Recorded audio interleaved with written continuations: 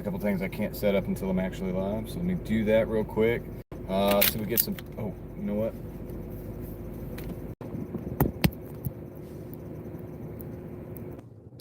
There we go.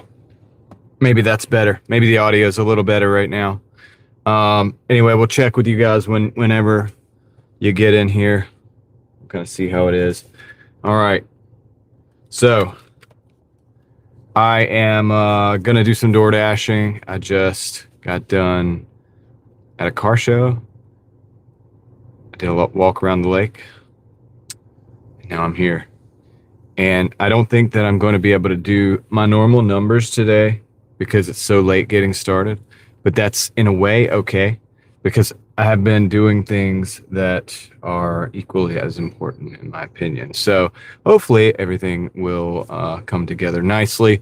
And I have a total that I want to get to for the week. I think I can get to $1,200. So if we just reach that, because day after, so tomorrow is my day off. I take a day off. And so after that, what's up, Yosef? How's it going? Let's see if we need to reconnect. We'd probably do. After that, I'll be happy. So I'm at $173 right now. So no, $1,073. So that's what? What do we need? 127, something like that. Should be easy. Should be easy. So 332, 14 hours. Yeah, good job. That's pretty good, Yosef. All right. So I know I normally don't. This is a little early for me on this live stream, but we're about to do some DoorDash. I'm going to turn the app on here in a minute. It's not on right now. Just like letting everything charge up because everything's depleted from all the stuff I was doing earlier today. So all the batteries are pretty much drained. But we're going to do this, man. It'll probably be a longer live stream today. Maybe. Who knows?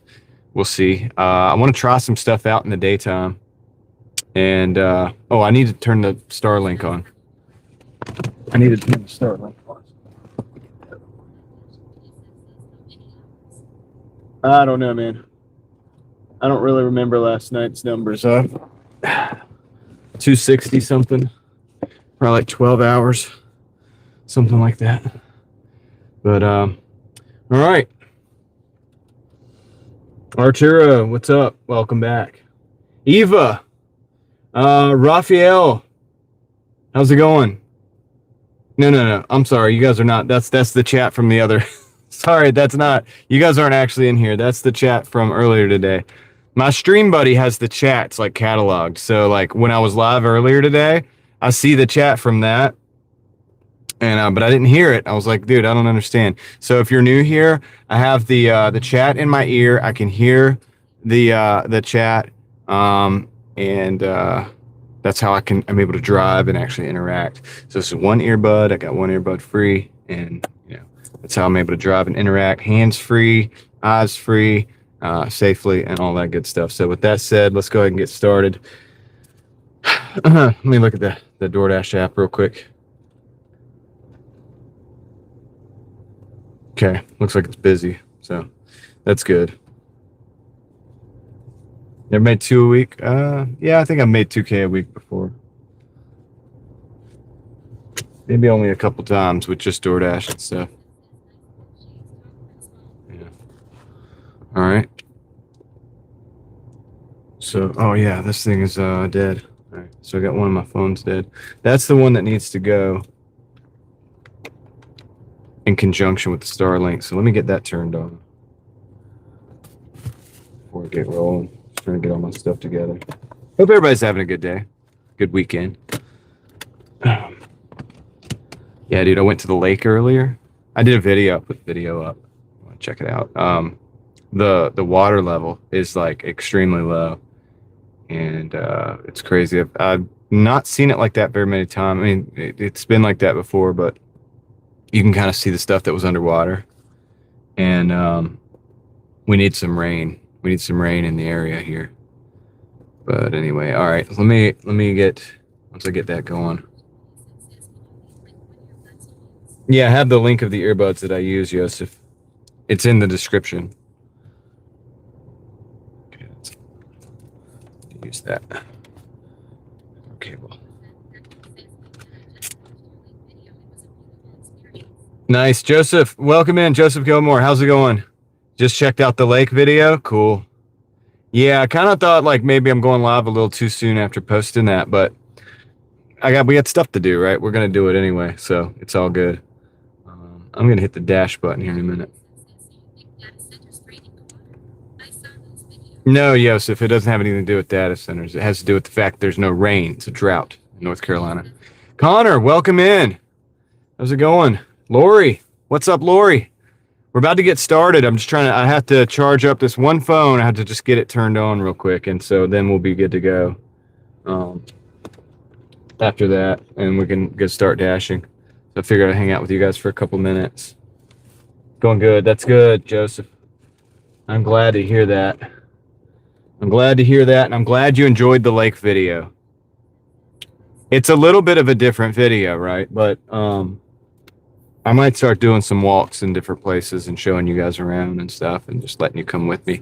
I like to do little stops, you know, if I'm driving past that area just to go check it out. And there's a couple other places I kind of want to check out. And sometimes it looks a little better on video than it does on live stream. So anyway.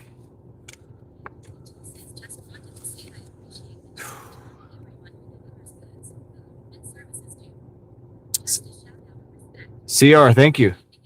Appreciate that. I hope you have a great evening as well. Thank you for coming in and saying hey. I do like hiking. Yeah, Joseph, I hike a lot. I do a lot of hiking off camera. But that's what I might start bringing you guys on some of them, not all of them. I really don't like, part of it is just being by yourself. Part of it is just being by yourself. So I don't always want to film everything. But, you know, some of the stuff, it's like I wanted to share the lake thing because a lot of people in North Carolina right now might want to see that. It is, anyway, it's something. So, all right, I'm going to turn the dash on now. I think we're close enough with the rest of everything else. How's my audio, by the way, guys? I didn't even ask you guys if the audio is.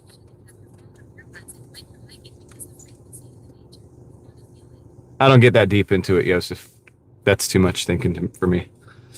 I'm not really worried about that. I don't have the earbuds in when I'm hiking, though. No, I like to listen to. But that's too much, you know, like what you're talking about. I don't really think about that much. You know what I mean?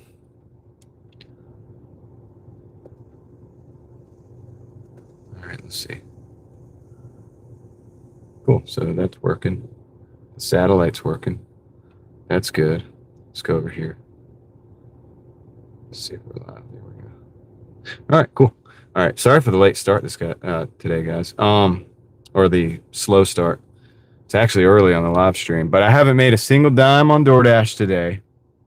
So we're starting fresh. So I'm thinking maybe 150, 125, 127 is what I need, I think. So that's really, I'm okay with that, you know. We'll just hang out. Got a good order coming in, I think. I got two Outbacks. Show you this orders. So we got two Outbacks, $13.95, 5.8 miles. All right, let's take that. It's a good start, right? $13.95. So I'm gonna accept that order, and I'm gonna take that, and we're gonna go start driving. I think I might experiment with a couple things since the sun's still out. I don't do a lot of driving. The sun's still out nowadays on the live streams. I might play around with a couple options for like the glare and stuff like that. I don't think I'm going to pull out the lens today. You know the lens. If you know, you know. I don't think I'm going to do that, but I haven't tried that on the new phone yet, or the different phone that we're using. What's up, Bessie? All right, let me get us all set up, and let's roll. Let's do some. Oh no, that's the wrong way. Let's drive. Let's do some driving, guys. We got to go up to Outback Steakhouse. So my cables and stuff in the car are all in like a weird configuration right now. I'm gonna remove this, but we're good to go. So yeah, I mean, I know I'm a little early today. I haven't started live streams early in the day. Like, okay, I see that glare. All right, I'm gonna actually try something real quick. I'm gonna try something. It's called text to speech, Joseph. All right, I am gonna try this and see what this is. This helps. Might not help. Let's see. Yeah, you can see that. Okay. Let's see if we can get this.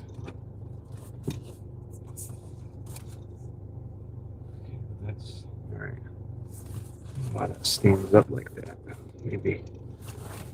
No. Maybe it wouldn't if it was this. Let's try that. Let's try it that way. And let's see if that glare is taken care of that way without having anything obtrusive going on.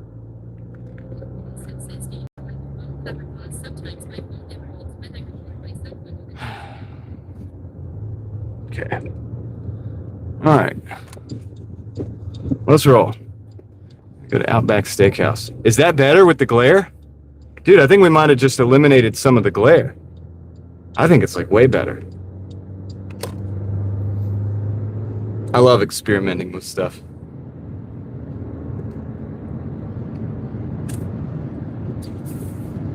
I think that's like way better, man. All right, so let's go pick up these orders and start making some money.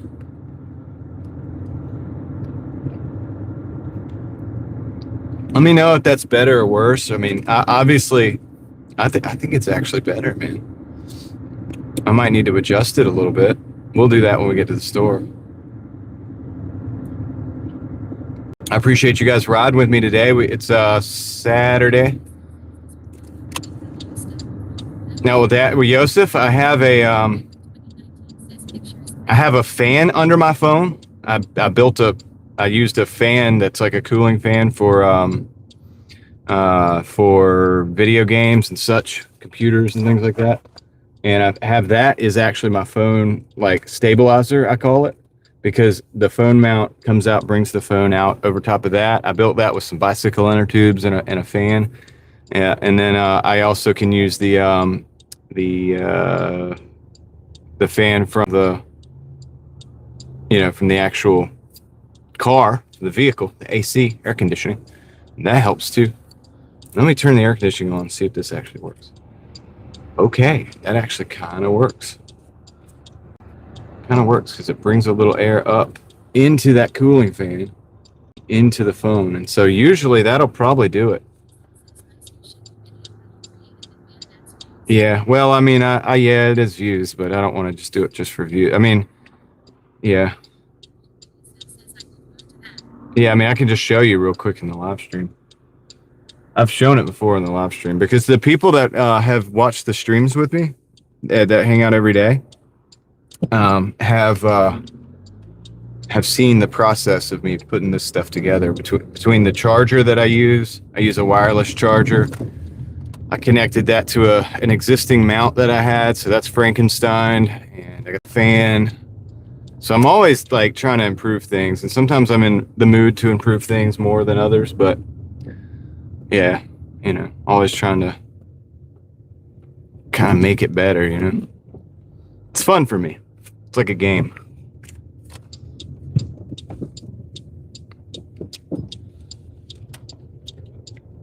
And then sometimes when you solve a problem, you end up like creating a new problem, and you got to solve that problem, and then you create a new problem, and then you got to solve that problem, and so on and so forth. So, all right, I think I'm gonna move that over there a little bit. This is great, actually. I think it's gonna work pretty good. Okay, we're here. Hey, Granny, welcome in. Go, Granny. Hope you're doing well today. How did you Doordash today, or were you doing like the what do you call it? Other stuff. Heather, good to see you as well. Heather Unlimited in the house. She's unlimited. Can do all kinds of Doordashing, gig economy stuff, and whatnot. Cool. You're at 205 on the day. You hit silver. Nice. 205. I'm at 0, Heather. I'm at 0. I had a car show earlier. I had an event for some family. And then there was a car show, so I filmed that. And all this different stuff. But I'm about to mute this real quick so I can tell them the names. Hold on one second.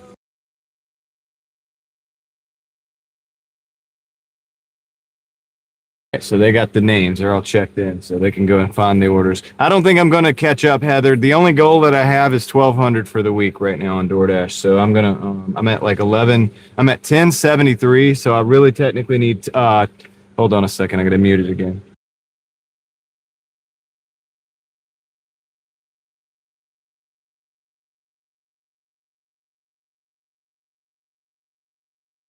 Cool. That was quick. I got the orders.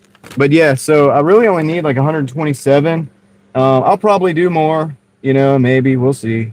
But I don't want to. I'm not gonna. I'm not stress myself out about it too much, man. I've done a lot of YouTube work today, and I got to go see one of my daughter's events that she had, and so I got to see some family briefly, but that was still good and worth it. And hey, don't ask me. Yeah, I know, Joseph, but don't ask me over and over again because I can just hear it. People do fish. I don't know if it's necessarily safe, Eva. People do it all the time. I see people fishing down there by the bridge and stuff. I don't know if they eat what they catch or whatever, but it's a good question. It's a good question. I have to look into that. You can see how the water level is really low though. Like you could probably tell just by looking at the weech. I don't really hunt much, Joseph. I don't really have the time. I don't make the time anymore. But there was a time when, you know, I mean, I did when I was a kid. My dad still does.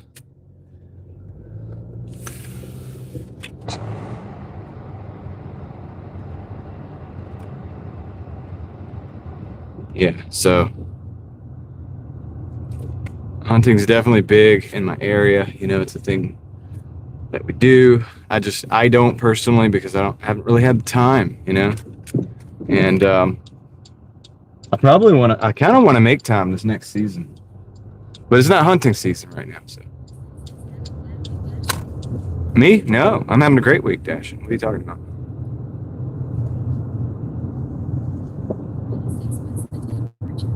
Oh, Granny, it's kind of warm. It is. Hold on, I'll tell you right now. Second, 90 degrees. It is 90 degrees out. And it was a little, I think it was warmer earlier, but it's been hot. I was soaking wet. After the car show. Jeremy. What's up? Jeremy, was that you? Is that who I'm dealing with? Are you the one? I just want to make sure to make the connection.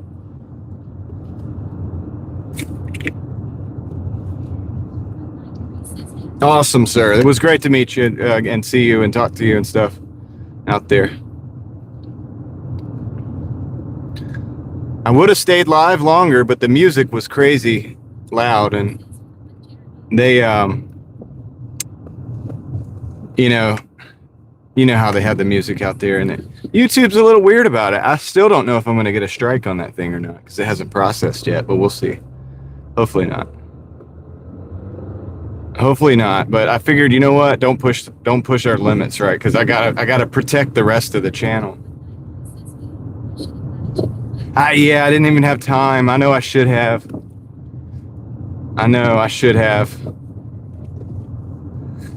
You know, Jeremy, I was there to see some stuff. You know, I had some family there doing stuff, and I had to do that at about 1 o'clock. And then by the time I got done with that, you know, I was trying to. So I'm going to put it, Jeremy. I'm going to put a film out. I'm going to put a video together of that car show.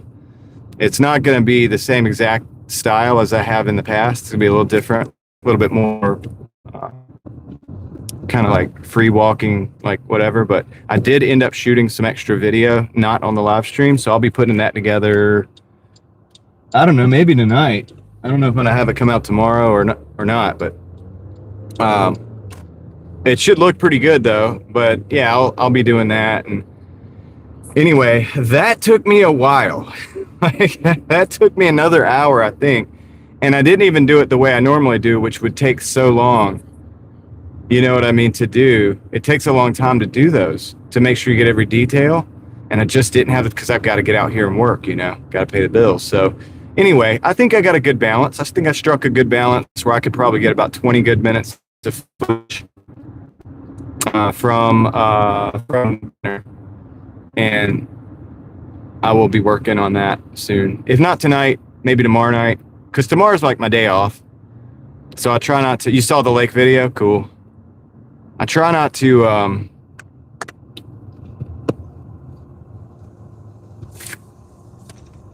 I try not to push it too hard because tomorrow is like the day that I get to hang out with my kids, and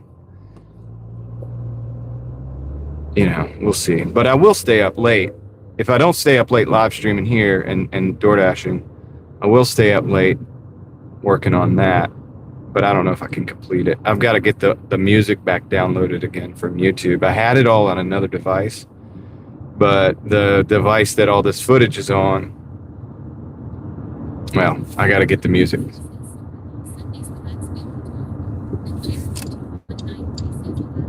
That's true. Got to rest.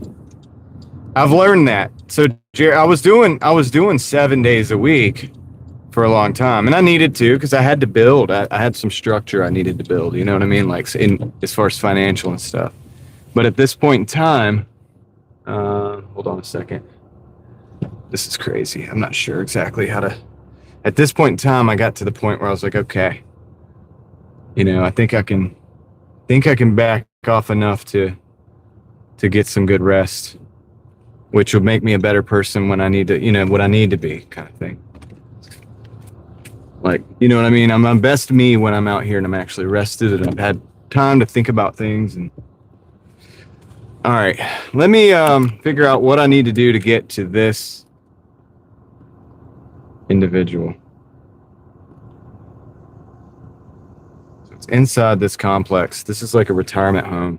This is going to take me a little while, guys, so just bear with me. I'm going to go ahead and I'm going to go do that. So I'm going to mute this, and I'll see you guys in just a minute. I'll see you in the chat if you want to keep the conversation going, but I got to go find this customer. I'll be right back.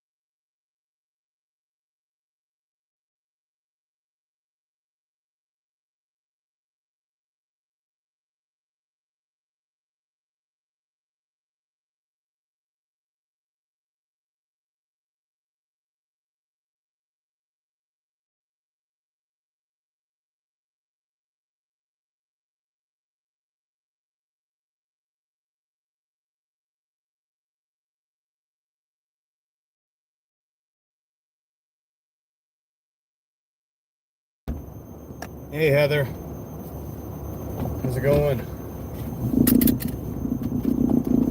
All right, first drop is done. Let's go drop the second one off. We got let's see, 3 minutes, or no, 3 miles, 7 minutes. Hey Margie.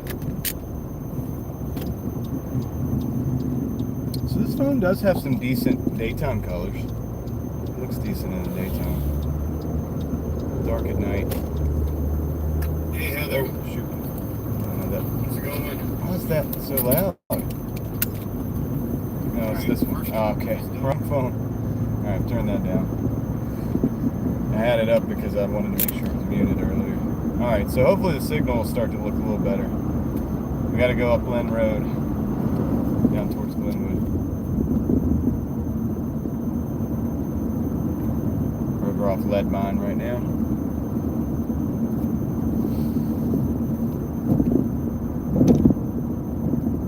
Yeah, I hope everybody's, man, I hope every Saturday's going well. What was that? What were we talking about before?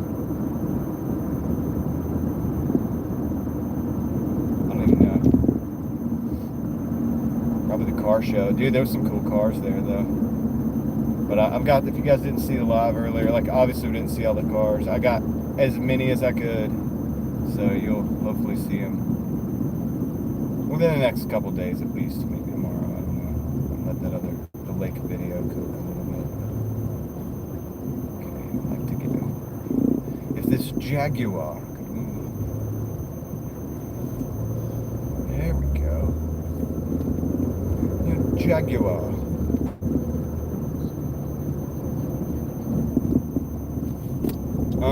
Well, the other video was kind of a one-shot deal, so that was kind of not too hard to do, so I just uploaded it on the way into Raleigh. And then, but the car show video is a little more involved, just because I got a lot of little pieces I got to clip together, and I got to cut out things that don't make sense. And then I got to add music over top of it, because the audio, you can't use the audio from the actual film, because you know, it's got all kinds of copyrightable music and stuff on it, so I have to actually cover that up. So I have to basically mute everything and then find appropriate music to put over top of the footage, which is actually, I kind of have fun with that part, but it takes a little bit of time, because I got to find the songs, write down the songs, download them, whatever, and then put them into the editing software and all that stuff.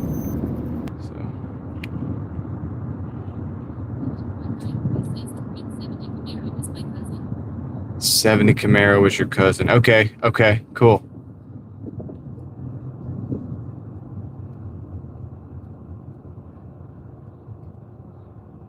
Yeah, dude, that was sweet.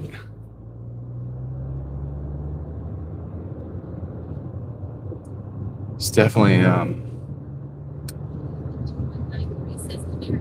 there's a couple of cars missing that I thought would have been out there. That a couple guys didn't bring their cars. Hey, Susan.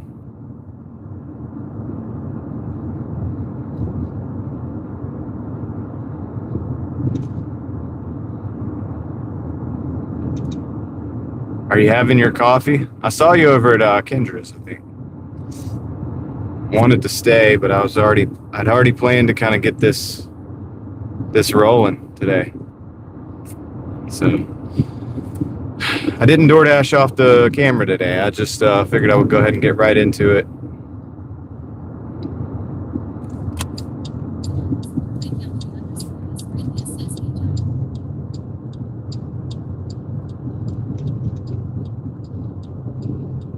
Pretty close to this first drop off. Whoa, they cut that corner a little bit close. So I see a little reflection from the thing that I put down to actually stop the reflections, which is interesting. It's because it has a base that has like plastic underneath.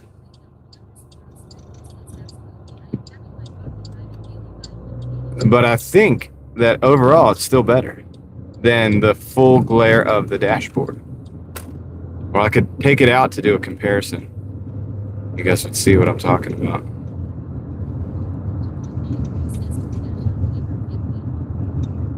That's right, Jeremy.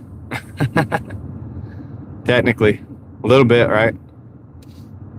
AdSense is up and down, you know, sometimes it's pennies, but shoot, every bit helps. And also people like it.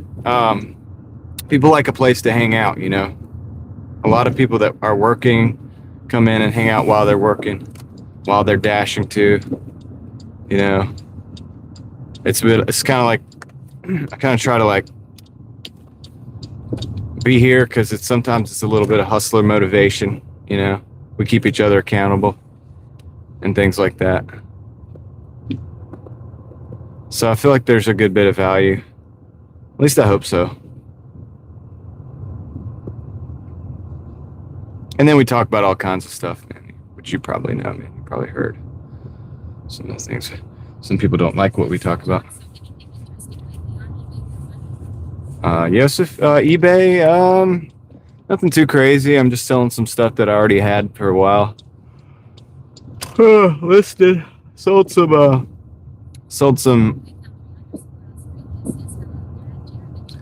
some metal polish, and then I had to retract it because eBay messed up my inventory. I think it was eBay that messed up my inventory, but I could be wrong. Hold on a second. I gotta figure out which one this is. Oh no. Probably got my Wi-Fi on. All right, turn that off. I think this is the building. I'm thinking.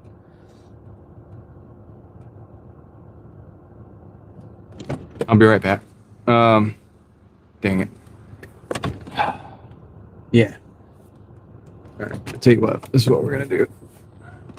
We're gonna back up.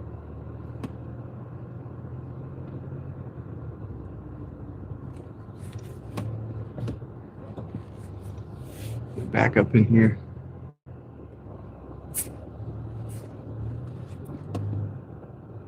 Yeah, this will work.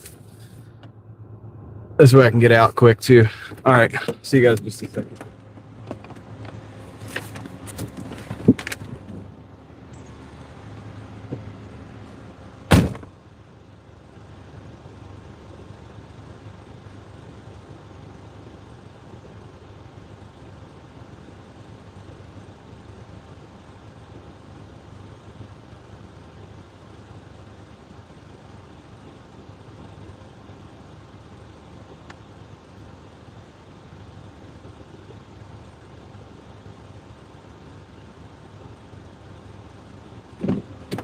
Okay, we're at $13.95. You said you need 1 hour? Oh my gosh. You're probably going to get that over the course of the day. Susan needs 1 hour of watch time. That should be pretty easy to do. Just remember, it revolves around the year, Susan. So as you get that hour, let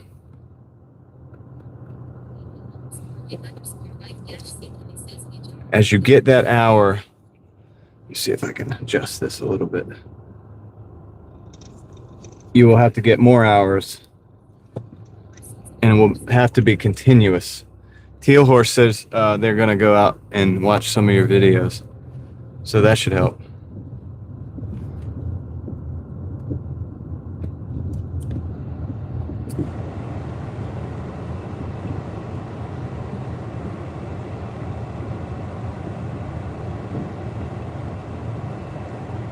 What's up, C. Kelly? How's it going out there today?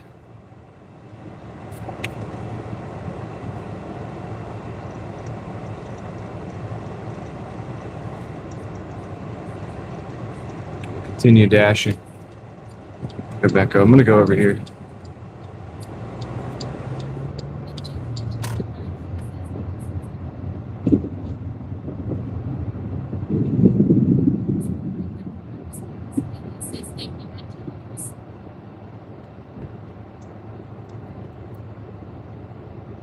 Yeah, 1 hour, man. But yeah, you got to kind of stay consistent because once you get the first hour or whatever, you have to. Okay, just taking a break. That's good. That's good. I don't know why the I don't know why the screen dances like that.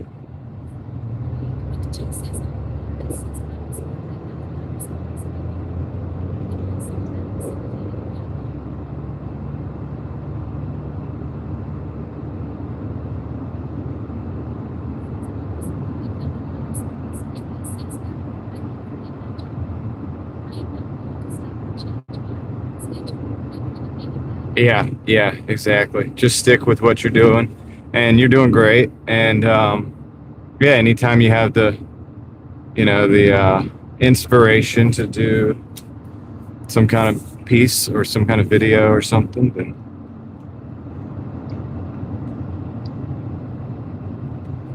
it would certainly be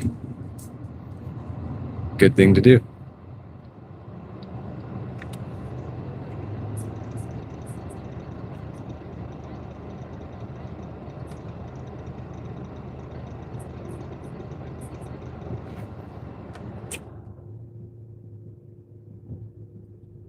I don't know why it does that. It like bounces when you sit still at the light sometimes.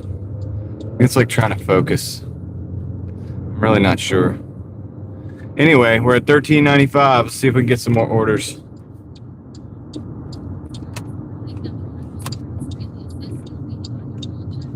Oh yeah, I don't have it written. I don't have it written. I gotta say that. I'm not ready. I was just, theoretically decline.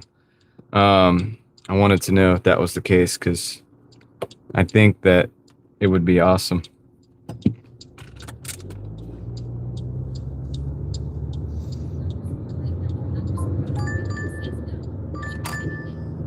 All right, Papa John's coming in, $8.50, 4.6 miles. I'm gonna take that.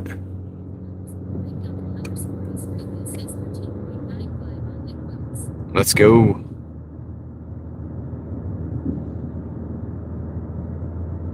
Yeah, dude, we're getting there. I'm not gonna put a lot of pressure on myself today, to get to like 200 or anything like that, because it's a half a day and I had a lot going on, obviously earlier, so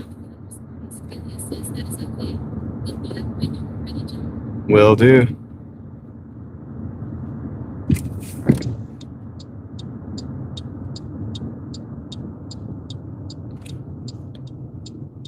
I also think it would be kind of funny to do something like funny.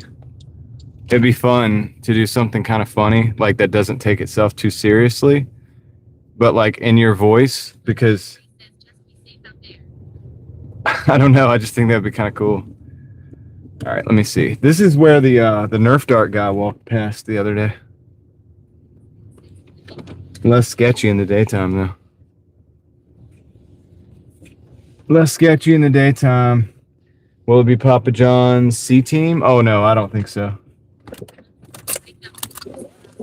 We'll see though. All right, we have you, Susan. Susan, I just put a video out at a nearby lake. If you want to look and see what it looked like here, but we're in a bit of a drought here too. All right, let me go pick up the pizza. I'll be right back.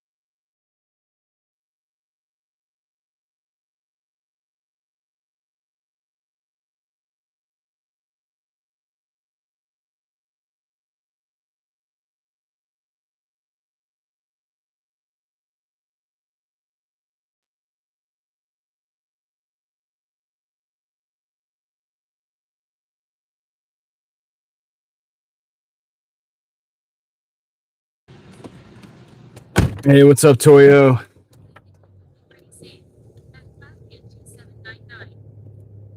Yeah, I've never heard of the frying pan spiders, but you never know.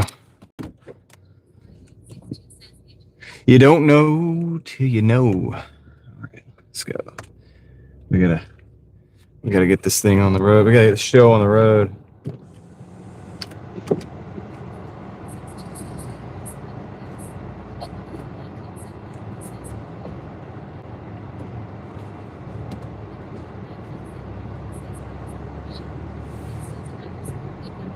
It was good. It was good, Toyo. I'll have some more footage later. It was hot. You know?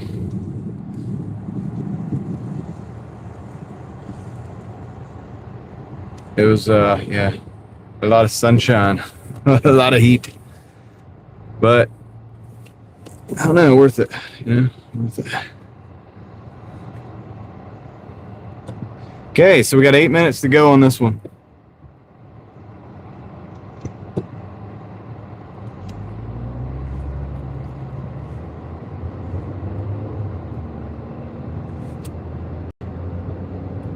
Four miles. Let's eat those miles up like Pac-Man.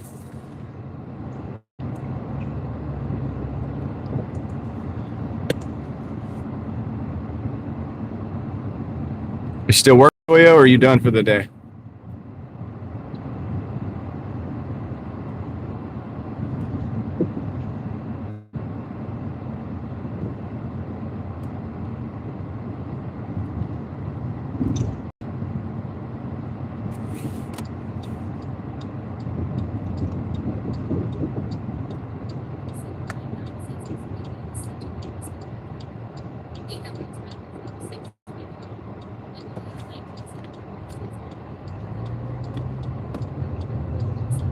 Nice.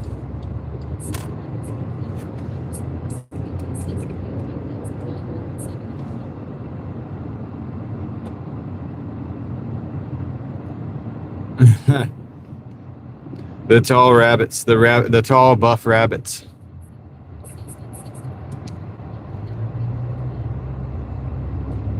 Yeah, it's not too bad, man. Now, do you take a nap on your breaks, or you just go like eat something or whatever?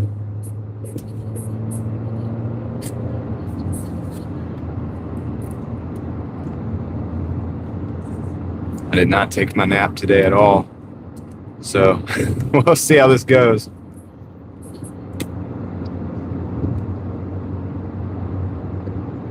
We'll see how this goes.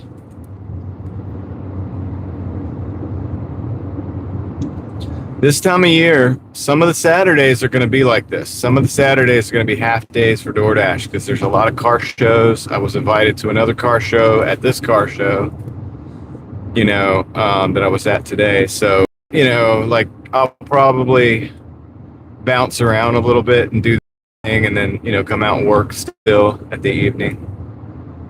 So it'll give me a chance to do a little bit of both.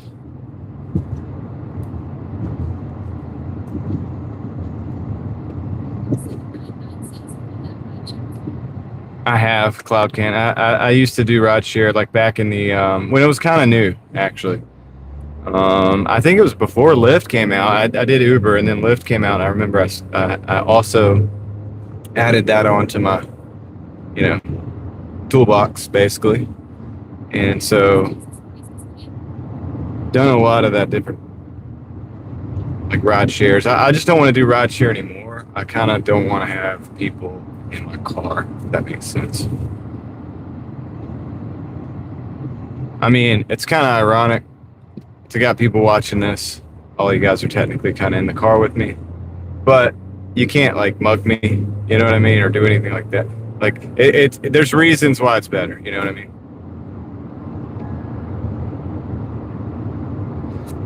So.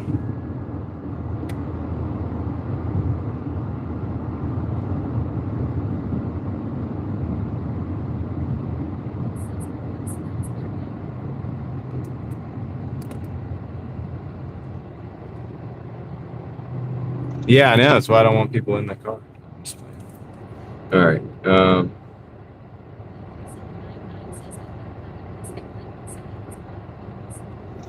Yeah, I used to pick up at Glenwood all the time down at the bars, 2, 3 o'clock in the morning. Well, 11, 10, 11, 12. So, during the day, you're taking people to and from the airport, you're taking people to and from work, things like that. I don't know why this does this at the lights, just specifically. I don't know why it does that. You're doing that, and then you're, hold on, I hear a siren.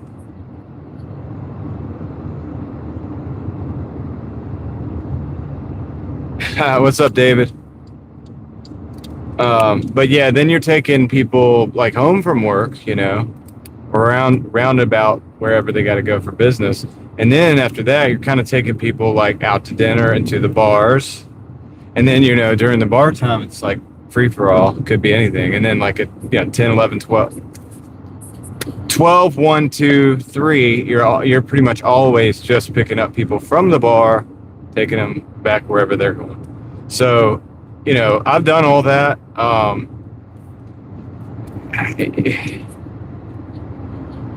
It was just,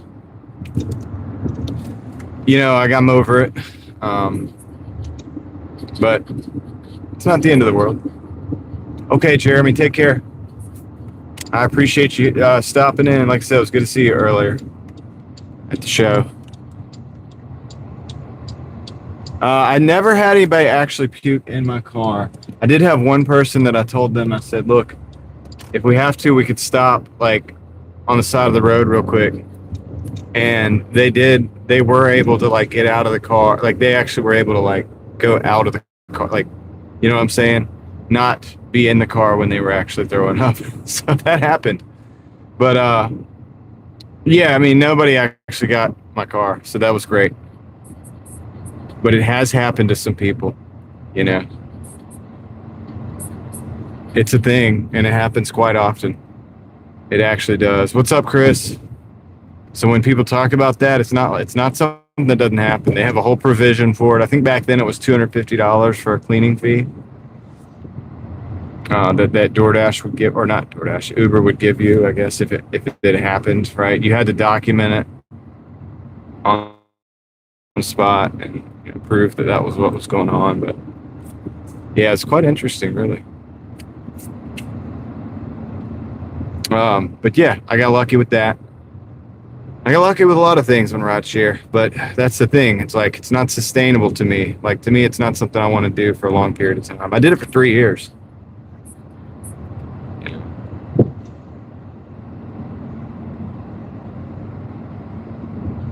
Okay. Hold on. Oh, crap. All right, I got to turn around.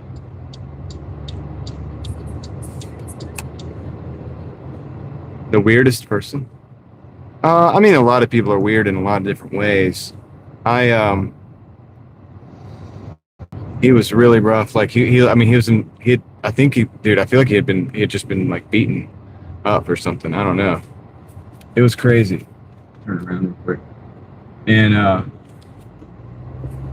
but anyway, he just slept most of the way. I mean, he was cool or whatever, but he told me some stuff. I mean, I'm not gonna obviously talk about, but and then he just slept in the back, and I took him all the way down from here, Raleigh, down to Wilmington. Now, I'm not saying that was a weird individual or something like that. That might not fit the description, but that was interesting. I was like, huh. Picked him up at the bus station. All right, I gotta go in here real quick and find this individual.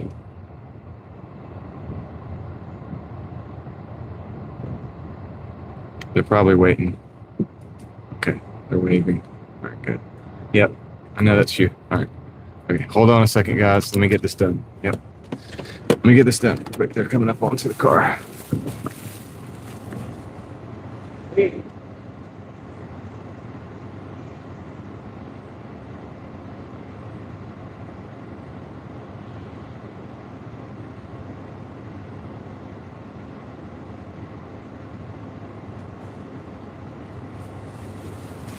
Okay. Yeah, it was over $100. I can't remember exactly how much that actual trip was. But I actually just Doordashed around Wilmington a little bit too. When I got done. It was good, easy mileage, you know. Just go down the highway. Very easy mileage. He asked if he could vape. I was like, well, sure. I vaped at the time. I was like, yeah, you can vape and I will too though. So as long as we're on the same page. I don't know if you could get away with that nowadays, but I don't know if it matters. But he was obviously pretty genuine. All right, so we got a Chipotle and a Neo Hibachi, $6.85 for 4.7. Both customers go to the same customer. I don't know if I even want to really do this. It's gonna be kind of hard to get in and out of that. So I'm actually not gonna do that. It's too much going and picking things up.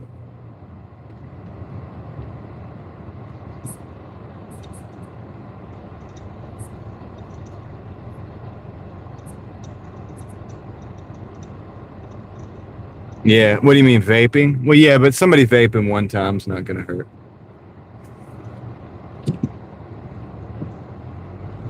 And the car that I was using at the time, hold on a second. We got a Bonefish and a Panera, 1335 7.4. I guess I'll take these. All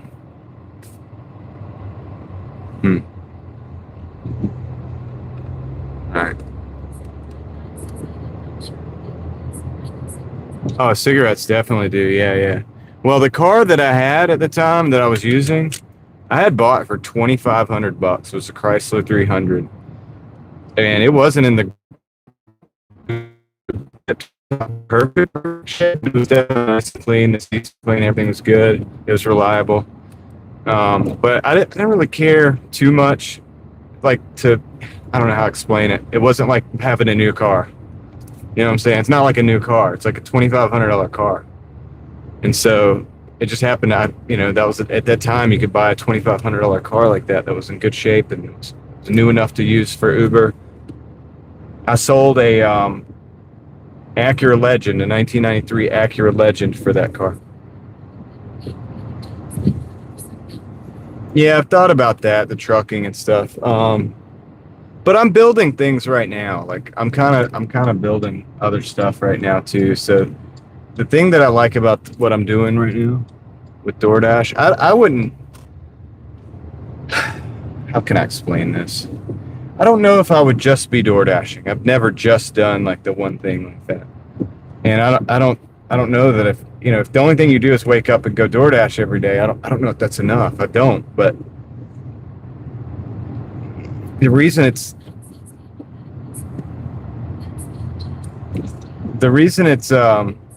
I do have it still, but the head gasket's blown. Yeah, I mean, yeah, kind of like the Acura Legend. I don't regret it because I got the Chrysler, and the Chrysler got me into rideshare, and I, was able to make money doing that. But what's up, Troy? But yeah, I do miss that Acura. It was a great car. I had a lot of good times in that car. I took that car to the mountains. I took that car to the beach many times. I took it all over. It was very comfortable, very good car. What's a Chrysler?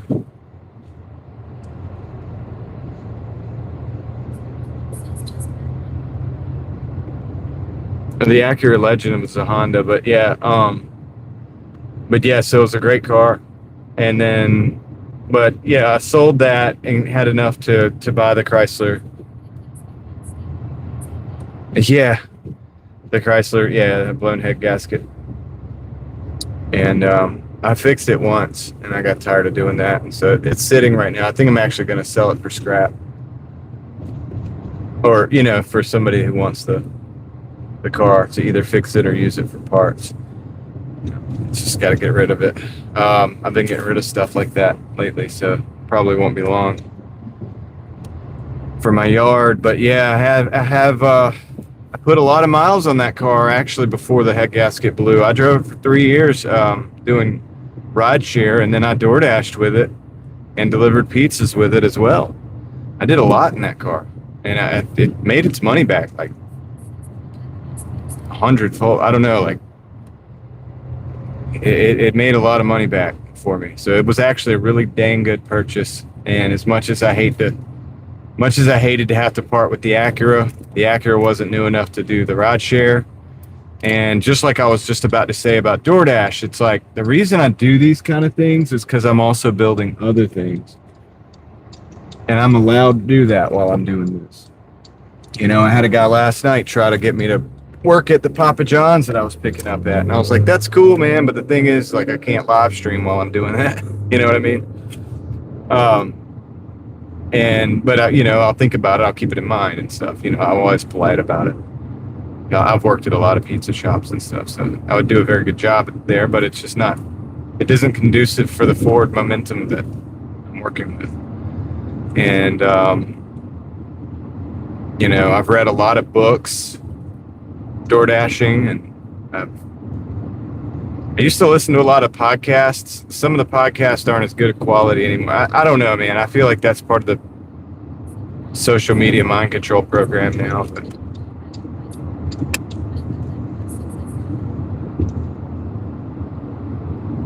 yeah. Oh yeah, you think the Chrysler looks good?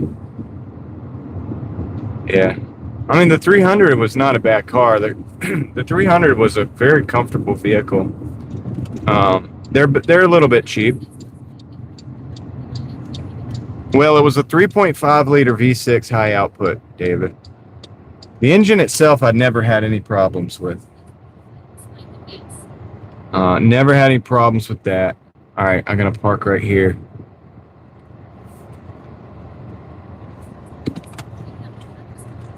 Dude, you need to stop, man. Like I was just gonna keep on coming. Like, it's not paying attention. But anyway, I'm gonna back in right here. This is Bonefish Grill. I gotta go pick this up.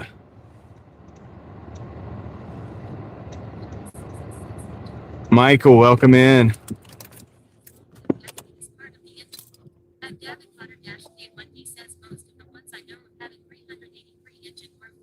Yeah, David. I mean, this was a V6.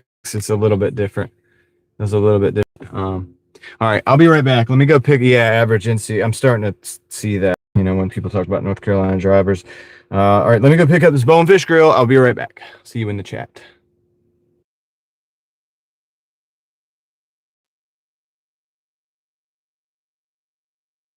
1335, Susan, and we're at 2245. 2245 total with a 1335 on deck. All right, I'll see you guys in the chat.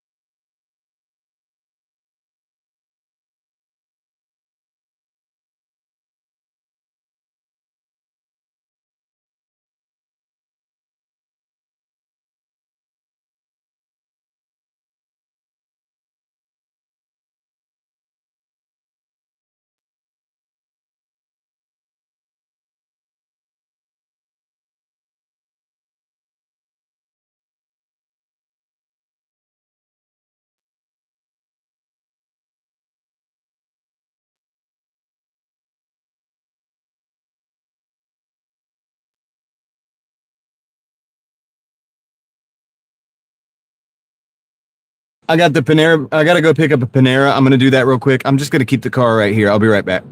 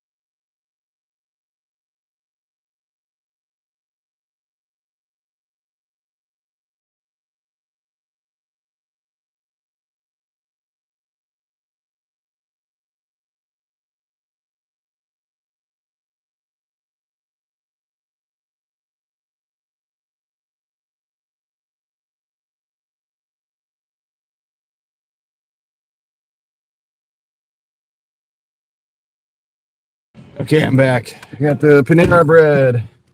And the bag's a little bit ripped. Very gentle with that. Okay.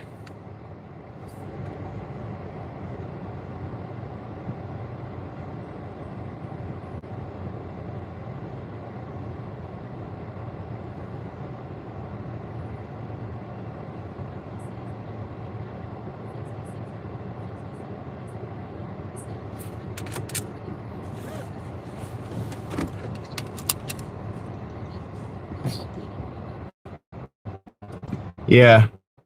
Yeah, when I say Chrysler 300, though, David, I was talking about, I think that one was a 2006 model. It's a different ball game. Different ball game. But that old Chrysler, that would have been kind of cool.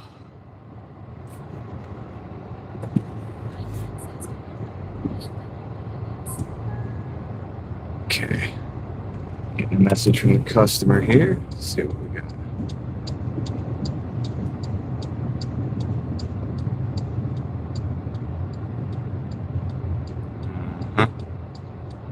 Okay, that's BMW i8. What about it?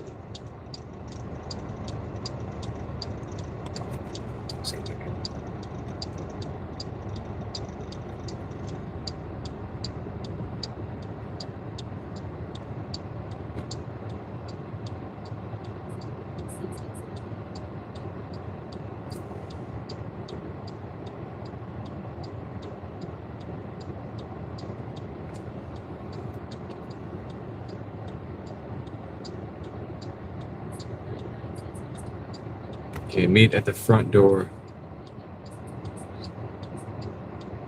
Yeah, I think cars like that always depreciate quite a bit when they're, you know what I'm saying, coming off of being new. You're definitely not going to buy that and like preserve the value or anything like that. But they do look cool, and you know,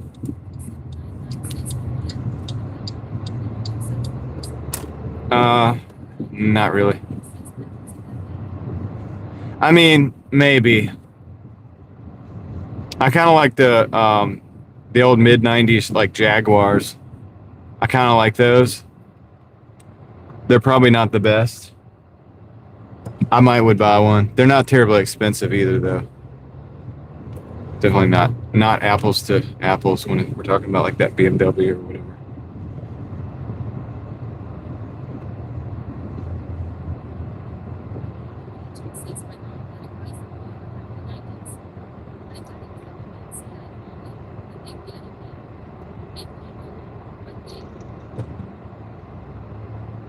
I would probably buy like a throwaway car. Like there's any number of like Mercedes-Benz cars that I would probably buy, but they would have to be a throwaway.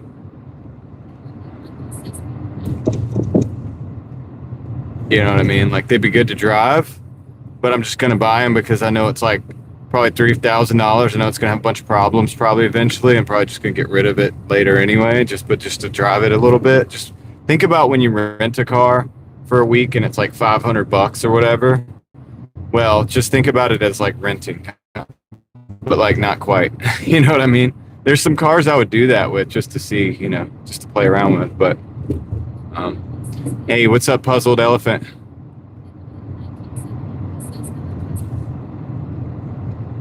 But you know, at the end of the day, like to truly fix the vehicle, it's going to cost way more than it costs to buy it. So, not really worth it. Welcome in Brazil. Okay, am I gonna be able to park on the street? That's what I don't know.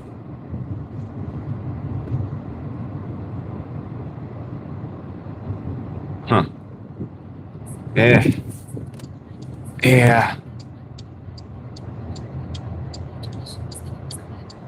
Okay, let me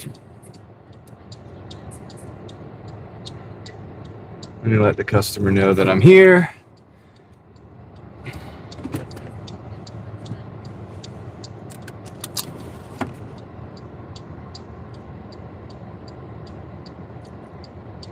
Wow, the signal doesn't look very good, does it?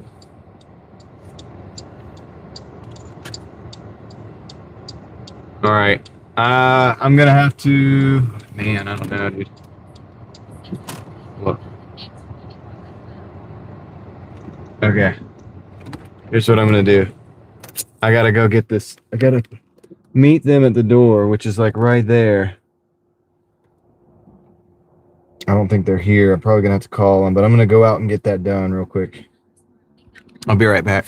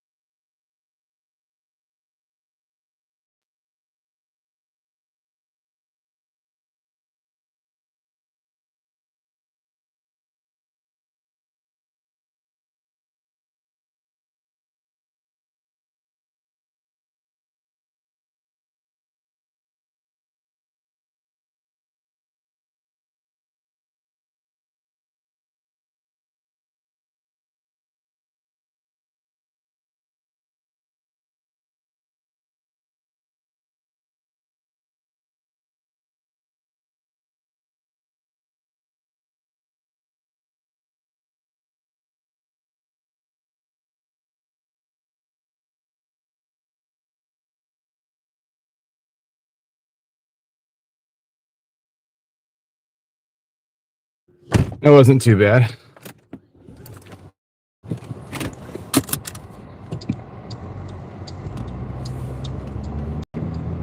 All right, what's up, Serial? How's it going?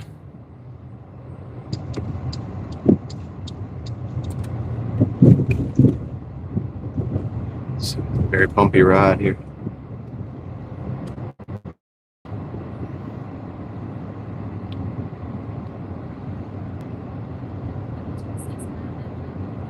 Me too. I'm glad it went well too. It could have gone wrong. Sometimes they say like meet at the front or whatever like that, and they're just not, you know what I mean? They're not ready, or they're not there. It takes forever to get in touch with them. What did I get? What do you mean what did I get? I dropped off the Panera bread. And so now the second half of that order that we just picked up is the Bonefish Grill, and we're taking that now. So I've got to drive down Falls. I've got to go down, let me see, Old Wake Forest, and down across. I basically got to go off Capitol, near Capitol and Old Wake Forest. Banana bread? Panera bread. Panera. Banana bread.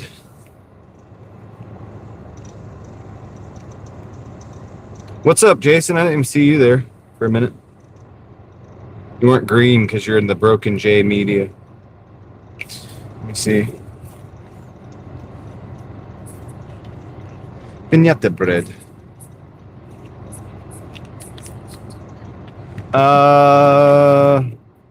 I mean, they're both in the $13 and some change order. That's the tips are included. So that probably not going to be much extra beyond that. Yeah.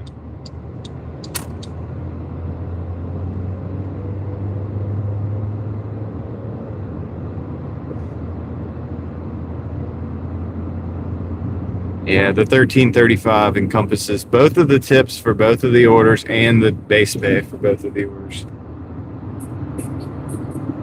Yeah, yeah.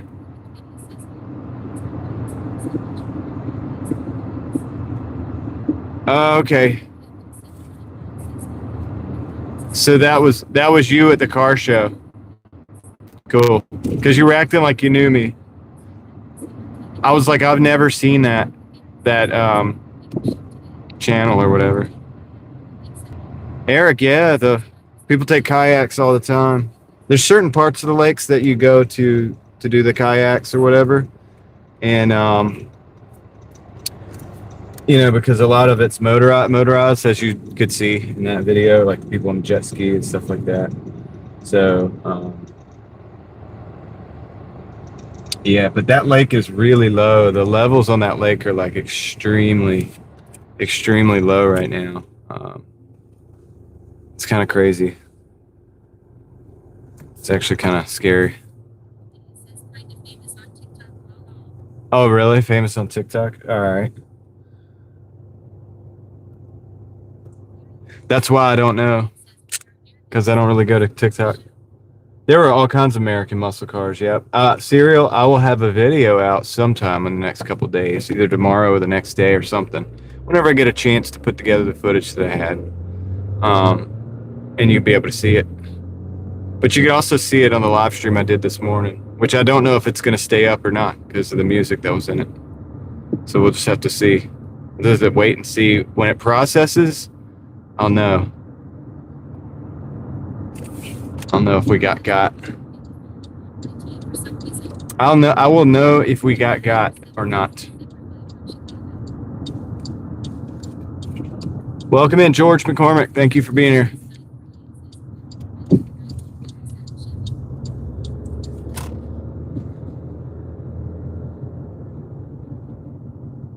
Trying to think if there was actually a 57 there. I don't think there was actually a 57 there, but there is a one around that usually goes to those shows, and I would have seen. Actually, there might have been one. I'll have to look back at the footage. I don't think so. I don't think I actually looked at one. But there were some good ones.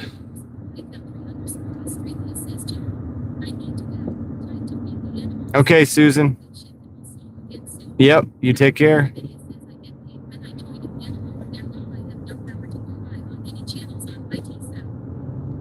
Okay.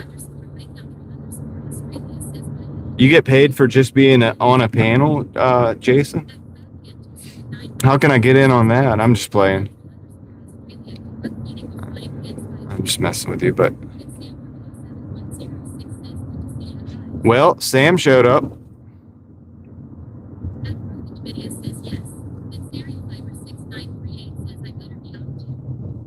All right, Serial, take care. Yeah, you guys across the ocean have whole different schedules.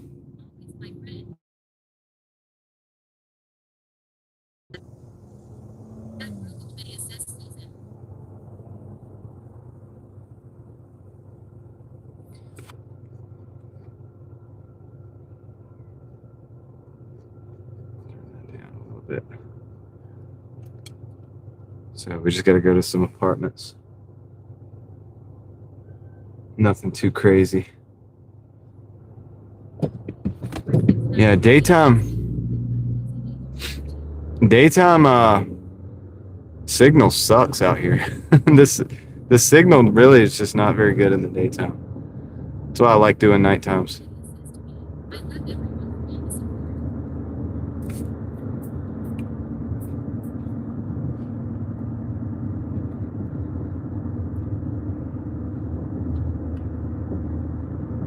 This is why we go live at night.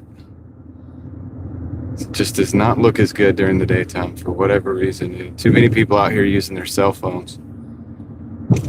But we'll still be live at night, so it should get better as the day goes on. As the evening goes on. Signal will be improved, greatly improved, I would say.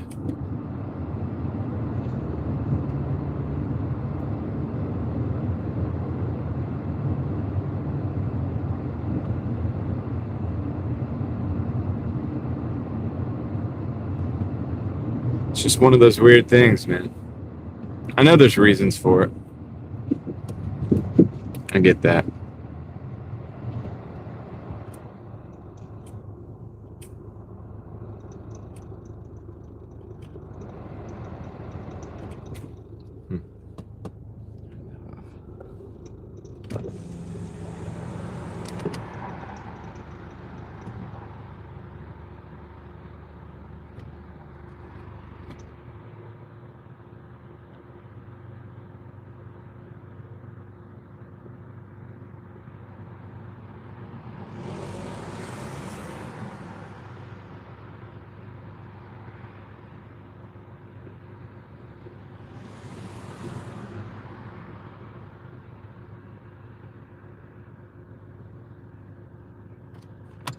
Probably put my blinker on.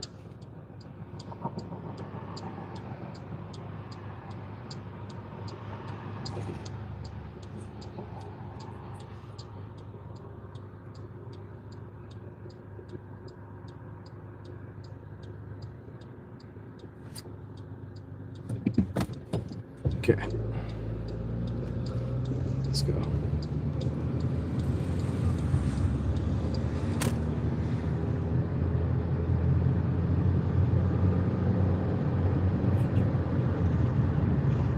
Is it 6th June? It is the 6th of June. Thank you for reminding me of that, George McCormick.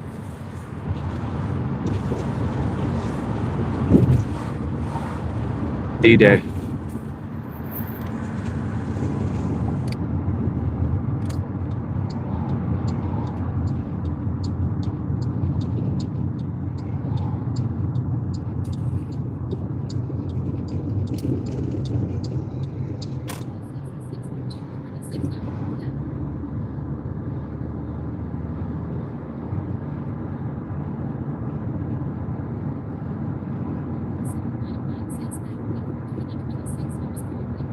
It is going back quick, man. The years go by quicker the older you get, too. Like, you keep going back quicker.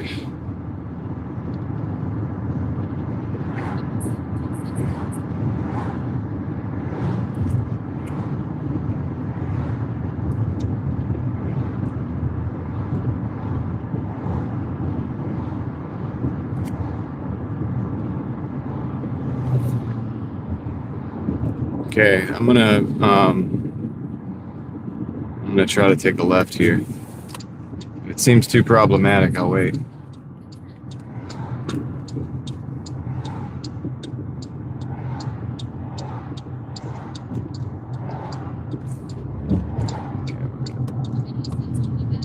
We made it. All right, cool, Jason. Sounds good. Jason's got like multiple personality disorders. He's got a different channel for each personality. Nah, I'm just playing. I got multiple channels too. I understand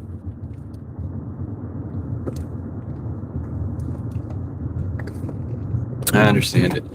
Yeah, I do believe that the signal will be looking better as the evening comes in, 6:15, 7, 8 o'clock. I would think that, everything is going to start looking better.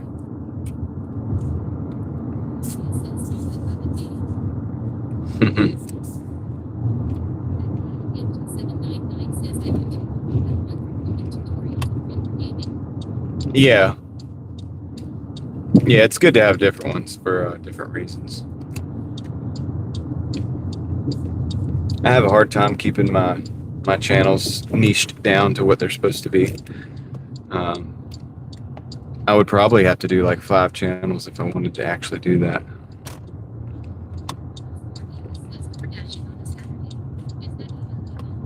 Jeff, what's up, man?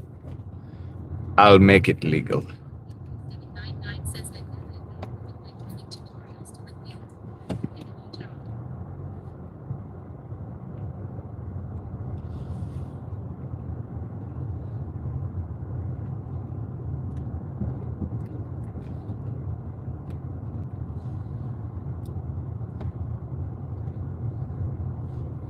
So I think I'm on the other side. I think this is on the inside of the building. I gotta walk towards. Yeah, I gotta walk around this building. Oh, that's a heck of a speed bump right there. All right, so I'm actually gonna pause. I'm gonna park right here.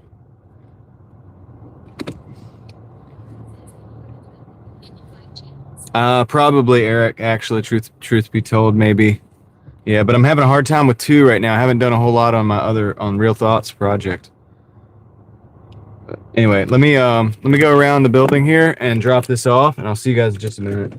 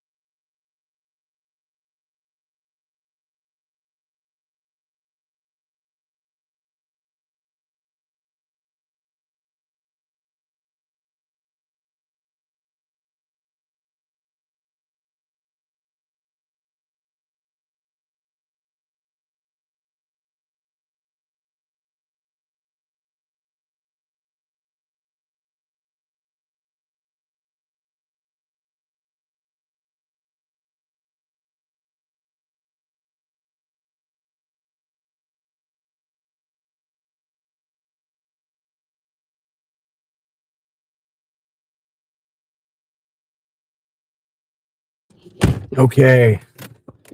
So I've got an order to from the Korean fried chicken place. We're at $35.80 right now. And this is a 12.25 for like 7.8 miles or something like that. So we're gonna take that. Let's get out of here. Yeah, it's gonna be I don't know. Let's see how the signal holds up. I'm not gonna sweat it.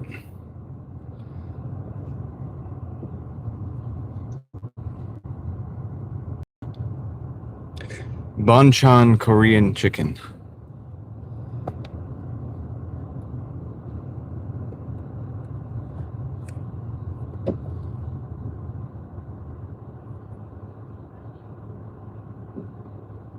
We're driving a Chevrolet Malibu.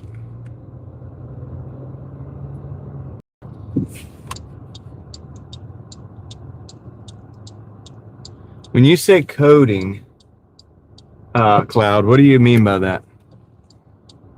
Like, what are you coding? I'm curious about that. I don't know if it's made in Mexico or not, to be honest.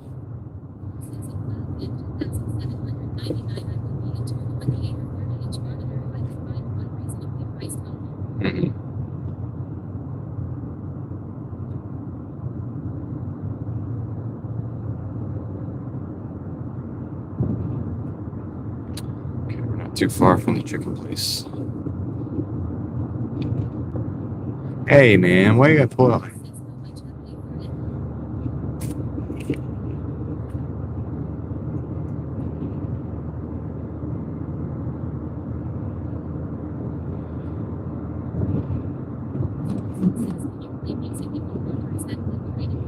Copyright infringement.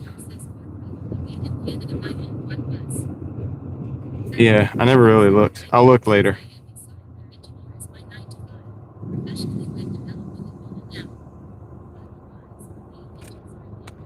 Okay, cool. Sounds good, Cloud. That's interesting stuff.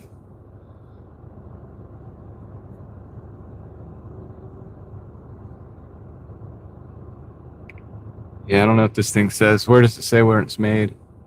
On the door card? Like a 2008, 9. Like, it's like 9 through 12, but I think they made some in 2008. I think this is one of those.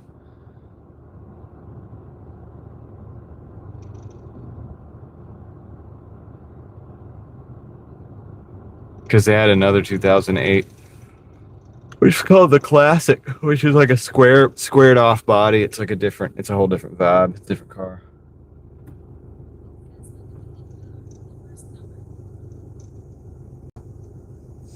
First number of the VIN. All right.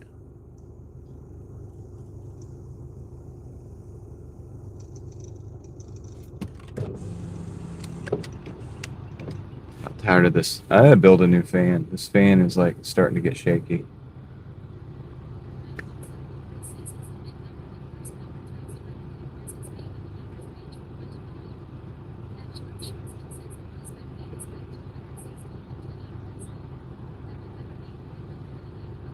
Short shorts, man. Yeah, I have short shorts, man.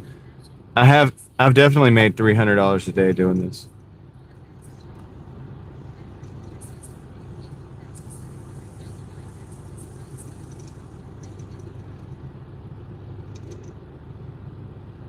Yeah, we've made 300 on the live stream before. On the, while live. Yeah. I'm not going that far today though.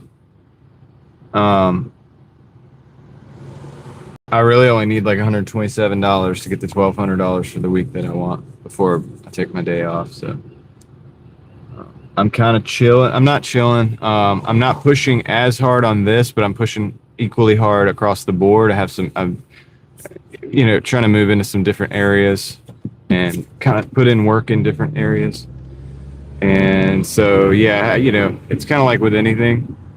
I could just go hard on Doordash all the time and just every day try to do $250, or I could get my $1,200 per week for a while I'm working everything else. and that's kind of what I'm doing right now. But I can always push harder for on DoorDash if I need to. You know what I mean? So I'm kind of moving around, moving the pressure around as time goes on. Well, dinner shift is probably the best money in this area, I would say. But you know, I just work all day usually. Today I didn't. Today I didn't because I had a car show um, to film, and then I did actually filmed another video, some other different things. So I'm kind of on a half a day today. That's why I'm kind of not going for like over 200 really. I mean, I could do it maybe, but I'm not really gonna. It's kind of one of those no pressure days. We're just hanging out. You know what I mean? Have a good time.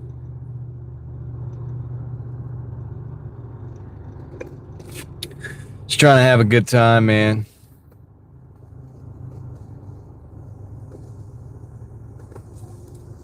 You know what I mean? Figure out what part of this fan is making this noise. See if I can like lock it down. I need to take this thing apart. I can probably get one on AliExpress for like $5. I think I just need to order a couple so I can go ahead and customize them and build them up for what I need.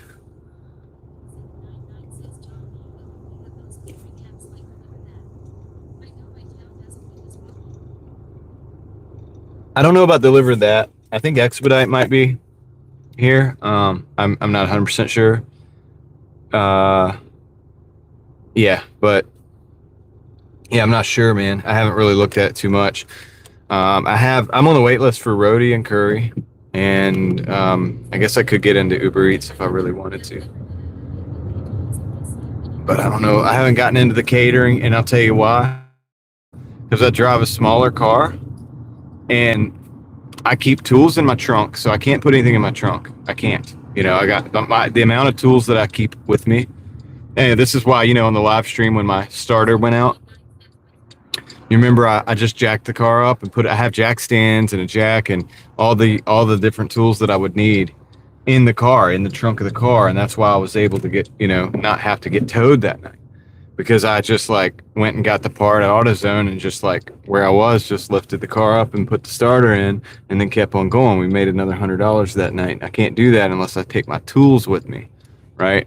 So I'm not gonna sacrifice having my tools on board, and then I have all my other electronics and stuff for everything else that I do in here. So, um, but anyway, so yeah, so right now everybody talks about cater. I used to Uber and Lyft, but I don't anymore. Everybody talks about catering, but I really can't do it as much because I don't really have the room for it in my car, and I'm okay with that. As long as I make enough money doing this, I'm okay with that. I mean, why would I? You know what I'm saying? There's no reason to really mess with something if it's working. So, all right. Let me go grab this order. Curry is a delivery platform cloud. You can look it up. Okay, let me pick this up. I'll be right back, guys.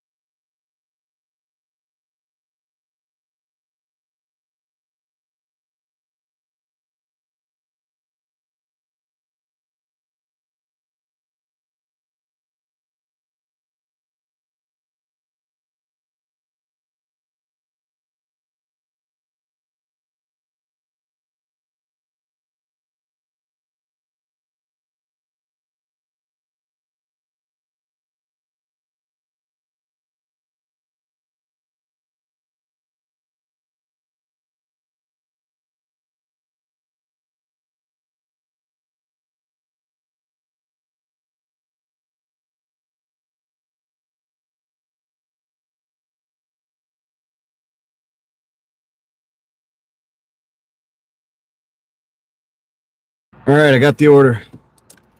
Let's see. Jason says he always keeps the ratchet and the most useful tools without overloading. Yeah, I like to have 2 jack stands, a jack, a block of wood, and I need the ratchet. I need the brake tools. I need a wrench. I need a ratchet set. So all the wrenches and stuff. What's up, Mark? Let's see what else. I need a breaker bar to get the wheels off.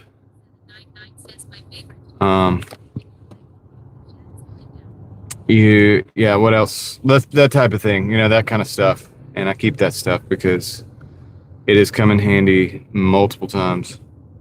And many times it's come in handy to the point where, like I said, with that starter, for example, our day would have been finished. We would have had to get the car towed and then order a part or buy a part and then get that done too.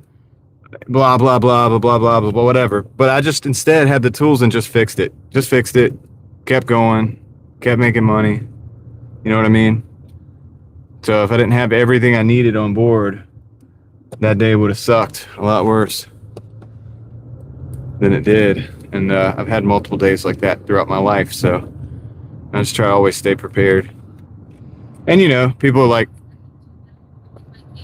are like, hey, look, it's like, why would you do that? Why don't you just buy a newer car? And it's like, well, because the newer car is like $10,000 more or payments. And I don't do payments. And I'm not spending that much on a car that I'm just going to beat down to the very bottom of the valuation. I'm not going to, the cars devalue pretty quick. So I'm not going to buy a car for like $15,000 that's going to end up when I'm done with it be like $2,000. That's $13,000 that I don't even have to make if I buy a car for $2,000. Or okay, let's say that's $12,000 that I don't even have to make money. I don't even have to make that $12,000 if I buy a car for $3,000 anyway. That's a difference that I don't even have to sweat that. So I'm starting off ahead. And then, moving forward, just hustle just the same. And these cars tend to work about the same.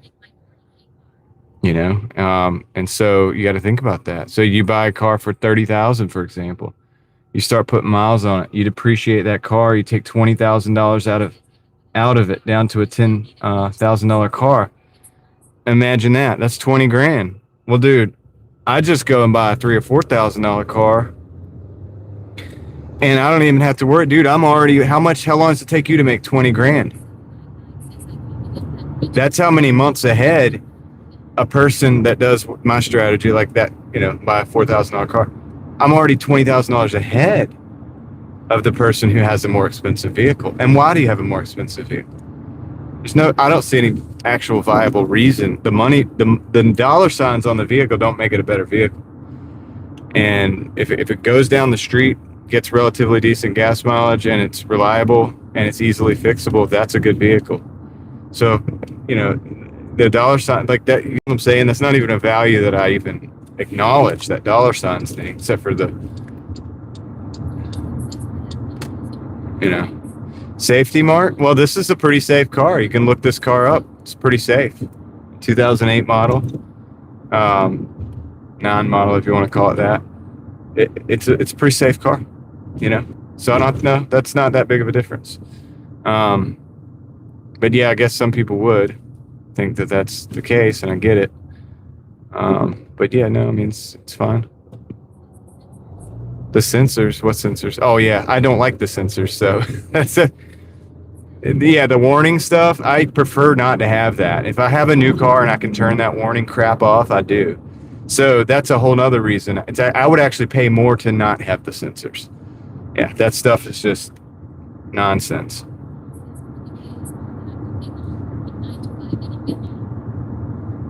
So if you think about it, if it takes you 6 months to make 20,000, if it takes you 6 months to make $20,000, and you buy a $30,000 car that you're going to depreciate $20,000 in a period of 2 years or something like that. I mean, I can't do the exact math here, but you get the idea. I'm starting the game on the next 2 years, 6 months out of the 6 months out of the year or whatever, are already 6 months ahead, basically. So, but then again, we're talking about survival mode and all of that stuff. Right. That's pretty cool though with the Tesla, what you just said. But you get what I'm saying. We're also talking about survival mode. A lot of people out here DoorDashing are just in survival mode, man, just trying to make it happen. So sometimes in life, you got to take a risk and just make it happen and do what you got to do to survive and hopefully get to the next level. And then if you want to if you get to the point where you think you can afford a newer vehicle that you think is safer or whatever, you can do the research and maybe make that happen. But we're talking about people that really can't afford to do that. You might be, the dealership might tell you can do that because they want to finance it, but really can't, you know. And a car should never be, you know, a half of your yearly income, a third of your yearly income, you know.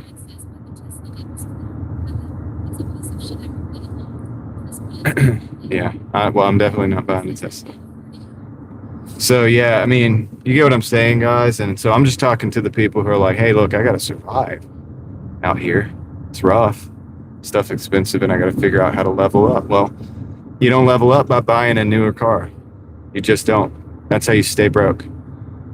I've learned that. I mean, I don't know a lot, man. I'm not an expert, but I've learned that. I'm a pretty simple guy. But that is a simple truth right there. You start making more money, you start spending more money, you're just as broke as you were before. In fact, you'll be more broke because now your bills are higher. So I see it all the time.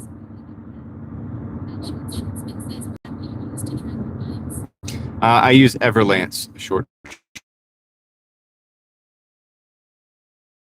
year, I think, but it's worth it.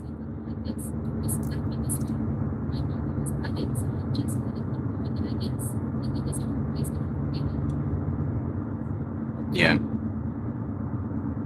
Yeah, new cars break too. You know, in fact, by the time you get those paid off, they're going to start breaking. It's designed that way.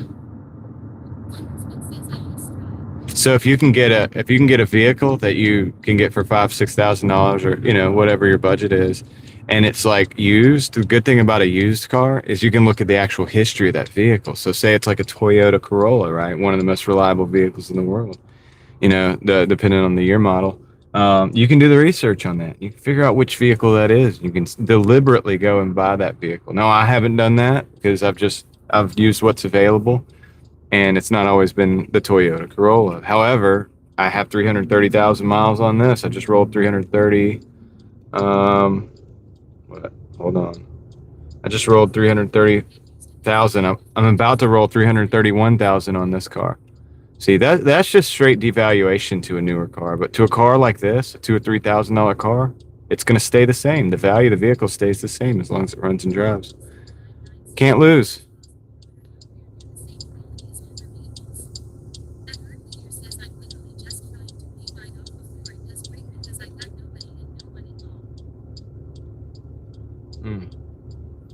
Yeah.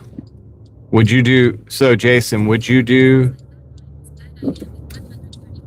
134 is nothing. If you got a good car, 134 is nothing. Just make sure you do frequent oil changes, you know, keep up with your oil changes and all that stuff, man, because it's very important. Your air filter changes, your belts, all that stuff. And that really matters, man. Some of these cars are very sensitive to it too. Like some more than others.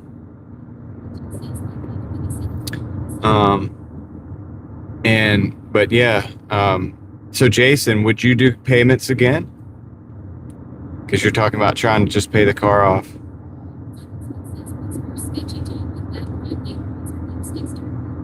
Oh, crime neighborhoods for sure. Dirt roads, I'm pretty confident about. Now, I'm respectful of the dirt roads. You know, I'm respectful of the dirt roads. Don't get me wrong about that. But I did grow up on a dirt road, so I'm pretty, you know, I feel at home. You know what I'm saying when I'm in that situation. Yeah. Well, Cloud. So the thing about me right now with this particular vehicle is, this vehicle's at the point, okay, where if it had a catastrophic failure, you know what I'm going to do next? I'm going to go buy that Honda Fit or whatever you know what I'm saying? Like I'm going to go take about $4,000 cash. I'm going to go buy something that's more efficient in fuel than this. That's going to pay for itself in that way over the course of the next year, year and a half. So that I'll have basically a free car, essentially. And then I'll probably just get rid of this one. But that's only possible because I don't have car payments. And so instead of car payments, I get to save money. You know what I mean? So it's like if something very drastic happens at this point, it may mean just buying a different car. And that's okay. I can buy, if you make the average car payment in America $750 a month, which is more now, but that's okay, $750 a month. I can buy two $4,500 cars every single year instead of doing that. And I don't have to carry the same type of insurance you do with a brand new vehicle, which is, so it's also cheaper that way. And I can also fix those cars, those $4,500 cars. So they probably will last longer.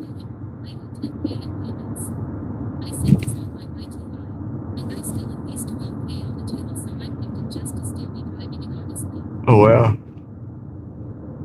You're 10,000, huh? It's crazy.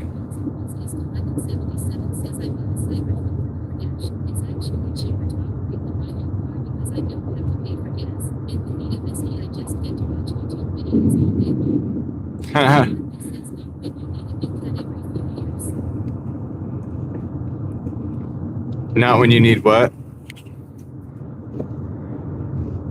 Not when you need a new, what? Cat every few years? What do you mean, cat? Like a catalytic converter? You're not going to need a catalytic converter any more on an old car than you are a new car.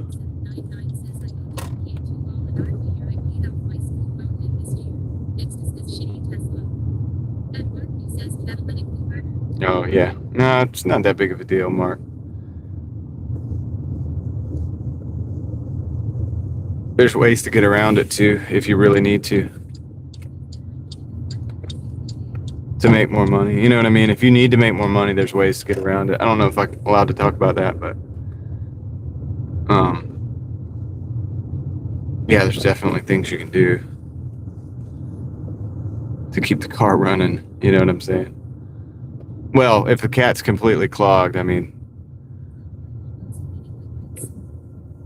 yeah, I don't know about the cleaning liquids. It depends on the situation, too. A lot of people think that they need a catalytic converter or they really need a sensor or whatever. It's hard to know without looking at the scan tool and looking at the actual analysis. Yeah. Well, that's kind of what I'm talking about. But I'm not going to get too in depth about that.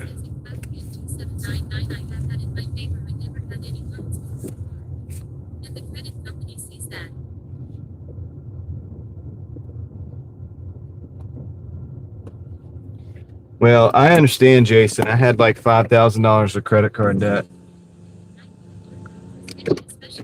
I just paid that off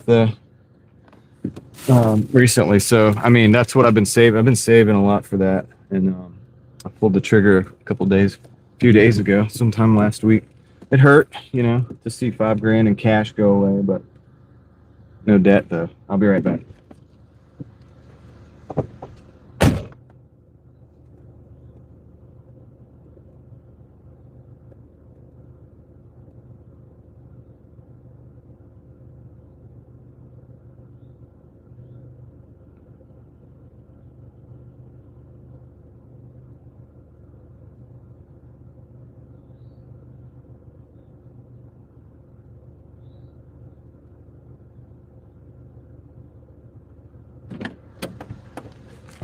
Okay, so we are at $48.05 in 1 hour and 49 minutes. That's not too bad.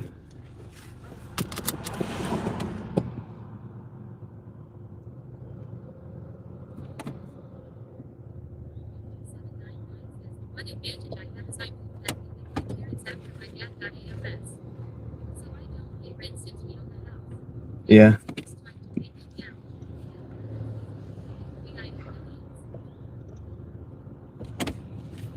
Yeah, Mark, I've never really liked to get into debt too much. I don't own a house, so I don't see the point in getting in debt for anything else, unless I absolutely have to. Now I have credit at this point, since I paid that off. But I know how damaging it. I know how damaging it can be.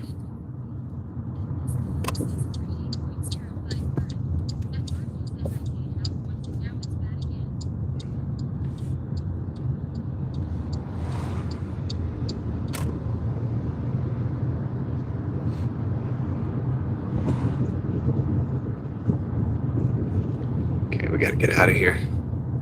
Let's see if I can remember how to get out. Thank you, Leslie. Oh, dude, all right. We got a pizza. Oh, I'm gonna show you this order since we're parked.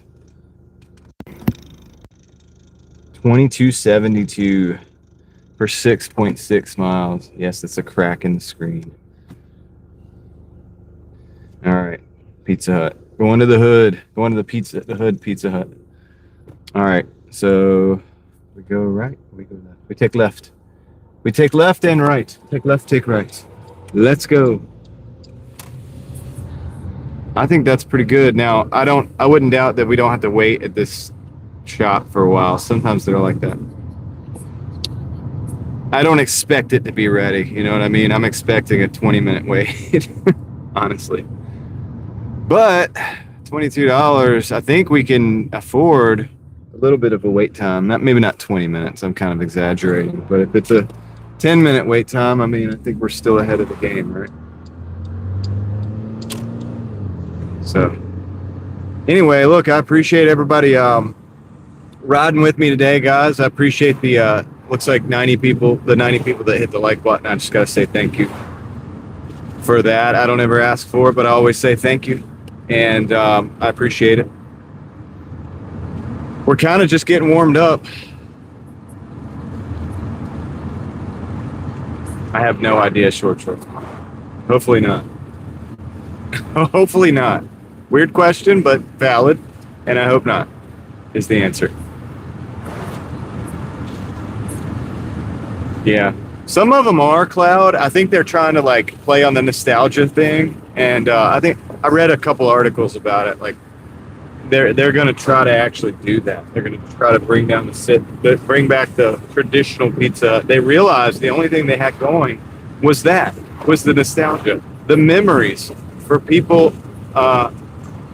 like me, you know, and like a lot of you guys that are probably similar age to me, of having, you know, pizza eating contests. Who can eat the most slices, you know, with your friends at the buffet in the middle of the day at a Pizza Hut, with the big clock, with the hands that go fast and the elevator music and all of that stuff. You know, all of it goes into the vibe, right? And that's the Pizza Hut vibe.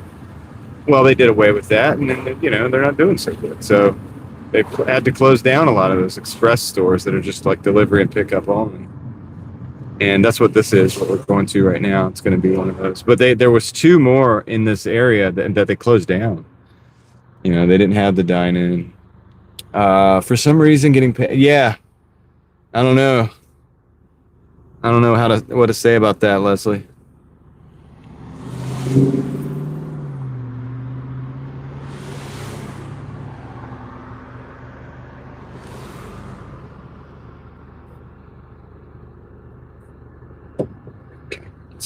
Let's go, light. Come on, light. We need a green light. Let's go. We need a green. Let's get a Driving Daily Mafia green light.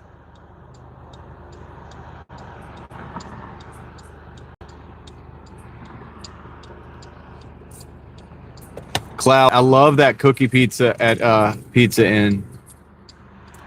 It's got kind of like a light colored like top, right, with the chocolate chips on it. Is that the one, dude? I love that. There was a Pizza Inn somewhere nearby where I used to go to school, and we would go to lunch there in high school.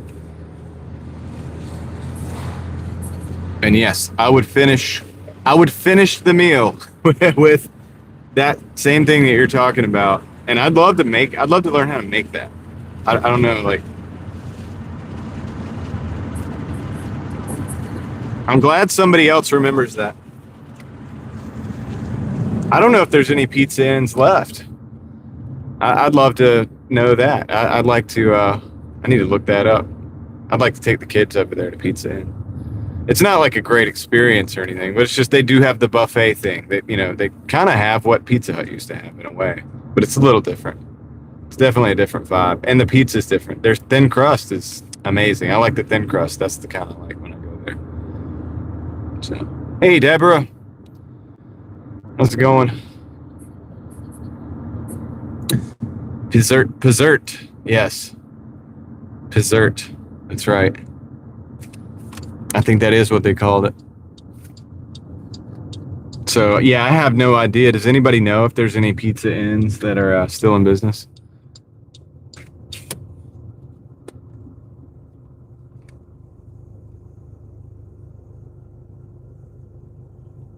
I'll probably look it up on this wait time that I have at the store. I really don't expect them to have the orders ready.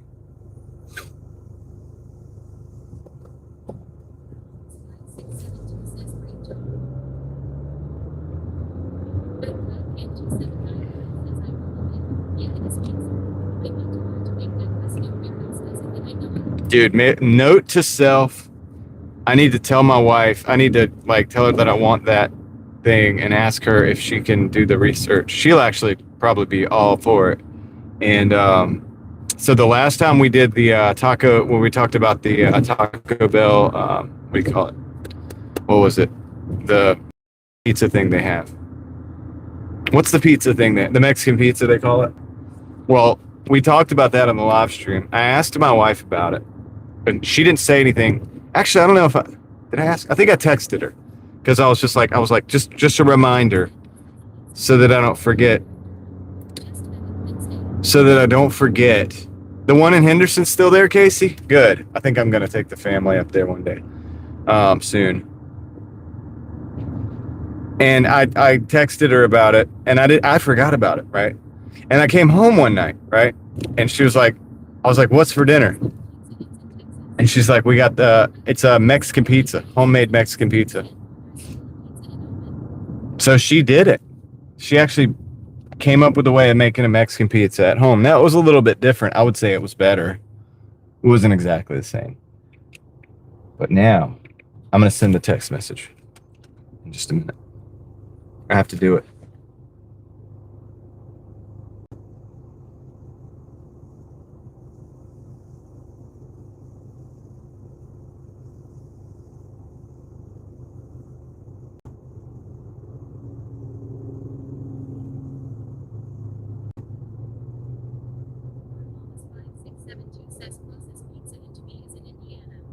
Dessert. Must know how to make.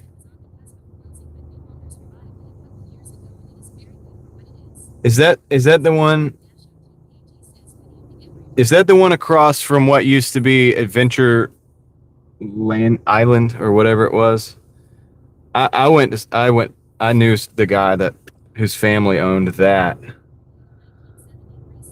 It was across the street. And I don't know what it is anymore. I haven't been up there in a while.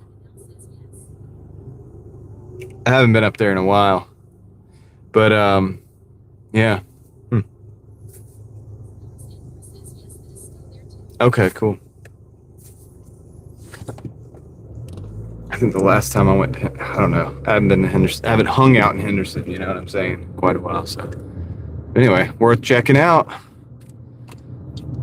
Going to the Pizza Inn. Could be fun. I like buffet. Pizza is great buffet food, you know. It really is. All right, so we got to park somewhere, which I think is going to be right straight ahead. Right there. And hold on, buddy. Hold your horses. About to park. Me, Leslie? No, I know where Duke Street is. I know where he's talking about. And I know about the Henderson one too. That's actually the one that I was just talking about that we used to go to at lunch. So, but I appreciate it. All right, let me go pick up these pizzas. I have no idea, like what the the wait time's gonna be like on this. Probably gonna be crazy. But if I go into it expecting that, maybe we won't be disappointed, right? All right, I'll see you guys in just a minute. I'll see you in the chat.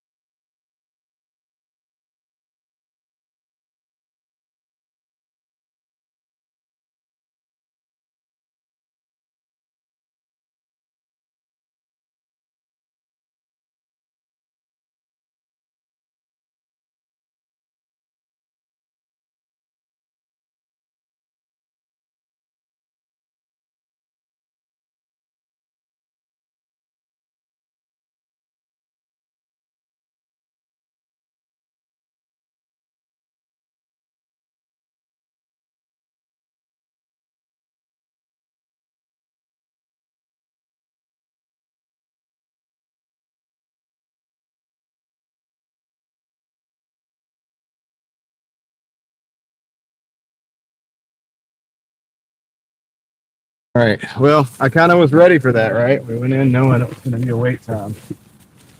But anyway, we got the orders, so. All right. Well, I kind of turn that down. Let's see, how's this charging? Not too good. Hey, Diamond.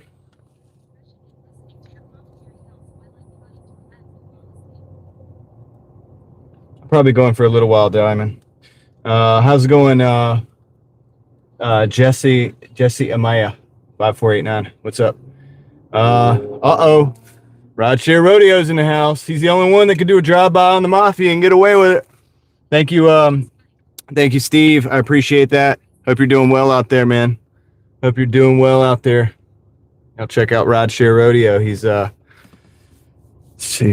tackling the issues, man, over on his channel. Definitely worth the watch. Okay.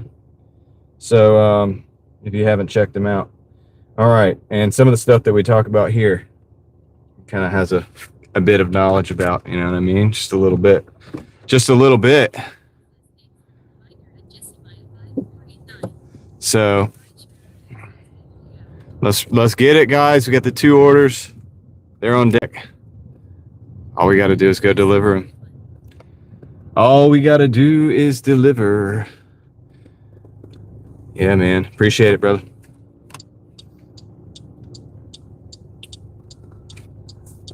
What you getting into this weekend, Steve?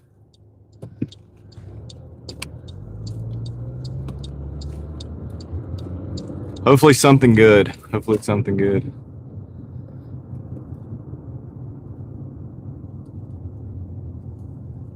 See, we got 6 minutes, 2.6 miles to the drop off on this one. So the first one and then the second one, we have another one after that. So, you know, so that kind of killed our time, but we're at $48.05. This is $22.72 for this order. And we'll see how it goes, man. We'll see how it goes.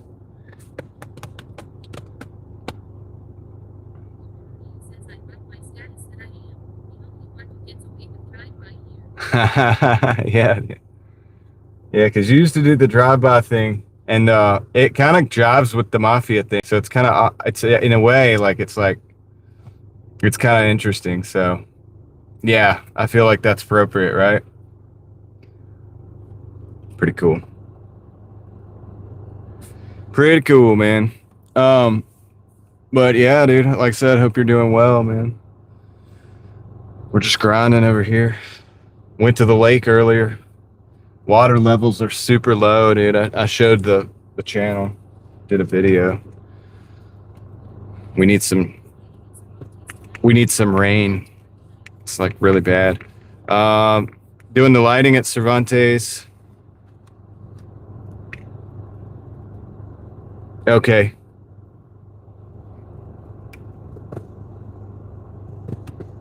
Right on. Sounds like a plan, man. Sounds like a good gig. Well, I hope it works out and then ends up being a good night for you, man. Oh, boy. Traffic. It's traffic over here even on the weekends. Well,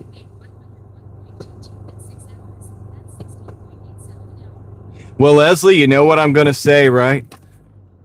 That's $101.22 that you did not have before. I don't know what else to say. What else should I say? I know. The hourly's been tough, man. It's been rough out here. I've had a harder time. It hasn't been averaging out to the $20 an hour as much. If you took the weekends out of the equation and you're only working the weekdays, I'm not really seeing the 20 an hour all the time. Now my numbers are skewed because I keep the app up and I just pause it for simplicity, and I take the little 30-minute nap, and I usually wake up and I got about like 2 minutes on the pause left, and I just hit resume dash and just get back to it. But so that skews the numbers a little bit. That would make my number look lower than it really is. But still, you know, it hasn't been as easy, and it's just, I guess, time of year, whatever. Maybe people are just broke. Maybe people are out and about going and doing. I can tell you today at the car show, there were a ton of people out and about. Now that's a small town, a little bit different than a city, But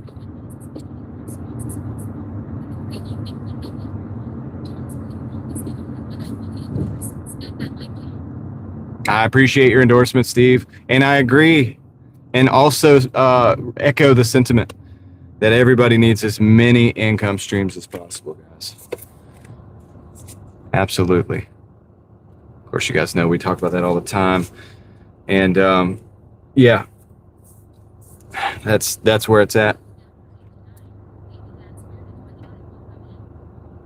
Yeah, the 8 to 9. You know, if you do like a dinner or a late dinner rush or shift, that'll probably. Obviously, hours are skewed, you know, where you make more money during the dinner rush and stuff like that. You can be a little bit more selective too because the orders are out there. You know there's orders out there because it's a Saturday evening, right? You know it. So you know when you're being more selective and you're like, no, I'm not taking that. No, I'm not taking that. You know there'll be another one probably coming up. And the weekdays are not really like that because weekdays you might be dealing with a situation in your market or whatever. There really isn't a lot of orders, you know. And if there's not a lot of orders, well, you know, you're not guaranteed you're going to get a $10 order or 12 or 15 or whatever coming back. You got to kind of take, that's what, you know, that's why on the weeknights and stuff, sometimes I'm like, okay, we got a $7 for 7 miles. I guess we're going to take it, you know, sometimes because it's like, would I like a better order? Yeah. How many of those are out there versus how many drivers are out there that day on the weekday? Not always there. Man, he did it again. You know, thanks, Steve. Thank you, Steve. I appreciate it, man. I hope you have a good gig tonight. Dude. Steve carrying the stream today, man. Appreciate it.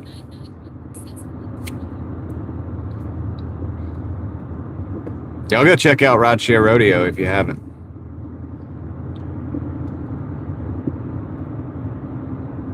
That's all I'm saying.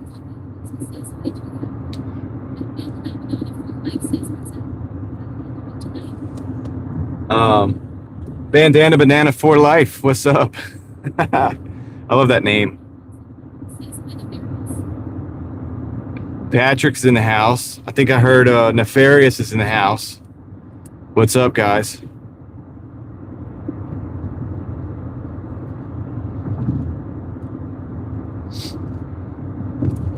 Hope everybody's having a good weekend.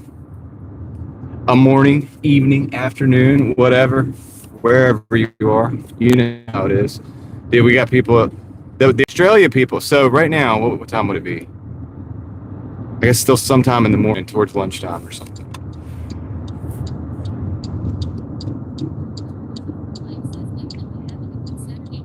Nice. You're like, did I say your name 5 times fast? It was like bandana, banana, bandana, banana, bandana, banana, bandana, banana. I did it the other night. I did it successfully. I remember that. I remember you because of that. It's good to have a name that sticks out, and that's a good name that does stick out. A good tongue twister never hurts. Sometimes it hurts a lot. Sometimes it can be quite painful to the ego. It's like, dang, I thought I knew how to speak. But maybe not. Maybe not. Okay.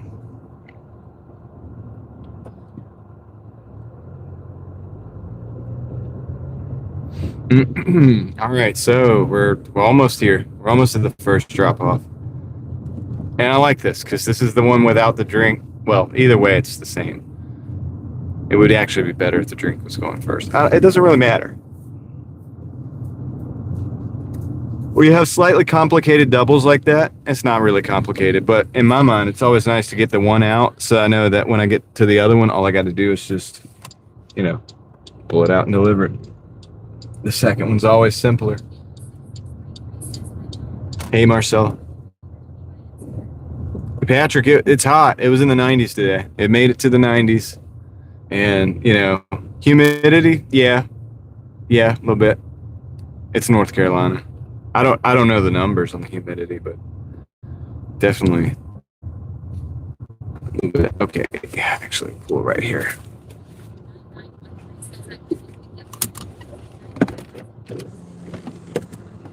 Hey, look, I don't blame you, Patrick. I would have done the same thing. I would have done the same thing, man. Okay, this is the order. All right, got the right order. I'm taking it. I'll be right back. Let's go drop this thing off.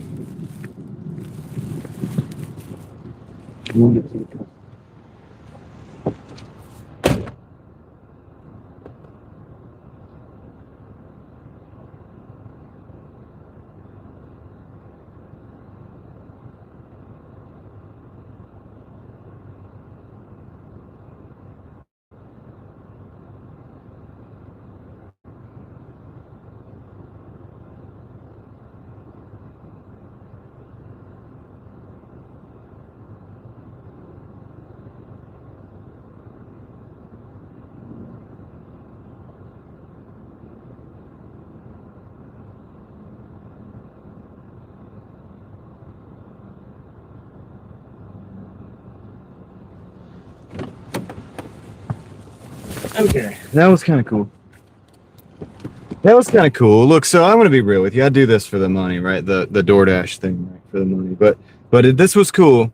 You know, she was a very nice lady, and she said, "Thanks for dinner." You know, like I don't know the way she said it too. She said it with more of a ring to that. She was happy.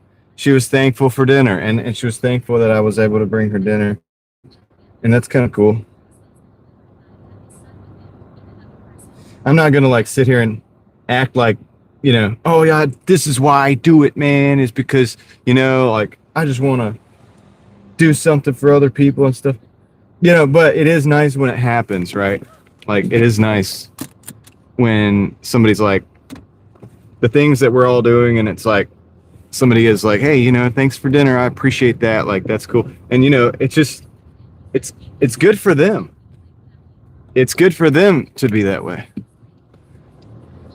Because she has a heart of gratitude. And so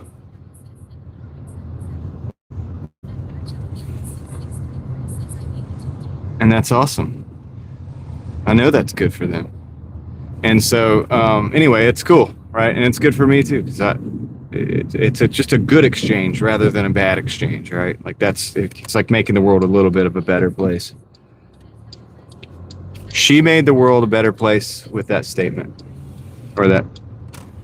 Anyway, all right. I'm gonna stop now. All right, let's roll 3 minutes, 0.8 miles. And that's right. We're all putting food on our table.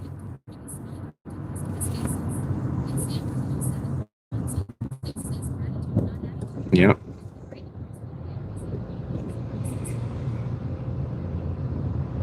Yep.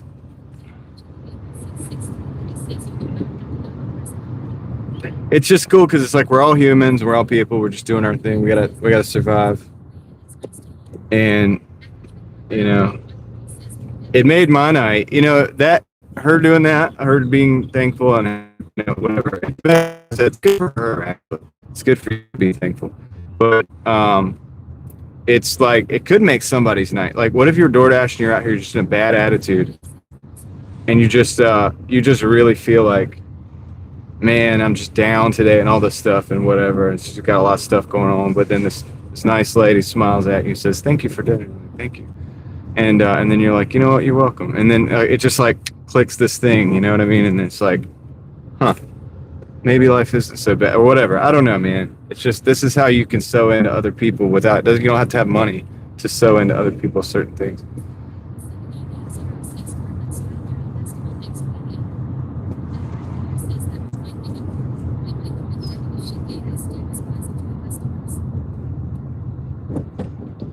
Yeah, you never know who you're going to be affecting, you know what I mean? Whose life you might really help. I don't want to say save, but you know, could make a difference. You can make a difference. You can make a difference. You don't have to be a millionaire, billionaire, trillionaire to make a difference.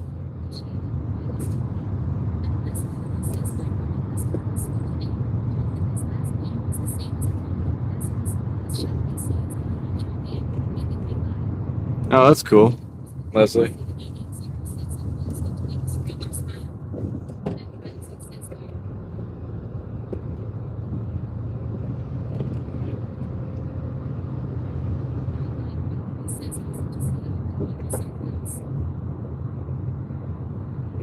Yep.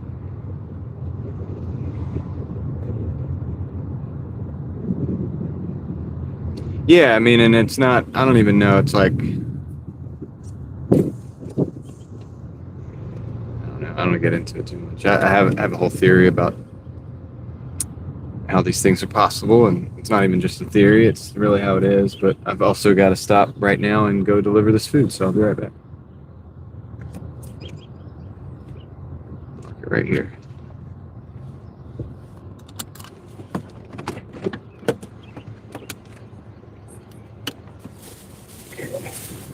Drink. Let the hand it to this person too. Yep.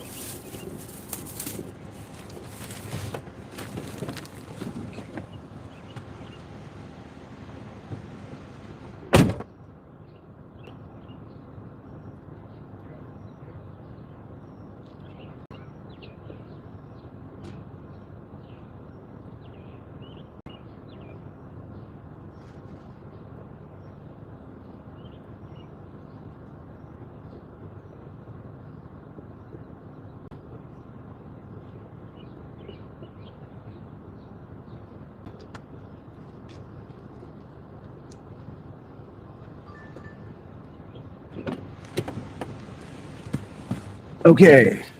Well, there's no room in this person's driveway. It wouldn't make sense anyway. It's a very short driveway, and really, this way I can just kind of pull off. I can just keep going, like this. I can just like put my blinker on and just go. All right. So I'm not gonna take this at Carrabba's, but it's going way out, like Nightdale or whatever, and I'm not taking it. So no to that one. They also sent a $4 order, which was a no on a Saturday night.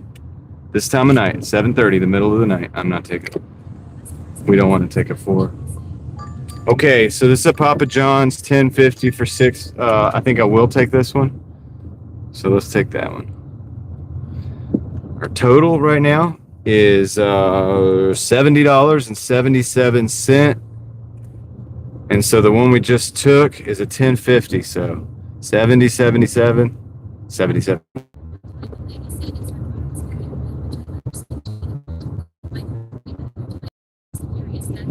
Yeah, I don't need rhyme to it, Patrick.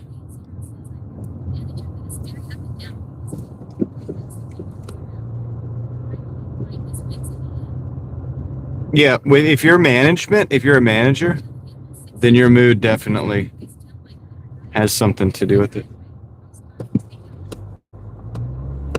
Well, a lot of times people, like I said, you see how easy it was for me to just like pull right out, put my blinker on, just go. And, you know, to me, strategically, that's better. It's less of a chance of anything going wrong in the driveway. They had a really small, short, stubby driveway. There's not really a lot of room behind the cars that they had parked in there. You know, something could go wrong where, you know, whatever, you hit one of the cars, God forbid, you know what I'm saying? So just avoid that, you know. I mean, am I going to hit the car? No, probably not, but am I going to avoid the situation too? Like I could just completely avoid the possibility of even hitting that car. And so that takes that completely off the table, and then I can park, and then I can easily go out where I don't have to go in reverse, and I don't have to do all this different stuff with the vehicle. It's better on the transmission. I mean, there's just a ton of like little micro reasons why you do a certain thing. Like it's dynamic per situation. Like if it's a 2-lane road, yeah, I'm not parking on the side of the street. If it's just like a little 2-lane, like yellow and white lines, you know, and I don't mind walking. Some people are lazy and they would rather pull all the way up to the house. I actually like to pull away from the house a little bit and walk. I don't mind walking in, because while I'm sitting here in the car all day, it's nice to be able to have some steps that I can get in to keep my body moving a little bit. And that's healthy for me. It helps my longevity in this game, you know, because you don't want to be just sitting. I hear you, Leslie. Yep, you're there. Testing. Yep, I see it. You get what I'm saying? You don't want to just be sitting in a car and not moving. So anytime that I get a chance to walk an extra distance, you know, yep. And yeah, and I'm back into the driveways personally here because oh, you're not seeing the chat, Leslie? You can hear me, right? I can see you. I think it's your phone. I'm gonna go ahead and go out on a limb and say it's your phone.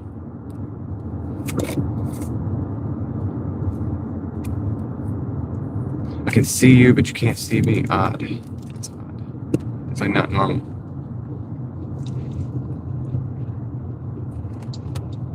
So I back up to keep the privacy of the house, but also to keep the safety of the situation as far as pulling out, not backing out into a road. You back out into a road that's like 45 mile an hour or more. That is a sketchy situation. So if I know that I can back in, I have the opportunity to do it, I'll do it. But anyway, but yeah, every situation's different, Patrick, and I just treat them differently. So some people, like I said, they're going to do the laziest possible thing every time. They're going to always go in like as far as they can up to the house, even if it's at an inconvenience or I have Amazon drivers that will actually just drive onto my grass. And even though it says do not drive on grass like 3 times in the instructions, all caps with the, exclamation marks and everything, like caution, do not drive on grass, please do not drive on grass, do not drive on grass, it says it like 3 times. But they'll drive right on the grass, even though I have a place for them to back out. Like I have a specific place for them to back in, and anyway, whatever, that's a side issue. That's just a me dealing with the Amazon driver issue. Probably not related, right? Okay.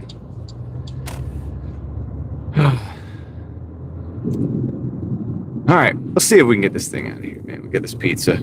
I know it's going to be busy. This place, I am not expecting it to be quick either. I'm really not. A lot of times, if it's not, though, they may stack another order on top of it. So we'll see what happens.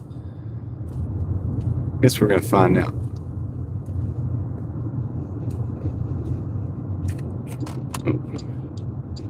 Police substation over here. That's an interesting building. You're back?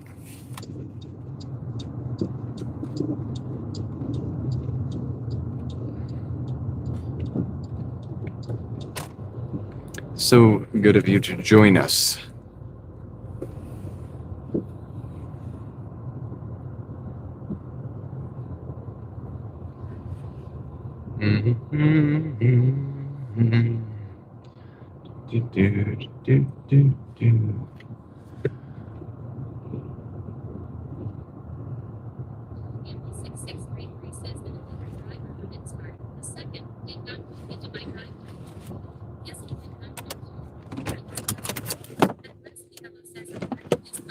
Oh, you heard me diss the phone?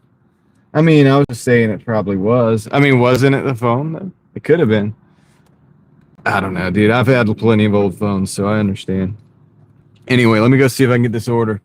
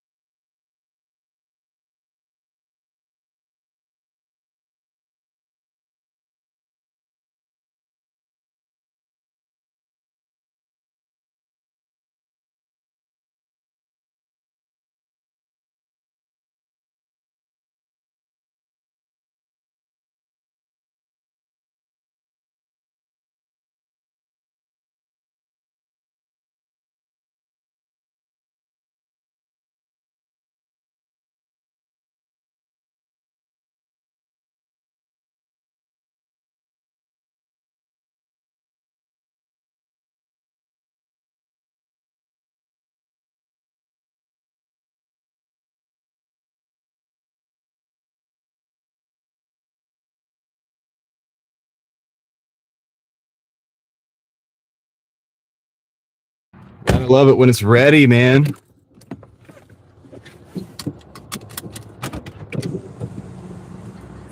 Yeah, it's weird, the whole missing chat thing.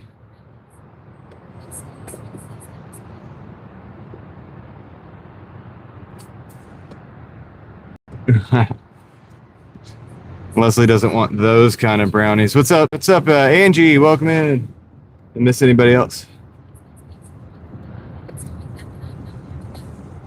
Yeah, I don't know.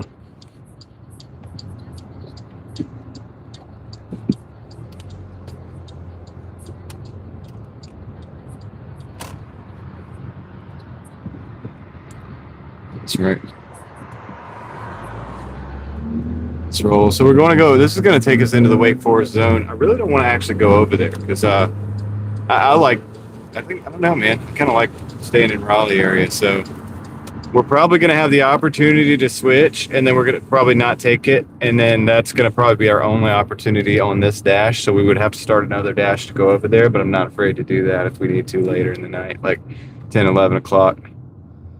You know, if I want to go that far. I don't know how late I'm going to go, guys. Honestly, I don't know. I'm not tied to any particular number today, except for getting over $1,200 for the week. And to do that, I need $127.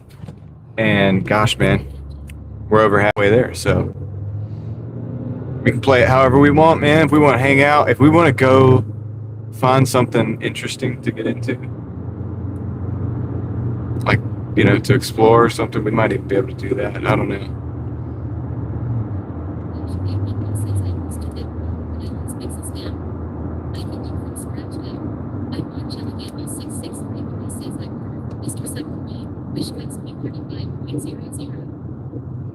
Mr. Submarine, did they have good sandwiches?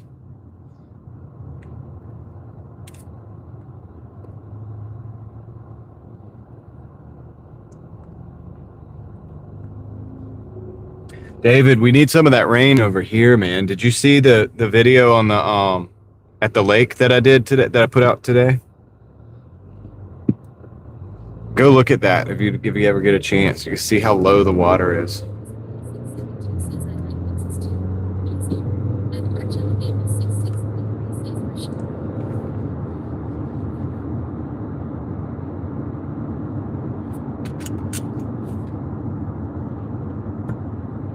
Like, it was when we went to that same lake on the live stream, it was low, but it wasn't that low. It was not as low as it is now.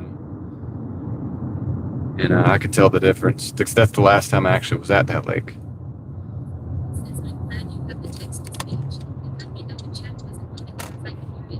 Oh, you could hear it? Yeah, you kind of hear it. Is it annoying? Can you hear it annoyingly? Or is it okay? Yeah, David, we need to equalize, man. I need some of that. We need some of that water over here. I hear we're gonna have rain in the next 2 or 3 days. So hopefully. Okay. Thank you, guys.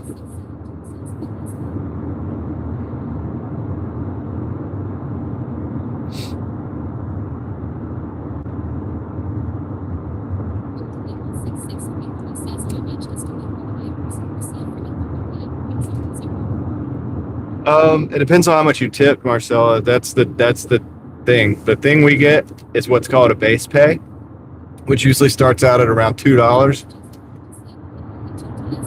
Okay, yeah, you can hear it. Well, I can turn it down. I'll turn it down a little bit. It's good for my ears too. But what was I saying? Oh yeah, the base pay. So we get a base pay that's like maybe $2.25 starting out, and maybe it's a little higher depending on how much you tip. And then we get that plus your tip.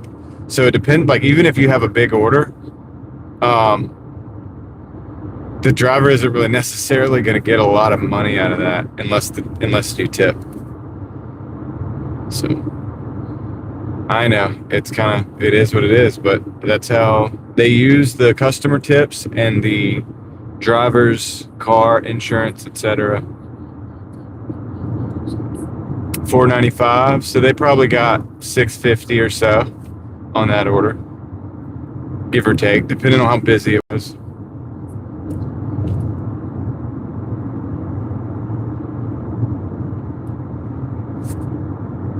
So we gotta go left on Durant.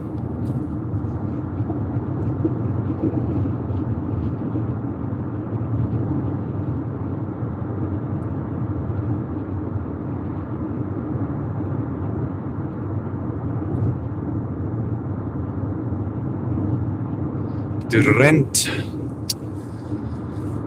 Here at Capitol Boulevard. It's nice to see it without a whole lot of traffic on it.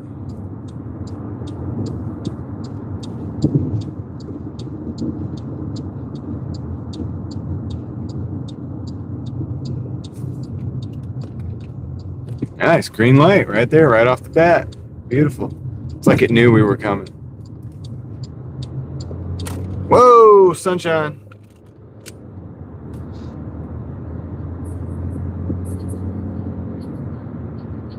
Glad I already got my sunglasses on. Well, 490. I'm wrong about that, Marcella. I think actually I could be wrong about that. 490 plus 225 if that was the base pay, which is reasonable, would mean actually 715 or so. So they probably got a little over $7 for that order.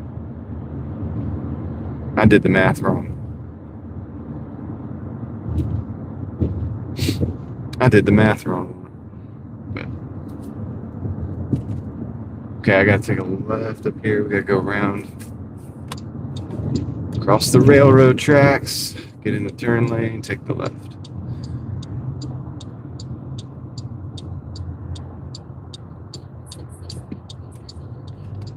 It's a little better. That's not a terrible order. How far away is the restaurant? This is one of the things to think about. You know, your driver's going to want it to be 1-to-1 or better.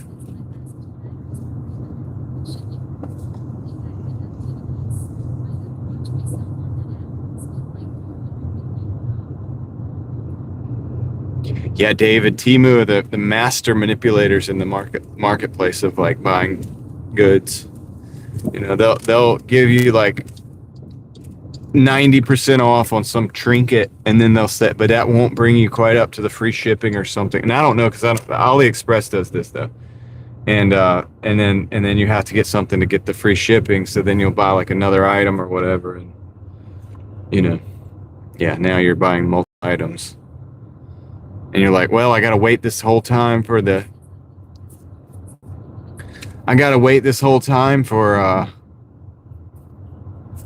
to ship. You know, I might as well get some other stuff added on to the shipment, you know, when it comes in. At least I have more goodies. So then, you know, you think about that and you're like, okay, well, I'll just, you know, what else do I need? I need some LEDs. I probably need like a, you know, like a cooling fan, and maybe I need some, you know, you get what I'm saying. That's how they do it. I'm not saying you're not getting a better deal, because I agree. Sometimes AliExpress is more cheaper than Amazon, and I don't use Temu. I'm sure it is too though. And I understand why to do it. All right, let me go drop this off.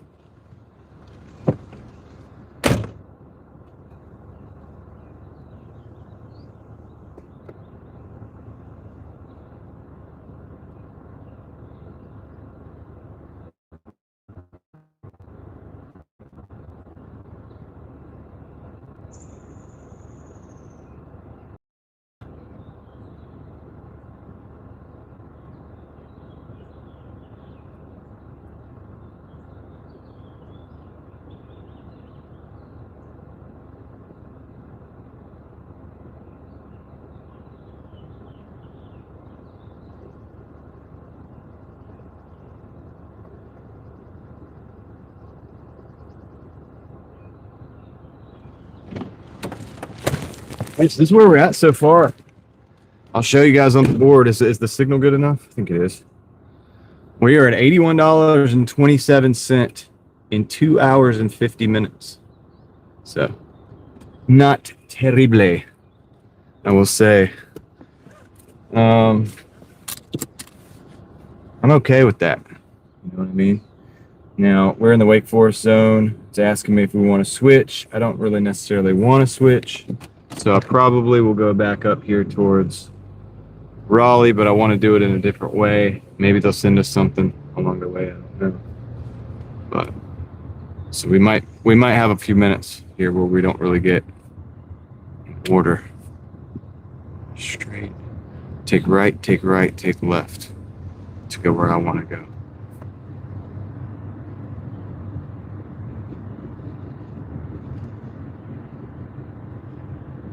Yeah, sometimes like I show you guys the numbers on the phone and the signal's bad. And I'm like, I see the replay back, like it's a few seconds behind or whatever. Well, almost 3 hours, Marcella, technically. So, but still not bad. Not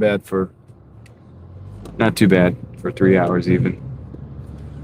And then, yeah, I was like, oh crap, you guys couldn't read those numbers because it looked like Minecraft numbers. So anyway. Sunglasses off. All right, so Chipotle and something grill 9.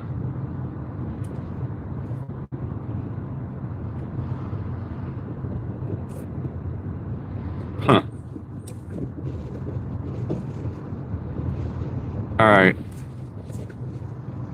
924. Okay, I guess I'll take this.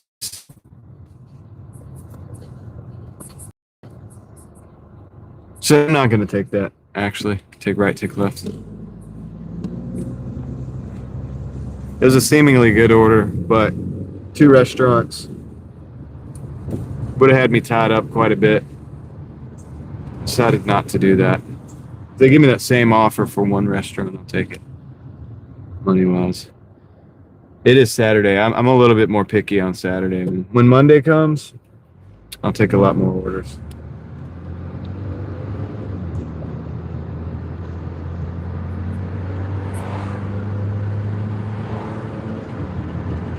Ooh, sunglasses, where are they at? I need those back. Immediately.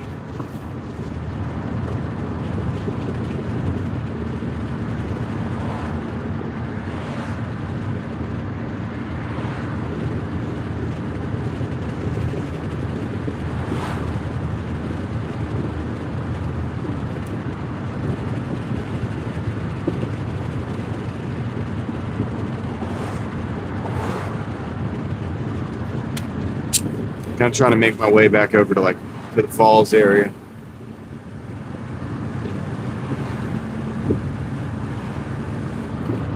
Check my state of charge as well when I stop next time.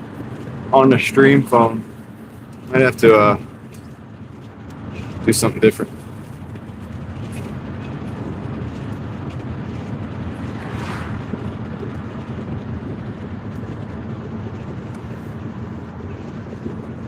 Yeah, they got the weird names, man. The Chinese manufacturers, they always got some kind of crazy name.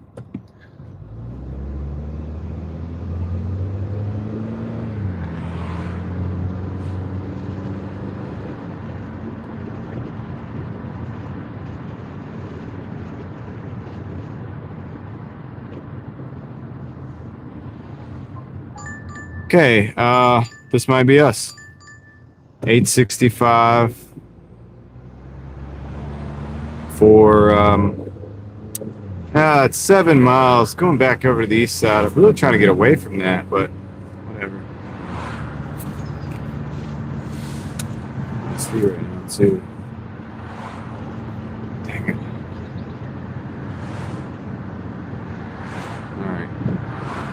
All right, I'll take it. It's a Farina 865 for 6. Yeah, I mean, there's stuff I don't take. There's always stuff I don't take. But for the most part, if it makes sense, I'll take it. It's all dynamic, There's no specific formula. It depends on the day. It depends on the circumstance. It depends on the potential outcome. You know, and all that I just do in my head pretty quick and then decide whether I'm going to take the order or not. There you go, Troy. So Bennett Fox, I know that's not really the greatest of answers, but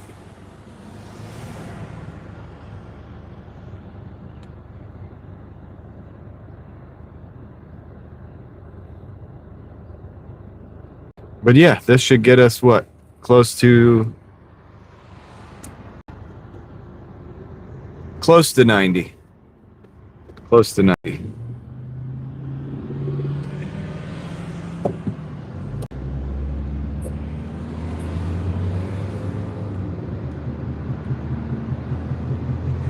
There it is, Troy. I love the simplicity of that. But it's real.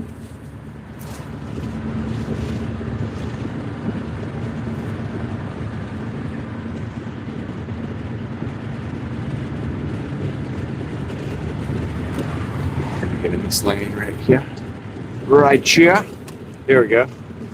Now we're all set. We just stay in this lane and for the duration, and then we go take a right. And we take a right, take left into the parking lot, and go to the Italian restaurant. Pick up the order. Deliver the order.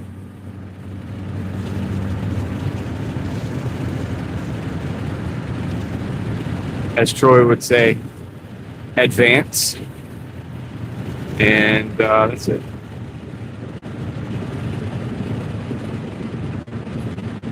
Oh, really? You're doing it again tonight. So the bars are going to be packed, is what you're saying. Sports bars. As if they aren't already. That would be nice, Leslie. But we'll get something else, too. I mean, if we can knock this thing out fast enough, then we'll move on and get another order.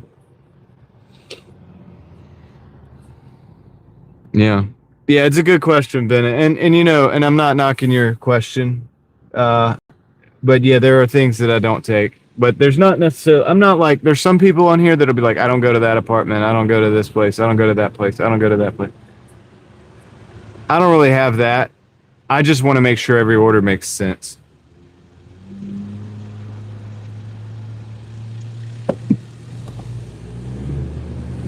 So you're a rideshare. Oh yeah, no, it's Cloud. I thought it was somebody else that said that. Yeah, that's right, Cloud. If you're doing rideshare, you'll be a busy guy today. Tonight.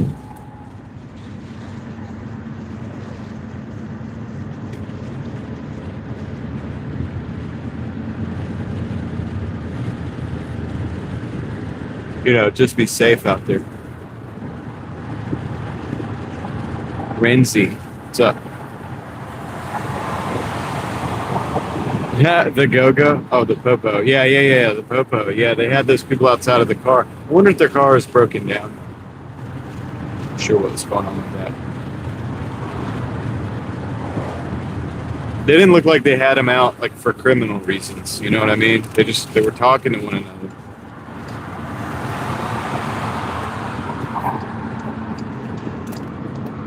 What's really going on. All right, Lafayette Village. Little Paris. Little France. They have the mini Eiffel Tower.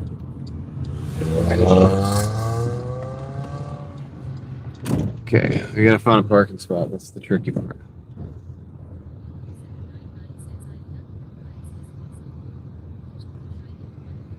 Quite a popular location.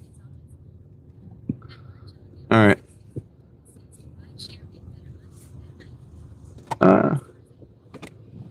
Well, yeah, rideshare is definitely busy at night with the customers at the bar. No doubt about that. Oh,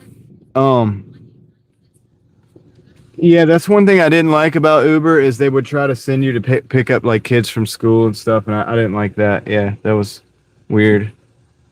Why would you do that? Hey, Peter, what's up, man? Let's go big or go home. Let's do it. Thanks, man. I appreciate that. Thank you for the 20. I missed you on Kendra's stream the other night. I thought we were gonna have a rematch on the donos. But yeah. Let's do it, man. Have a great weekend too. Thank you. And let's go. I'm gonna pick this order up and I'll let you guys see the parking lot, the glamorous, beautiful parking lot. And yeah, I'll be right back. Hopefully it won't take long.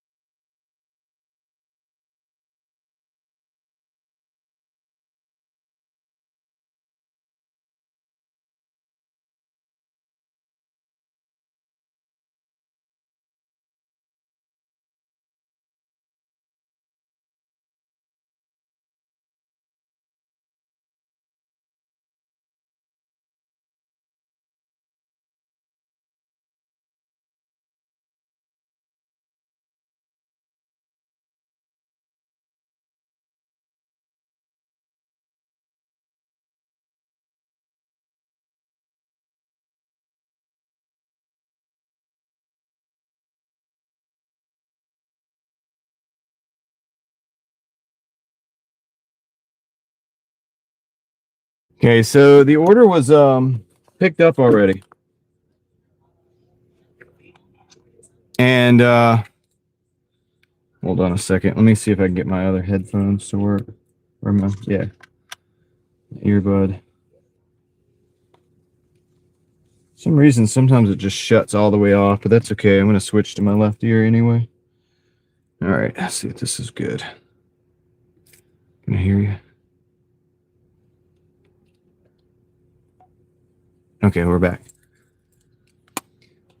Okay, we're back. All right, so yeah, what happened was the order was already picked up, and so I submitted a report. I got $3.15 for that report. King's Walk going to, not going to take that. 13.45 for 15.6. Decline. All right. David, by the way, David Hunt. Thank you. Appreciate the two. I heard that when I was walking away. I didn't know what it was. But you threw $2 into the gas fund, and I appreciate that, man. Thank you. Maverick, what's going on, dude? I haven't heard from you in a few days. Dude keeps walking by and is doing laps. Oh, what's going on? He's walking by a lot. Well, I think that they either get the order and don't deliver it, or this is a Chick-fil-A. It's $3.60 for 3.6. I'm going to decline that. Where? I don't see anybody. Man. Nightbeam's in the house. What's up? We got Chick-fil-A here, $5.50 for 3.5. You know what? It's gonna take that. I just need to get the ball rolling. So anyway, I got $3.15 for that. You know, the reimbursement. And you know what I did today on the reimbursement thing? Instead of, when I reported it, I actually said that instead of saying they wouldn't remake the order, I said other reason, and I said waiting for order would take too long. And that's a little bit more intellectually honest. All right, so let's see. Let me get that set up, and let's roll. We're going to go to Chick-fil-A.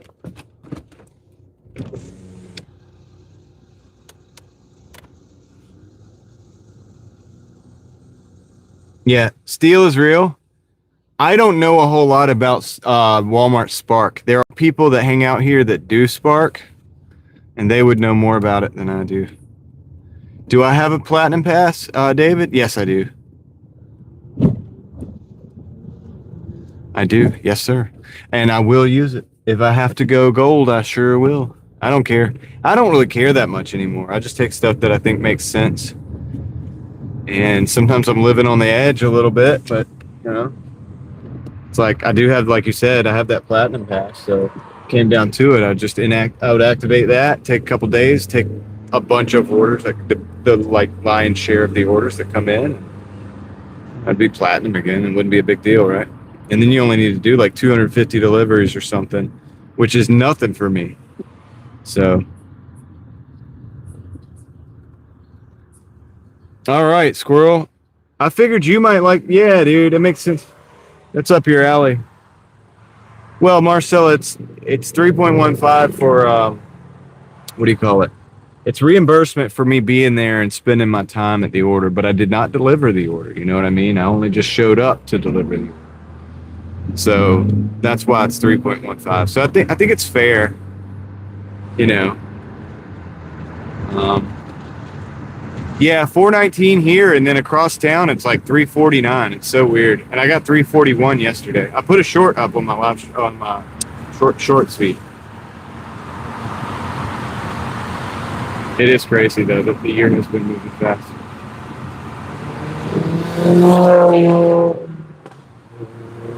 It would be a squirrel, yeah. Squirrel, if you went magnet fishing in there, I don't know how much you can do in a lake, but I think you would find all kinds of stuff in that lake, because I believe it was flooded out. Like it was a man-made, like flooded out lake, like where they flooded the area. And there's a lot of stuff under there from what I understand, but yeah, basically, probably a good place to magnet fish. But you could do regular fishing too.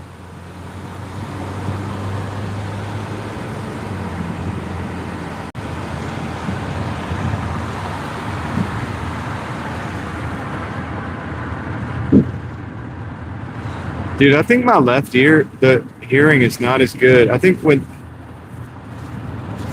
we were doing that shooting, like all those years ago,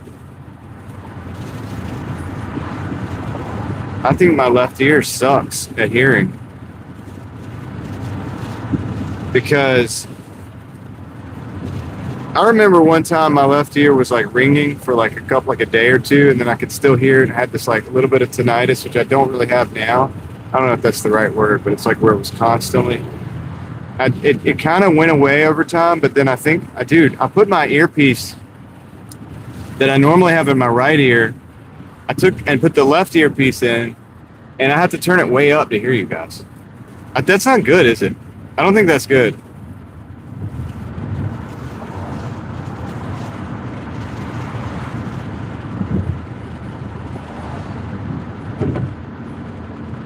I don't think that's good. Dude, my left ear sucks. What the heck?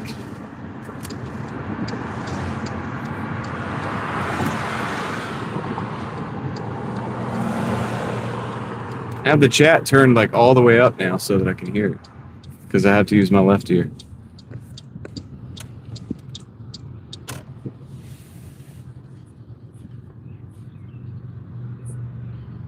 Yeah, I had the constant ringing for a while, so um, some some shooting happened. You know what I mean? Like right next to me, and I didn't have hearing protection, and it was and it really got me. You know what I mean? Like it got me. And for a couple days, a couple days, it sounded like I was underwater, kind of, you know. And then then I had the ringing, you know, and I had the ringing too. Then, but like then the ringing went on for a while. I don't really notice the ringing now, like these days, like, but clearly the clearly the performance of the ear has diminished, man. And I didn't realize how much until I listened into this text to speech, you know, and I'm realizing that like with it, when it's in my right ear, I can hear it, and when it's in my left ear, I have to turn it way up. That's not good, man. That's not good. All right, but anyway, whatever. It is what it is. Nothing I can do about it. All right, let's check the charge on the phone. Okay, that looks good actually. Okay, I'll be right back. I'm gonna go pick up this order.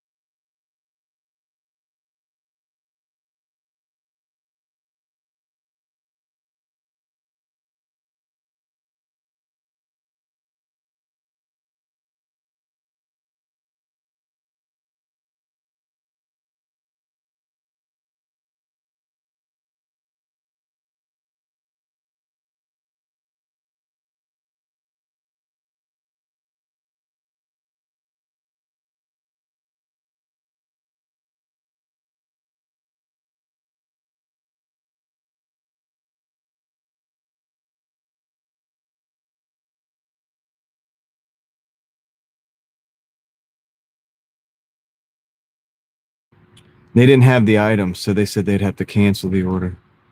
But the order's not canceled. It's still on my end.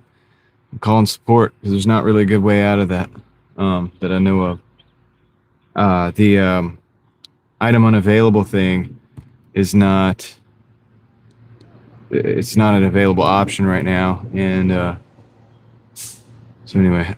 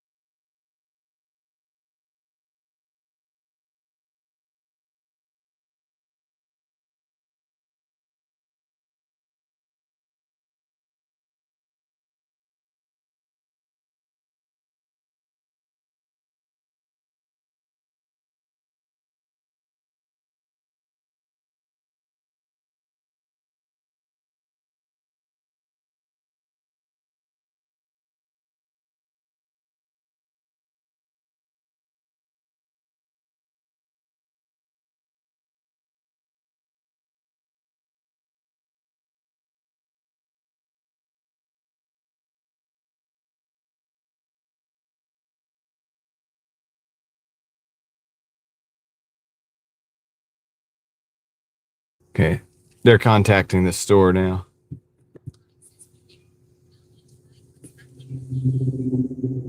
No, I do. Yeah, there is a need to hide. You don't want to dox the DoorDash customers or dox yourself.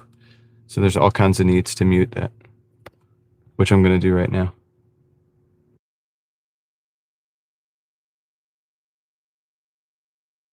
Some other people don't take that precaution, but let's just say legally, they should.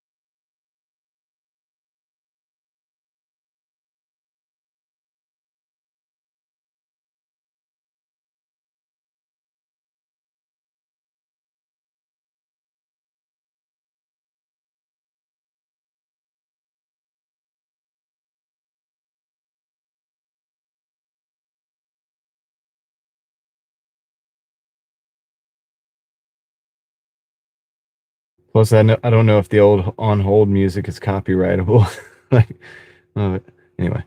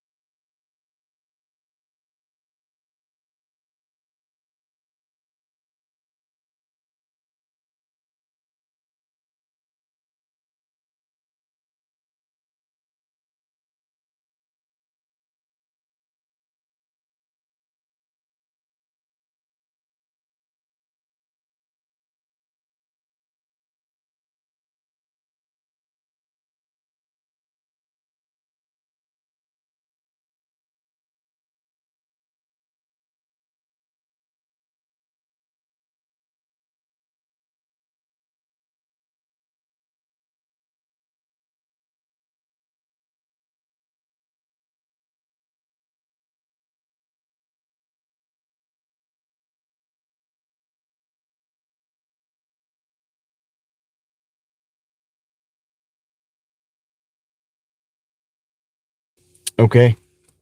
We got it. So that's another $3.07 and no deliveries taken.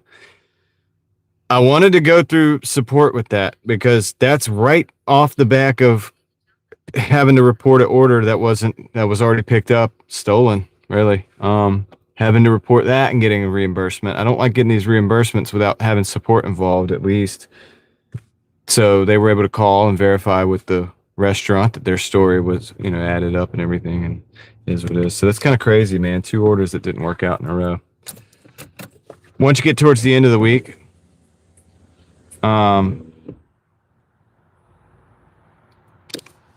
these things start happening, and it's like, okay, yeah, I'm winding down for the night. Like, well, we're gonna see what happens, but I only need to get $127 to get my $1,200. My sanity is very important. Your sanity is important.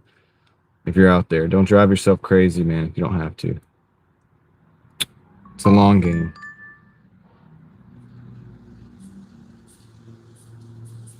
That's a bad order right there. All right, so we'll probably just sit here until they give us a good order. But yeah, sorry for the wait there, man. I had to do that the right way. I will say this: they're getting better at getting you to the live agent quicker. I'll say that. Like I said, I need a live agent, I think 3 times. I usually have to say it about like 20 times.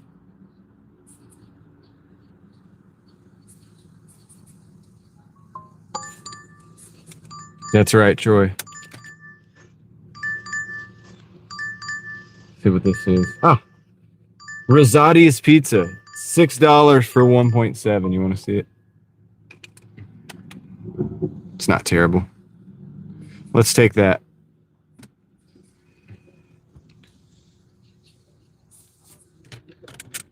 All right, cool. So let's get out of here. Well, yo, what's up, Warren? Let's get out of here. I don't know where this I don't think I've ever picked up at this place before. Is it in the same parking lot? I think it is. I think I don't have to get out of the parking lot. But it's a ways away. I do need to drive.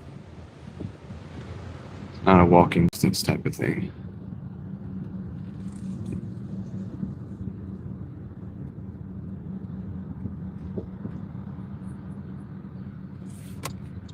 This is a pretty good order for the mileage. I'd like to see some bigger orders, but, it's what it is.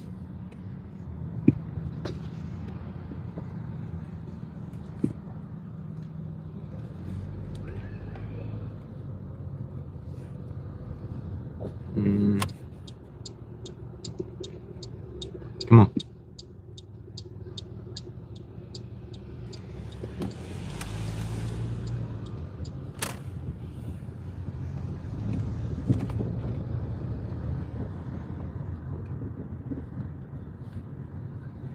Appreciate everybody hanging out tonight.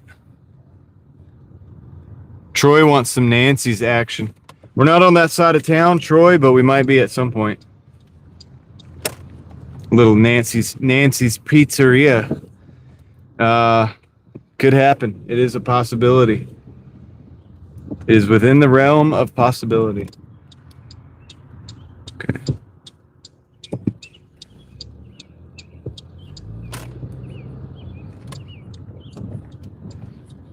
Come on. Hey, there's David Potter's favorite store right there, the Dollar Tree.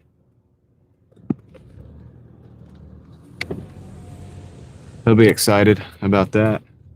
All right, I'm gonna park right here. Gonna walk in. Give you guys a view of the sky. That's right, Troy. Okay, I'll be right back, guys. Oh, Nancy's has Chicago style pizza. That's what they have. What do they have? It's a sandwich and some poppers. All right, be right back.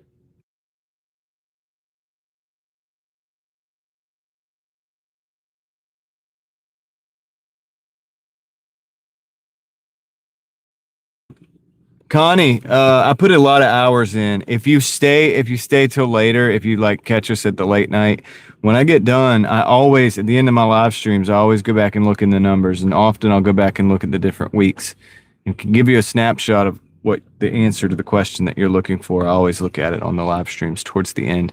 Um, sometimes 70 hours to get 1200 an hour. If you can, if you 1200 an hour to get 1200 a week, if you can do 20 an hour, you really only need to do 60 hours.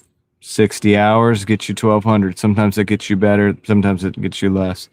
I've sometimes done 70 hours. I've sometimes done over 80 hours. I've done 1500 or so, recently in a week, but it's a lot of hours. You got to stay out. And so, yeah, a lot of people don't want to do that, but I understand that. But anyway, Connie, hopefully that answers your question a little bit. I'm gonna be right back. I'm gonna go pick up this order, and I'll see you guys in a minute.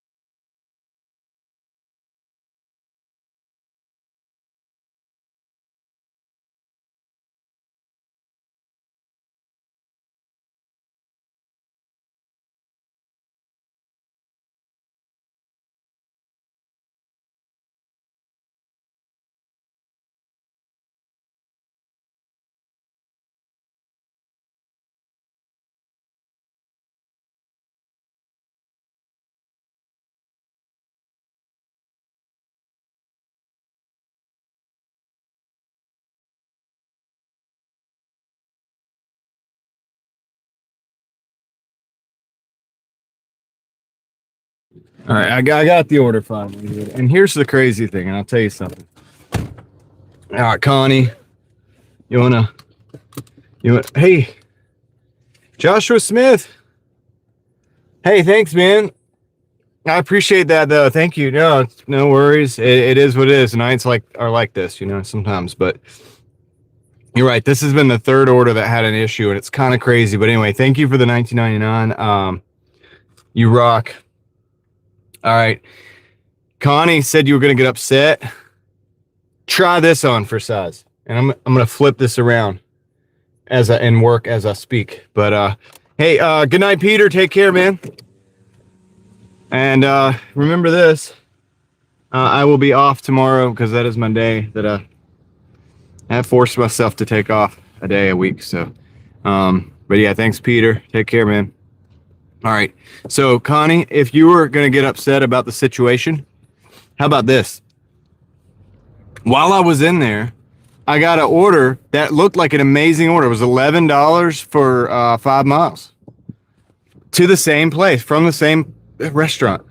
But they were so slow with this one, I didn't know to take it. And the guy was on the phone, and he was like slowly taking a credit card order. The other guys were in the back. I couldn't get anybody's attention to see if hey, do you have an order that's almost ready that's a DoorDash order? Because I would take it, but I don't want to sit here another 20 minutes. You know what I mein? And so I had to decline an $11 for 5 miles additional from the same restaurant. I declined that because I didn't want to wait another, 10 minutes at this place because it already took so long. Just want to move on. So anyway, but that's so Connie, you're talking about getting upset. It's like, would you get upset about that? Because that's, we're getting there, right? So anyway, that's it's all good, whatever. Right? I hear that, David. First week on the job. And I was trying to get their attention. I explained to them what was happening. I was like, hey, hello.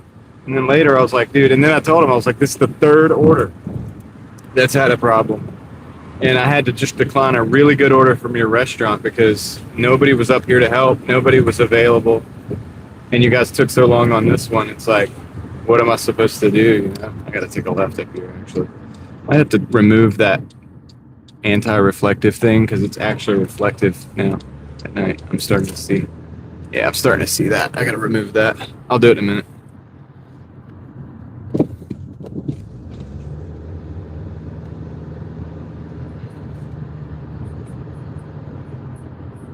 Hi, Arjana Luella, yeah, 22. What's up? So anyway, I appreciate you guys watching. I appreciate you guys hanging out and hanging with me through all this. And Ava, yeah, that's the thing, and I'm trying to work on it too. Don't get me wrong. I know I answered Connie kind of abruptly earlier and said it wouldn't do any good. Well, that's a fact. I can tell you that fact, and I still have a hard time with it. I have a hard time with it. Don't think I'm in here not some kind of Zen master or something. Right? It's like I have the problems, but I know from experience that getting mad really doesn't help. I know that from experience because I've gotten mad before and it didn't help. I mean, and I still do sometimes, and it never helps. It still doesn't help. So I'm just kind of spitting facts, but at the same time, it's like I'm not immune to the problem as well. But I'm trying to get better, and so I have to endorse everybody trying to get better if we are. You know what I mean? Well, yeah, it might help relieve a little stress, and then you feel a little bit embarrassed, and you're like, well, dang, okay. Straighten up. Back to work. It's like, anyway, let's see this one. Yeah, breathing. Okay, let me get this thing dropped off real quick and get it out of here. Move on.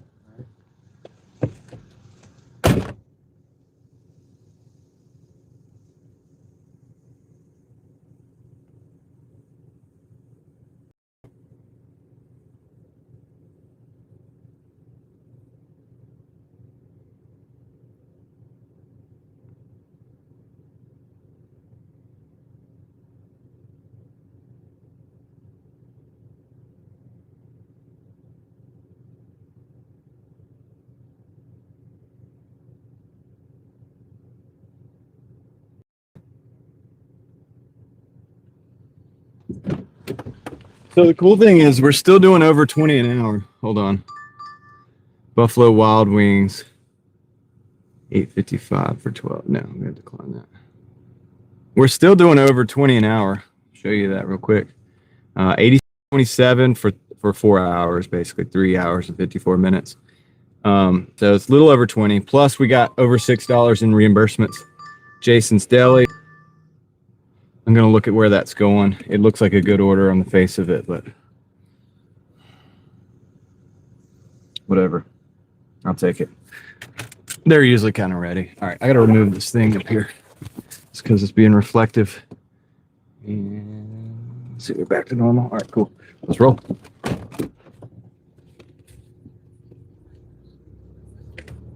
Yeah, well, you know, a lot of us have that issue, Sam. I have that issue too, actually. Believe it or not. I mean, I don't know if you might believe it. Some people would believe it, some people would not. But, dang, I actually like that, having that mat there. I got to get something to put on the dash because I could see the reflections a lot more right now. But I couldn't. It was reflecting the lights in these weird, crazy ways. I didn't really want that. I think I'm gonna get like a black, like a matte, like a maybe a. I don't know yet.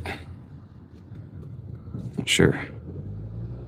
Maybe just like a black towel or something, or a dash mat. I can order a dash mat that's made specifically for this car. That might work.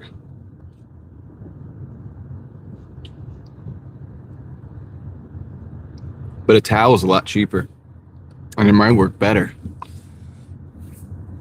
When I used to do dash cam stuff in the Chrysler, I had to do that. I had to put a black towel in the front to make it not reflect. There's something else that I have.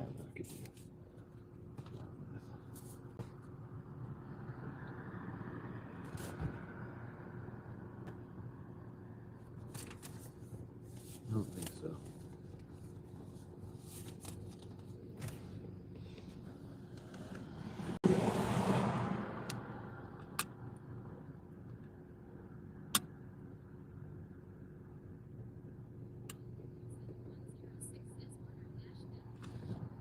A dash mat from Dashmart, yeah.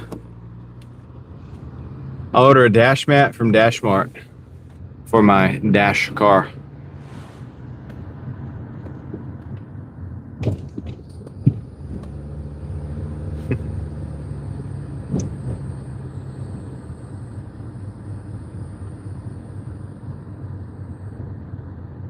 The sounds of a summer night, or late spring summer night.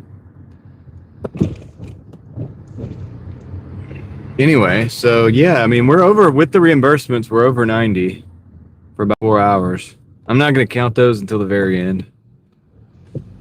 I still want to in earnest get, but that does mean if we get to 125 on our actual dash, then that means we'll be over 1,200 for the week. And I know I usually push further or whatever, but I did a lot today, and I was in the heat for a long time. So I don't know. I don't want to push myself so much that it's like dangerous or whatever. So we'll feel it out. We'll play it by ear. You know what I mean? Play the rest of the night by ear. We'll just hang out. It's kind of how I'm feeling. How about you guys? What do you want to do? Hang out?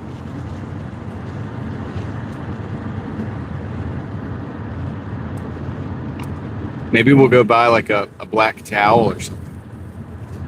We'll go back to that Dollar Tree and get one of those. Jason's Deli. All right, yeah. I'm going to take a left here. I don't know why I was thinking Penn Station.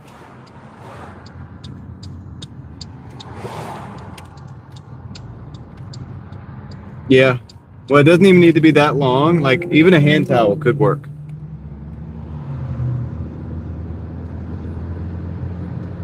I love always improving, though, you know? Isn't that cool?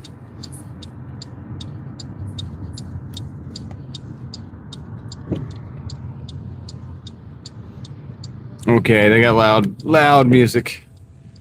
It's nighttime. All right, I'm gonna go ahead and get you guys in park mode, and I'm gonna go ahead and get this order from Jason's Deli. It shouldn't take long. It usually doesn't take too long. All right.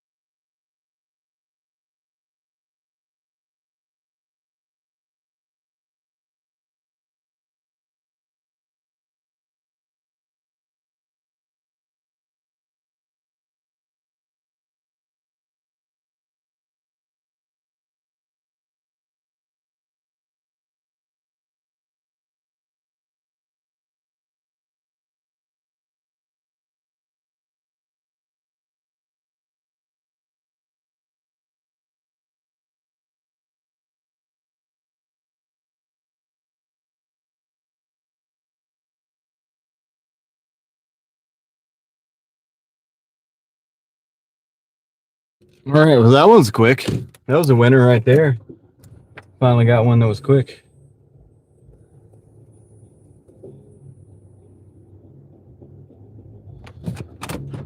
Okay, let's evacuate. Florida Swamp Monkey, what's up, man? The diaries of a guy in Florida in his car. How you been doing, man?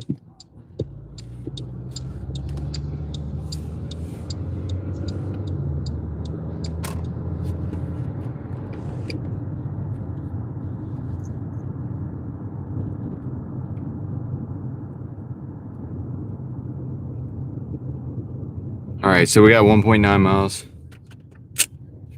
Okay, at the auto store.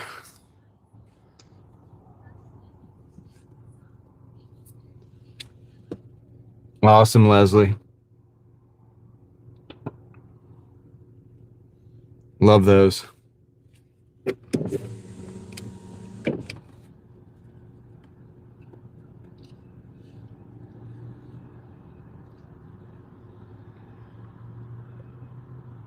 Hey, Swamp Monkey, have you upsold anybody on the brake grease today? The little brake grease packets?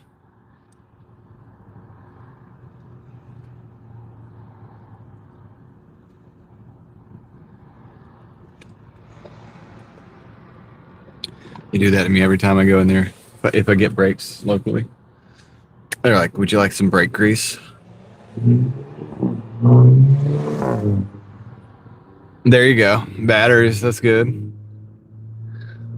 Yeah. See, I have the big like thing of blue. I have a blue and a purple as well, like brake grease. They're the big kind with the brush in it. So I have enough brake grease probably for a very, very long time. I don't think I'll run out of brake grease in like in a long time. So, because I got two of those things. Because I got one that stays in the car, and I got one that doesn't. And yeah. So I'm always like, yeah, I got the big container, so I'm good. Thank you. I know you guys have to do it, so try to be nice about it.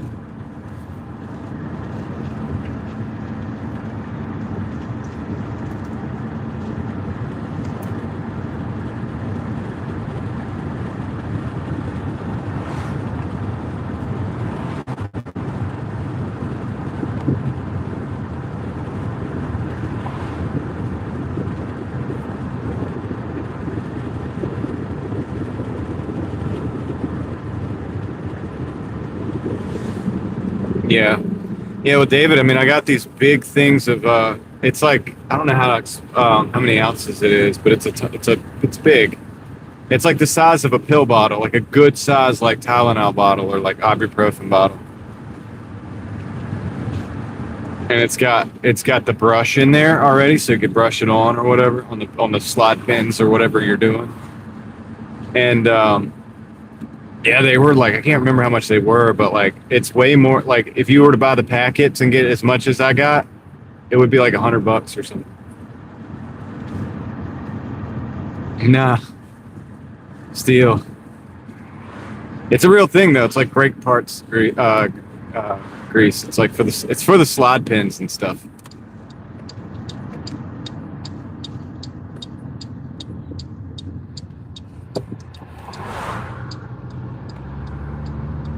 You know, you put it on the contact points behind the like where the caliper hits the back of the pad, and you put it on the slide pins going in and out. Mostly it's for the slide pins. Like, most people don't pull those pins out, but I pull those pins out every time I do the brakes and, like, wipe them down, clean them, and then put fresh grease on them and send them back in. And that's how your caliper slides it in and out, like, you know what I mean, as it opens and closes and stuff. So yeah, you want to keep those like well cleaned and greased.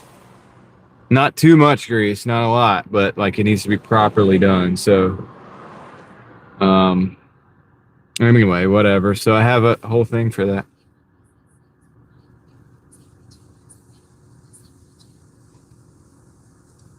Yeah, you want it to be able to go back. Like, you don't want it to get caught on the like go in and then not slide out and stuff. So yeah. Anyway, and cars that I have never done the brakes on, sometimes I pull those slide pins out. You're talking about a car with like 125, 130,000 miles or 160, 70,000 miles or whatever, right? And it's like nobody ever pulled them out. I mean, the grease is like solidified in there. It's like, it's so dirty. It's, it's like, I don't want to say dirty, but it's definitely contaminated, and it's definitely like not greasy anymore. If that's what, it's not properly lubricating, or like, it's not working the way it should be to make those pins slide easily. So anyway, yeah, I've seen it. I've seen like what happens when you don't do it. Just a minor little thing, but the little things matter. So when they try to sell you the brake grease at the auto store, they're not wrong in a way. And a lot of people would just say, no, I'm good. But it's not because they have grease. It's because they're just going to do it, and they're never going to pull those pins out. And they're just going to throw the calipers into the little hardware or whatever. They're just going to throw it right in there, dry, Okay, so is this the place? This is the place. All right, I'll be right back. I'm going to park right here. Right here.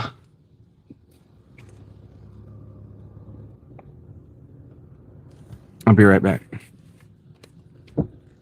Ignorance is bliss. Yeah, until you have a problem, right? All right. Let me go deliver this.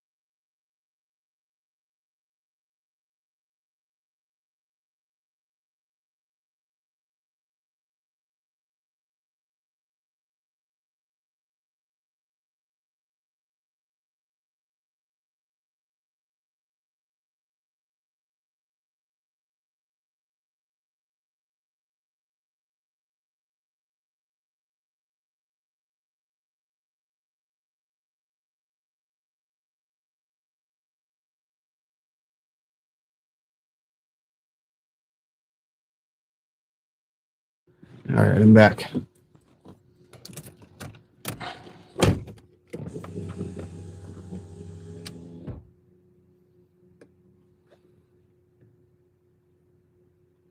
don't know whether I want to start the car or not. Kind of looking at these options that I have for this. So if I do it like this, it's still going to be shiny. Okay, so I can't use that. We got a Good Berries, $4.70 for 1.6.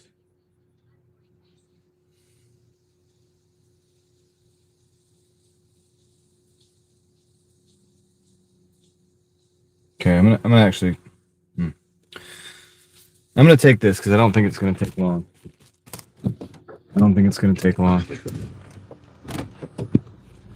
It's going kind of roughly the direction we want to go.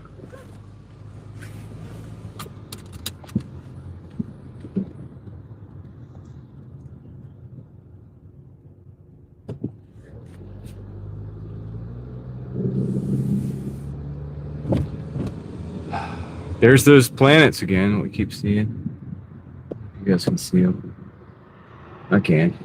Not anymore. They're behind the trees now. But yeah, somebody said it was Venus or something. Eva, I hope everything is okay.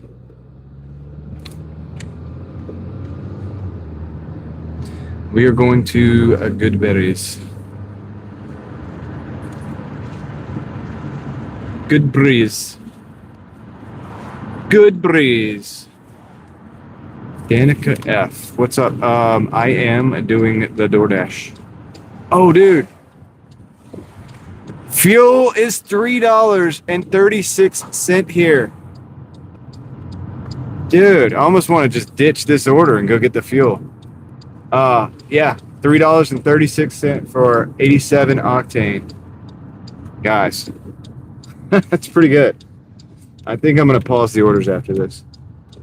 And I'm going to go over here and get this gas. Because I have like less than a half tank in the on deck. So.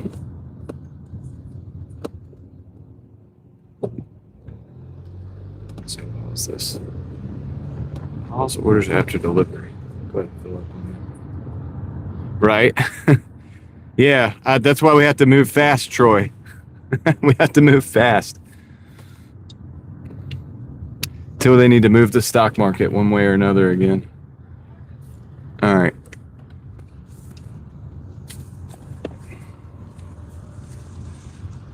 We must move on these fuel prices now while they're still there. So I did just pause the orders after this dash. So I'm going to go deliver this and I'm coming back to that sheets and I'm getting the fuel at $3.36 because that's incredible. Yeah, isn't that always? These Goodberries buildings have a pretty cool design to them. I think it's kind of cool. Anyway, let me go get this order.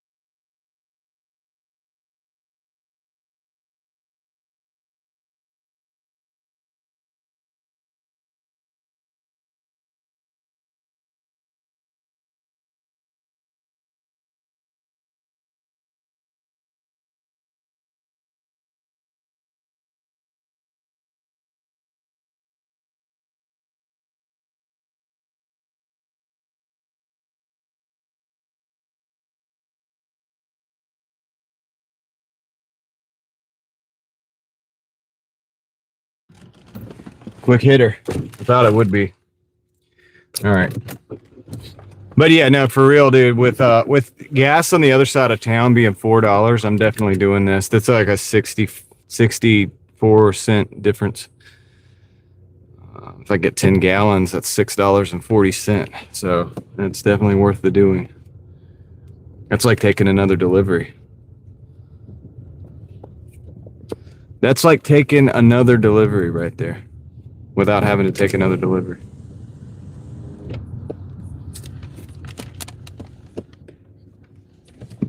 Joe, what's up?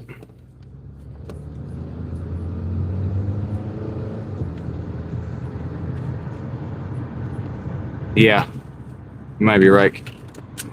Let's see.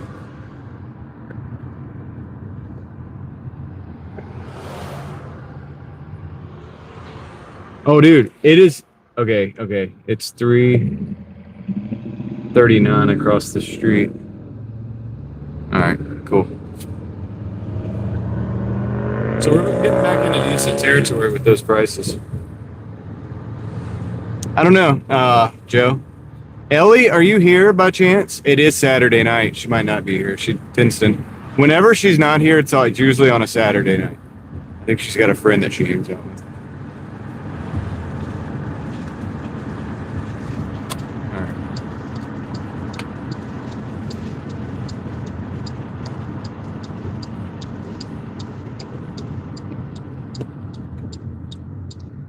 but we'll see.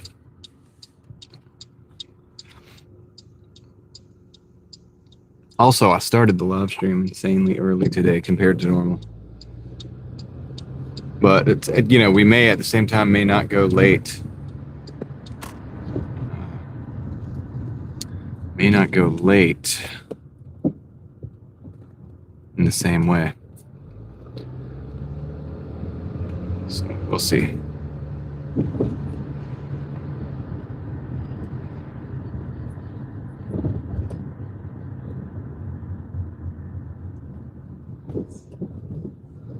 Joe noticed, Troy. Joe noticed. That's why. It's because Joe notices everything.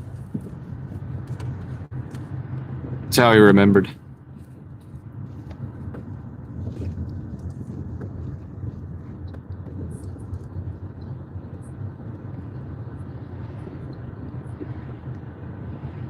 Gen Z Joe.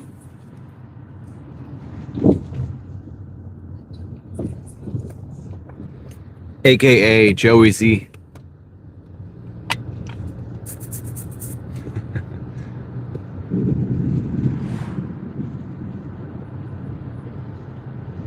Nah, he ain't sleepy, Joe.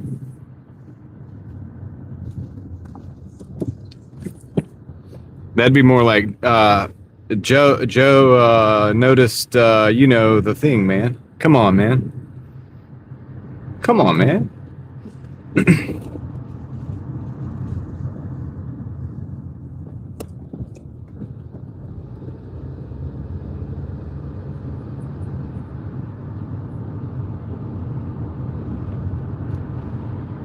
Sprint car driver?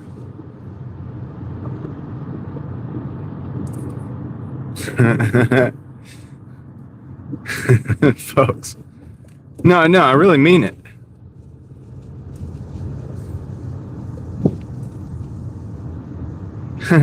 Truna, what did he say? Truna, dabita pressure or something like that. Truna, dabita pressure. Is that the word? Did I do it right? Something like that. Or Truna, shabita pressure or something. You got to give it to him for making up an absolutely brand new word, which has now become pretty much famous.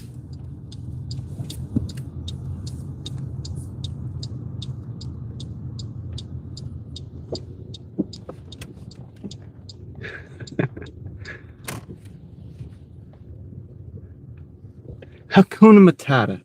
What a wonderful phrase. All right, let's see where's this. Okay, there it is. I'll be right back. And then we're getting gas.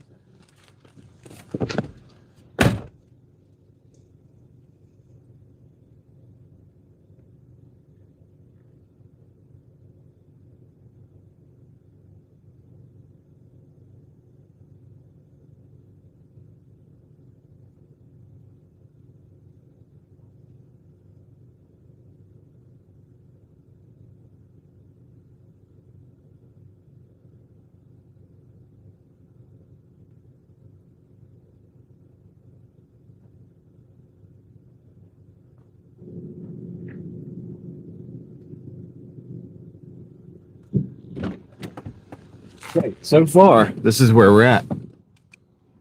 97.47 for 4 hours and 19 cents. Oh, okay. Yeah, she may show up later. I don't know. It's like I said. Usually, if she's ever not here, it's usually like a Saturday. I've noticed that, and usually she'll show up like later on and or something. But I don't want to take that for granted. But that's what I've noticed. Cumin was the missing piece. I got you.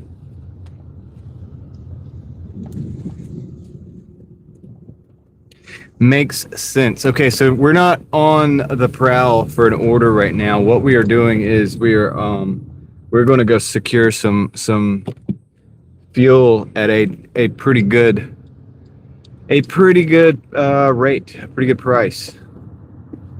I would say, because if the other side of town is going to continue to be like close to $4, then I definitely want to take advantage of this. Fill the tank up.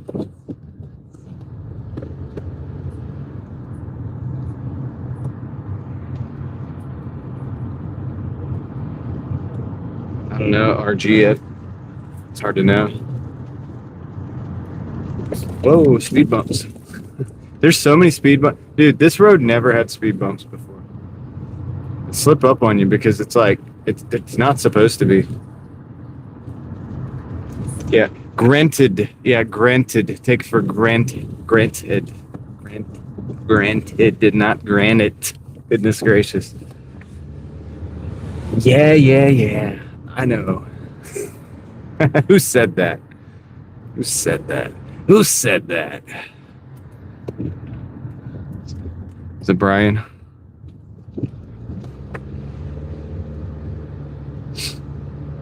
We're not far from the store though.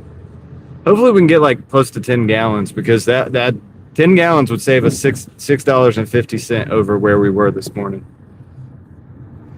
I did not fill the tank up today. I rarely get gas and not fill the tank up, but I actually did not fill the tank up because I knew this could happen. And I was waiting for this opportunity. That's why when I saw that price, I'm jumping on it. I'm jumping on it, man. Because, so what I did was I think I got like $15 or something over there because it was $3.97. And I knew that this side of town was at least as low as $3.41 because I got that the other day. Like yesterday, or whenever I put the short video. That's when I got the fuel at $3.41. So, because then I put that up like minutes after. I mean, I just basically did it right there at the gas station and uploaded it. So that was real time. And yeah, I was prepared for this.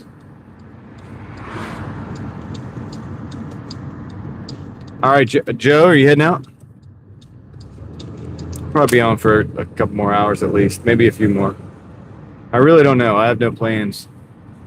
Just gonna try to make a little bit more money. Yep, and I will show you guys the prices too, just so you can see it.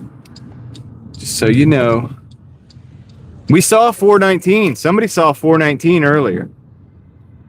Was it Troy?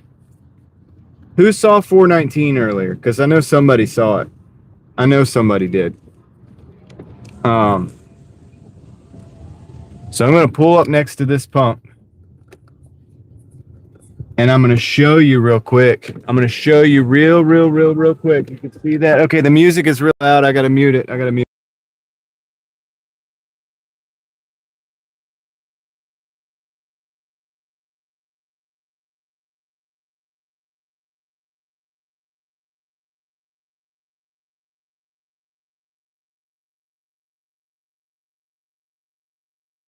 I don't know why it wasn't showing up. Could you guys not see that? That's kind of weird. But if you look over here at the sign, you'll see. Hold on. Dang it. You'll see. Can you read that? 336. Can you read it?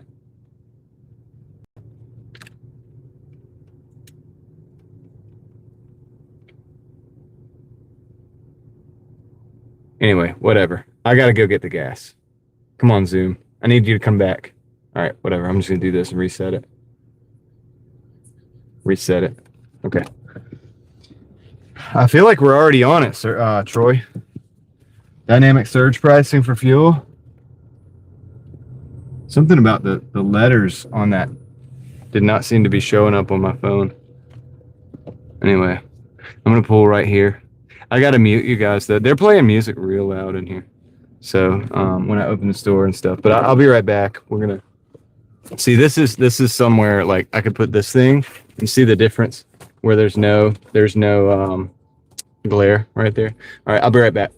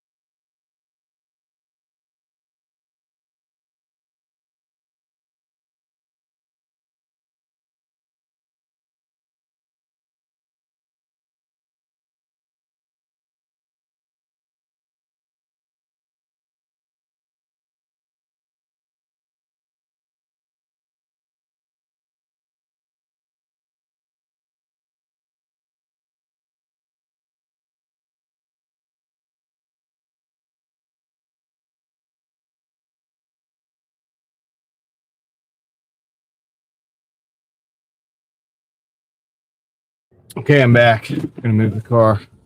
Let's see. Get out of here like this. Right here. Yeah, dude, you know, it's crazy. No, I do not have the Sheets reward card. I don't, but I probably should get one. Because that would be helpful right now. But yeah, 336. I did get over 10 gallons of fuel. And so, yeah, at, you know, what is that? 40, 50, almost 60 cent. Actually, almost exactly like 61 cent. So, difference. So I saved that 10 gallons was $6.10 cheaper than what it would have been. So anyway, all right. I should have just went ahead and resumed the dash in the parking lot because I could get a Sheets order too. But anyway, I just resumed it now. I actually don't know what the heck I'm doing. This is kind of stupid because I probably should have kept it that way. Probably should have stayed in the parking lot. Nice, that's good. 775 for a 12. We can decline that one. Yeah. So 6 cent off per gallon, or 6 cent cash back per gallon at Sheets on with credit card.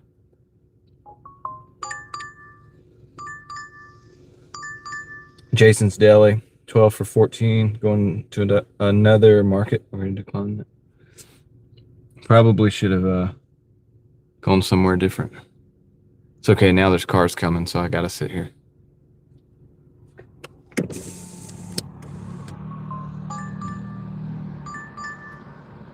Leo's Italian and a Panda Express. Oh, Panda, come on.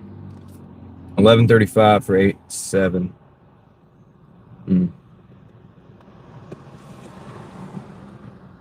Where's it going? I'm gonna take it. Let's get it moving.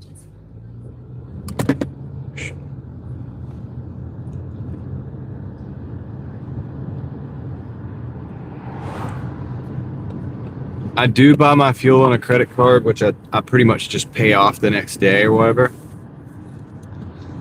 And I get 3%. I get 3% back. But that's nowhere near 3 cents a gallon. So that's pretty good actually. I see the appeal. I see what you're doing there. Or what they're doing there. It's a pretty big deal. What's the percentage? I mean, that's almost, well, actually no, I could be wrong. 3% would be more than that.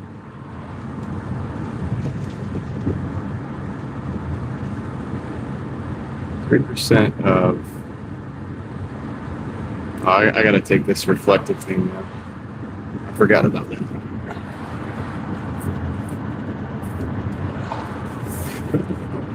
Sorry guys. You probably thought something crazy happened, didn't you? No, I was just moving something. Okay.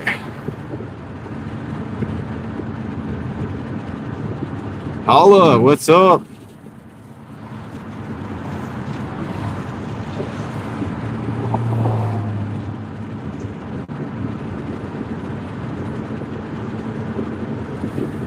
You're right, 3%. Yeah, I had to think about that for a minute. I was like, no, 3% is better. It is. And the card that I use to buy gas is specifically fuel is 3%. So like that's what I use to buy fuel. That one seems to make sense, and it seems to be working so far. I get quite a bit back from that because obviously I buy a lot of fuel. So, but getting the better price, obviously, if I'm here and I'm driving past somewhere that's 61 cent cheaper than the other place across town. Then and we saw 419 on the live stream. Somebody said it, and I looked back and they were talking about a gas station that we went past up on Falls actually. And it was $4.19. So what's the difference there? That's like 70, 80, 93 cent difference, I think it is. Is that right? 83 or 93 cents.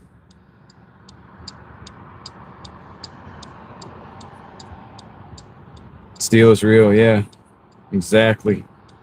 So that's a pretty big difference right there. What's up, Krista Katz?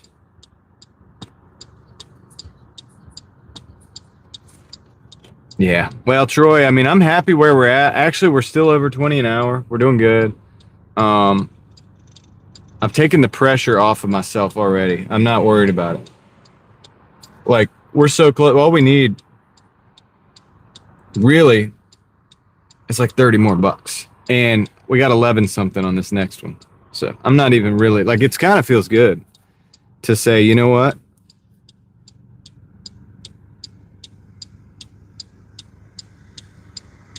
This certain amount is going to be enough.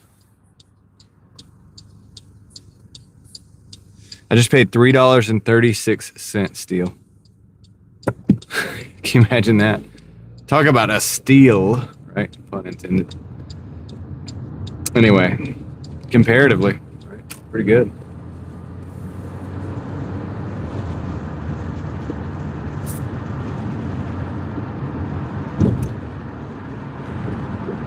I purposefully did not completely fill up on the other side of town earlier because I knew I'd be over on this side of town. That's the difference in between one section of Raleigh, a couple miles away from a different section of Raleigh. And it could be a timing difference for the fuel too. Like they might have a different batch of fuel, but still, you know, it's a pretty big difference.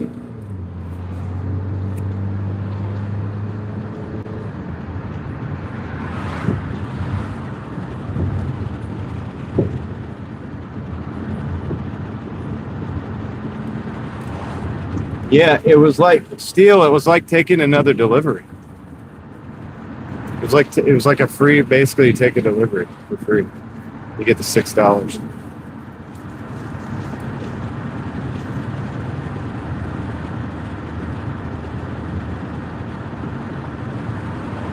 Silly not to. Now by Monday, all these gas stations could be lower like that, or could go back up because we just don't know. But yeah.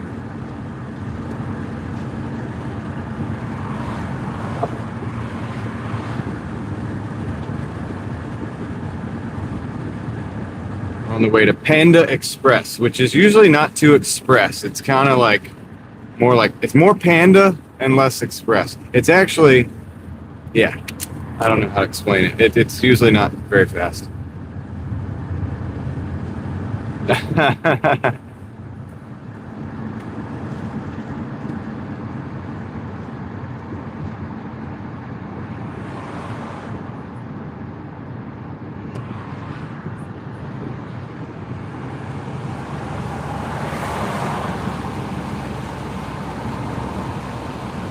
Yeah, Panda, long way.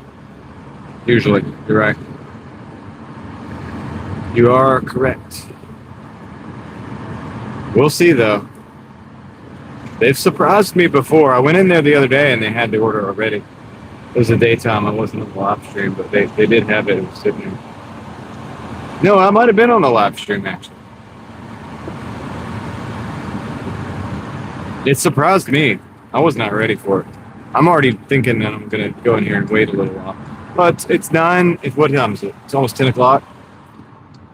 So that kind of might make it better, you know, because it's not like the busy time. It's not quite as under pressure. Because even though they're slow, a lot of people go there.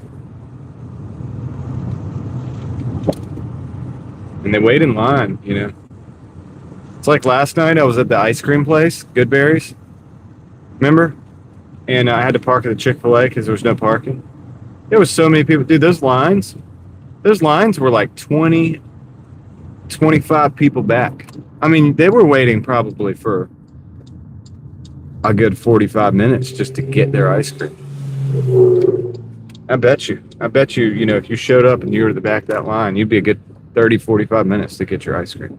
That's crazy.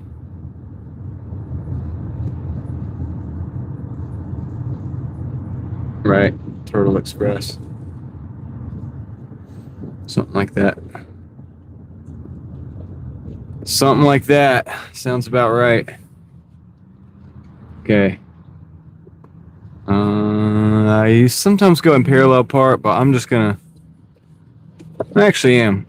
No, I'm actually gonna back in. It's gonna give me a back way out if I need it.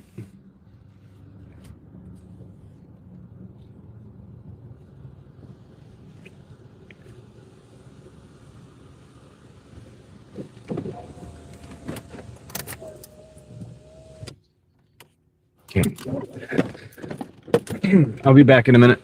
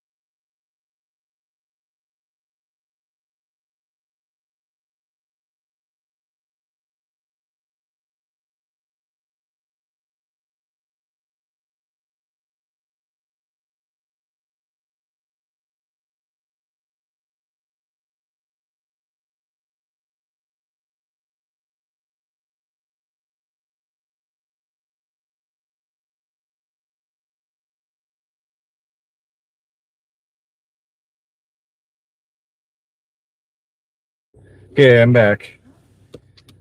We gotta go to North Hills now. So I actually could have gone out this way.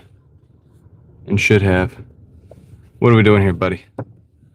Get in your lane. Tiburon. The Tiburon. I think that's a shark.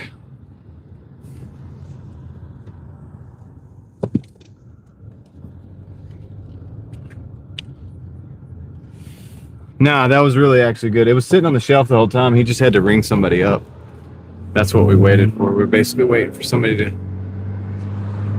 They paid with cash, so he had to get a change, and that's what took the time, but no big deal.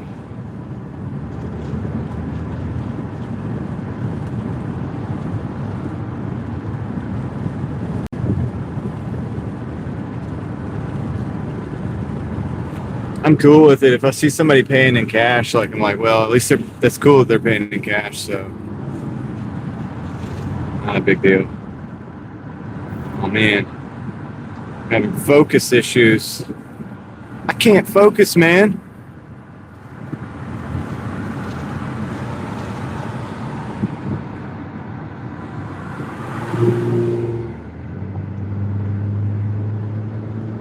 We're gonna hop on the highway where Steel is Real does 100 on the highway. we're gonna hop on there and do about 60 miles an hour because that's the speed limit, and then we're gonna get to gonna go down and exit.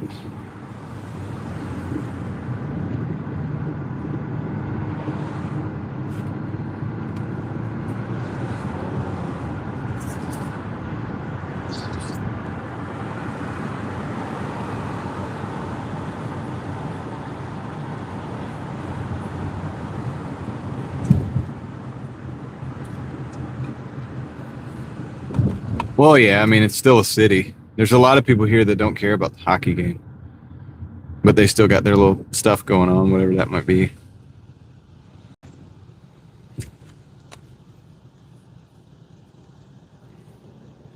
People are going to the club. People are going to on a date. You know what I mean? Maybe they're going to go hang out, play some video games. I don't know. I don't know what people do.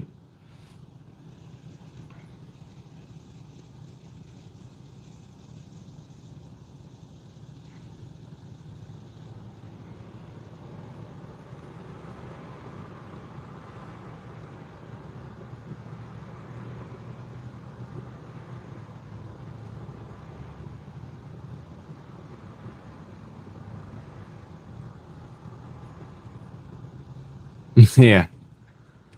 Yeah. They're out there looking for something. I don't know if you'd call it love. Yeah.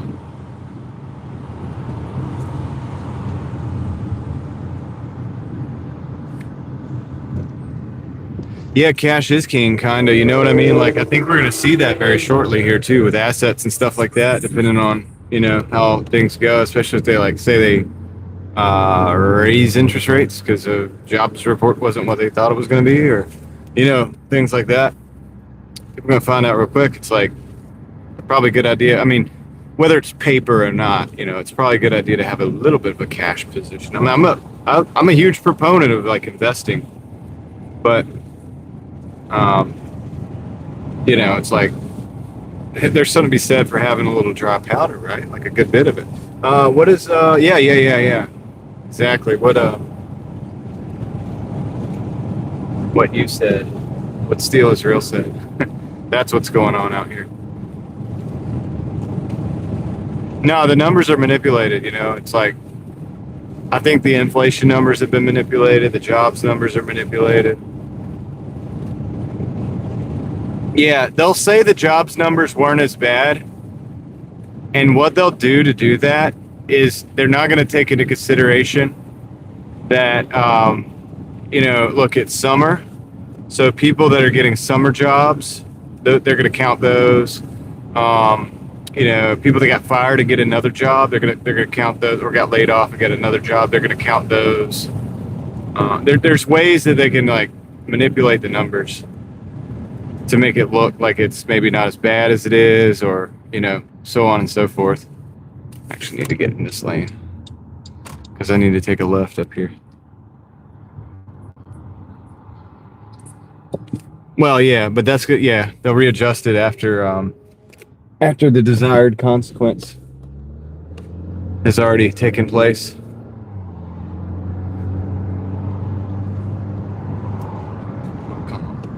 Did I really miss that light? I should have took off like that Cybertruck up there. Yeah.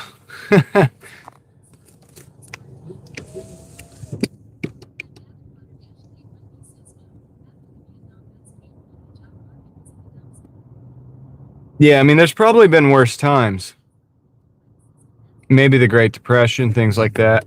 As far as jobs, you know, and things like that. There might have been places. I mean, I don't think we're in that bad of shape at the moment, but you know, they still, like I said, they can manipulate the numbers and stuff, and it can change the impact of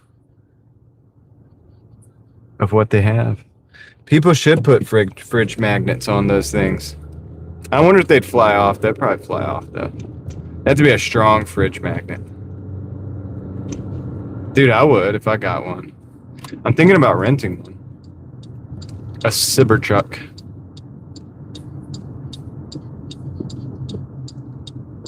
I mean, yeah.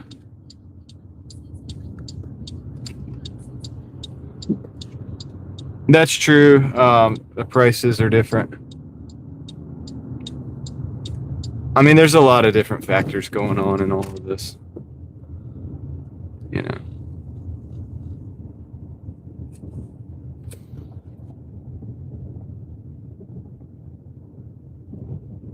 Okay, we gotta go.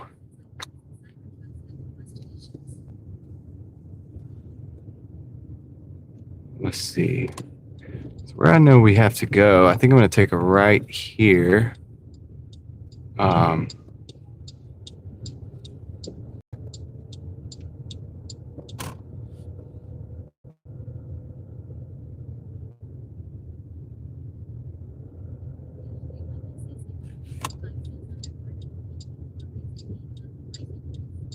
Take a left here.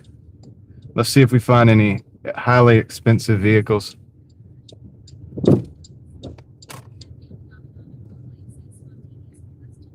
So there's a Rolls Royce. I think it's an ugly looking vehicle. That kid's taking a picture of that Rolls Royce. Get out of the road, dude. It's not worth it. It's an ugly car. Now, I like the looks of some Rolls Royce cars are awesome and they look cool and they look nice. But the SUV one I don't necessarily like. I like that Vet. Go ahead. It's just like, just because the car is expensive, I can't make myself like the way it looks. You know? Some of them look cool. Some of them don't. It's another Cybertruck. It's probably the same one. Where are we going to park? All right, so may or may not get parking right here. It's a park and walk. Or I have another option.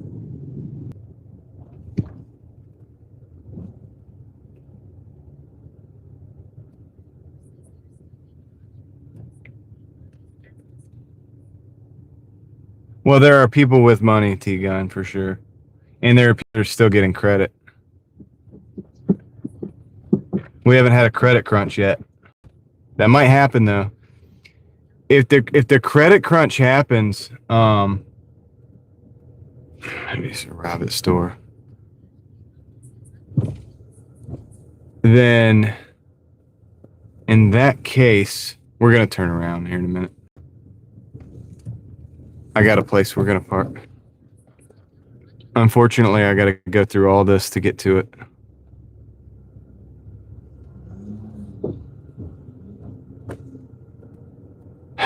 Yeah. Sorry, I've already, quote unquote, arrived at store. We're just having this issue with the parking.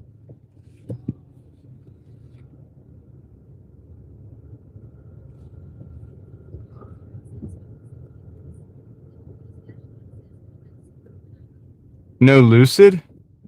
No, I don't see very many Lucid. There's a few Lucid in town still, but no, I don't see too many of those.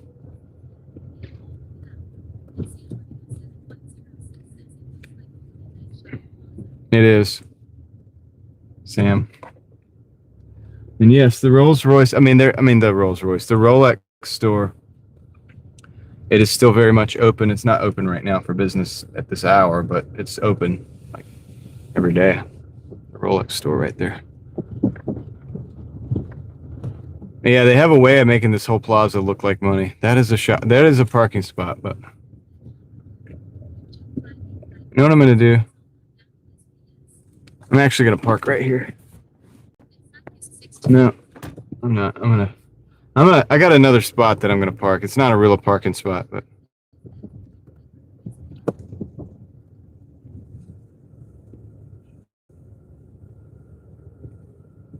okay. They got their kids out here in the stroller. What time is it? 10 o'clock?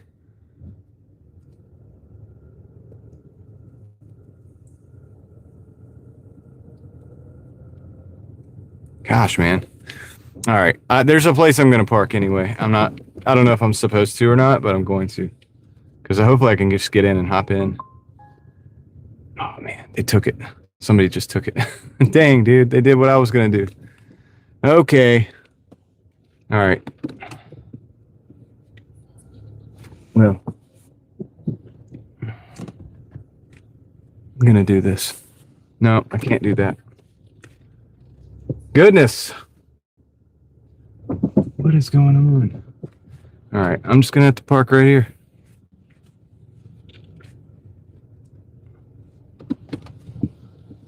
Okay. I'm gonna park right here. All right, I'll be right back. This isn't gonna take long. Hopefully I don't get a ticket.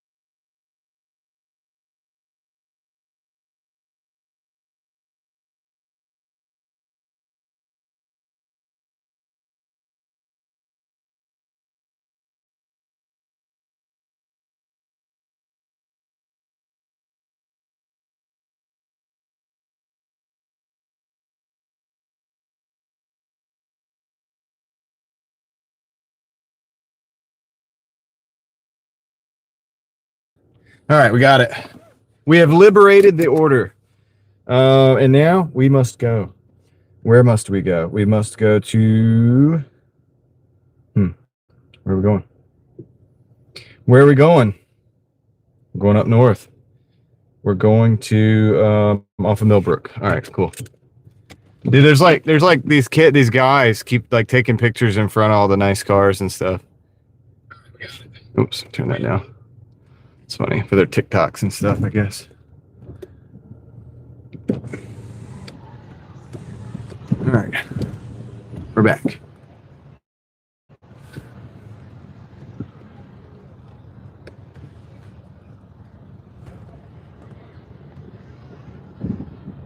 Yeah, areas like this, kind of like if you're, grinding it out on your, at a low kind of level, trying to get to the next level, and you think about how much money these people are spending, like it would kind of make you like feel a little bit nauseous because you're like, whoa, dude, like that's crazy. Like I just grinded like 2 weeks for that. And you just dropped that. You just like went in and dropped that in like 5 minutes. Like, you know what I'm saying? So it kind of makes you thinking. It's like, whoa, that's crazy. There's different levels to the game. There's like all kinds of different levels to the game. Dude, yeah, dude. They got a picture by the Malibu. They had to, dude.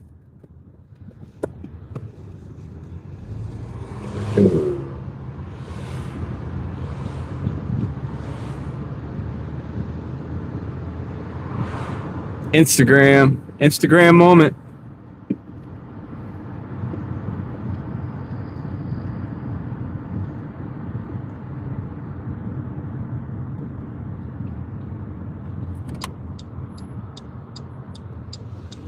Who cares about a Rolls Royce or a Lamborghini Urus or any of that stuff when you got a Chevy Malibu? You know what I'm saying? See, I personally still think the Urus looks mid.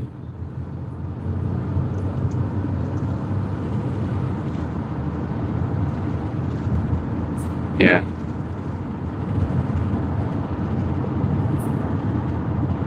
Edson. What's up, Edson? All right, we're rolling right along. 3 minutes to the drop off, 1.3 miles.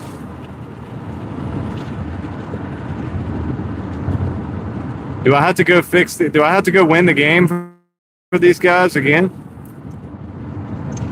Oh, dude, I'll make a point. What do you call it?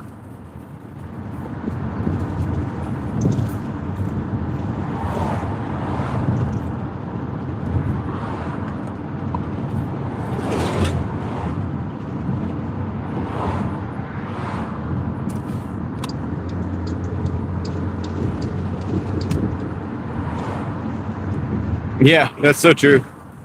Oh, I'm not getting around this one. I thought this guy was taking a right. Um,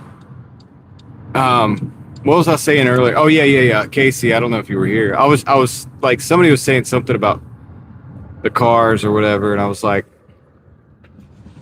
the crazy thing is like, the difference between a $4,000 car and a $30,000 car, and it's kind of funny because it's very similar to what you just said. I was like, the only difference is how much you're paying for it in most cases, and in some cases, that $30,000 has more stuff that I don't really want anyway. I would actually pay not to have. So to me, the $4,000 car is more valuable. And my argument on that as a DoorDasher is if you buy a $30,000 car, you're going to devalue it at least $20,000 of that value. You're gonna drop right out of the bottom of that car as you go drive it for DoorDash. So that means, and let's say over the course of 2 years. So over the course of 2 years, that means that I'm $20,000 ahead. I start out $20,000 in advance of anybody who's getting a $30,000 car to do this job or this gig, this type of thing. That's 20 grand I don't have to make to be in the same place. That's too much. That's a lot, And then there we go back to the index fund, 10%, Dave Ramsey, 10%, 7%, whatever. But $20,000 over the course of 2 years, and then compounded beyond that. So I like to buy cars at the bottom of the devaluation. That's how you get the most value, and it allows you to create more value too for other people instead of having to just look rich. You can actually do real things. I can buy a camera. I can buy a phone so I can live stream with you guys, right? Instead of having to make a car payment, we can do real things. Okay. Let me drop this off. Yeah, that's true. That's true. They break down whether you're making payments or not.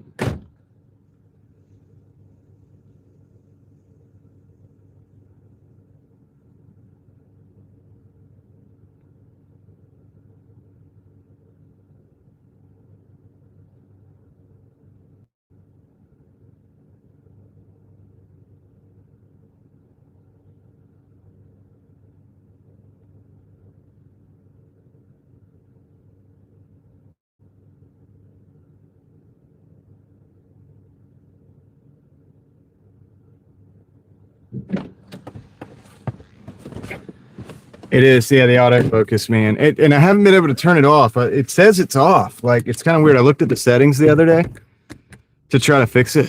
But anyway, anyway, you know the thing. So anyway, yeah, talking about cars. And somebody said something about like, well, what if your engine goes or something, like something catastrophic? And I'm like, well, to be honest, this car's got 330,000 miles. If something really catastrophic happens, I have the choice to try to fix it. But guess what? This is the beauty of not making payments. You know what I could do? I could go buy that Honda Fit for $4,000. Yeah. And people are like, wow, what do you mean? Like, you buy another car? I was like, yeah, I can do that because I don't have to make payments. Anybody that doesn't make payments, you'll be able to do that after a period of time. If you can pull it off for long enough, you take the risk the first time, you get an older car, you pull it off for long enough, you've now saved enough not making those payments that yes, indeed, you can actually go and just buy another $4,000 car. Because you're not trying to buy a $20,000 car, you're buying a $4,000 car. So you just go do that, right, and keep the wheels rolling. So people don't understand that, man. Because there is the concept of the throwaway. Yeah, there is an element of cheap cars that's like, yes, you can keep them running, but also it's still even more. It's still financially. You're still financially in advance of somebody making payments, even if you look at it as a throwaway car. I'm gonna drive the car for a year, and if it's done-ski after that, I'm gonna get rid of it, and I can just go buy another one, and I can do it again. And if I make another, if I get another one and that one goes a year. And then you could do it again, if you really want to. People are like, oh my gosh, and it's like, yeah, I'm still paying half of what you pay for that car, or less than half, really. $9,000 a year or something like that. Buy 2 cars every year. So anyway, it's just a different philosophy, and I'd rather do that.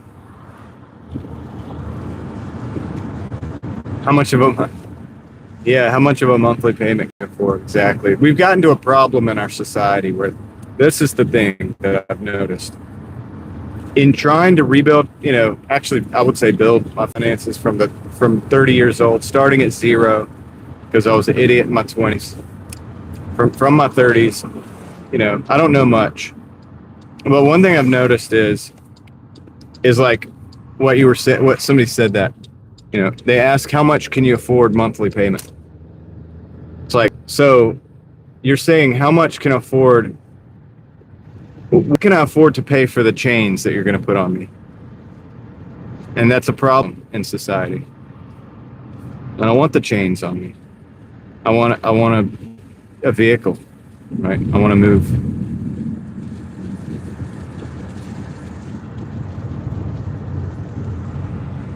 Well, the great thing about a used car, the great thing about a used car is it's already been tried and tested. If you buy a car from 2008 or 9 or 10 or 4 or 12 or whatever, you could pretty much get the internet is full of information. You can pretty much get a good idea of what tends to fail and when and how do you fix it, how much does it cost to fix it, and you get a really good educational picture of what is going on with that vehicle. If the car breaks a month later, what if you go and make payments on a used car and that breaks a month later? Like, you know what I'm saying? I've made bad decisions. Dude, I've made one bad purchase. I'll say. I haven't made that many bad purchases, actually. But I did one that really stuck with me, and it bugged me. And it was just a vehicle that I probably paid too much for. And it bugged me. But you know what? I only paid $2,500 for that vehicle anyway. So it really didn't hurt. In the long run, it really didn't hurt that much, even if I made a mistake. And that's what I'm kind of trying to get at. So if you're not making payments, you have decisions you can make. You got a little bit of flexibility. and only pay $6,000 for extended warranty. Well, dude, I can buy 2 cars for that $6,000. That's what I'm trying to say. You know, it's a different way of looking at things. It's like you bought an extended warranty, and I'm not trashing you. You just asked the question. It's like if you want to buy extended warranty, okay. I'm gonna take the money instead of buying extended warranty. I'm just gonna get a car. Like I'm just gonna own the car. You know? Well, yeah, but I don't need an interest rate. I'm just gonna buy a car. You see, that's the difference. They are sneaky. Yeah, you're right. Exactly. It's sketchy. All right, let me go. You know what else is sketchy? This neighborhood. It's kind of dark. I'm gonna take the flashlight. I'll be right back.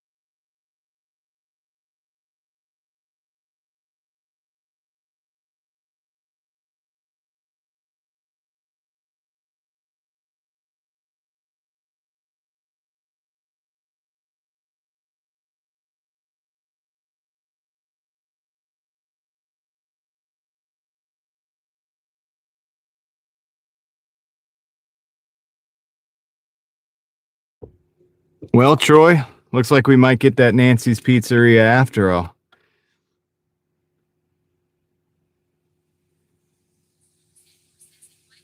I'm gonna take it.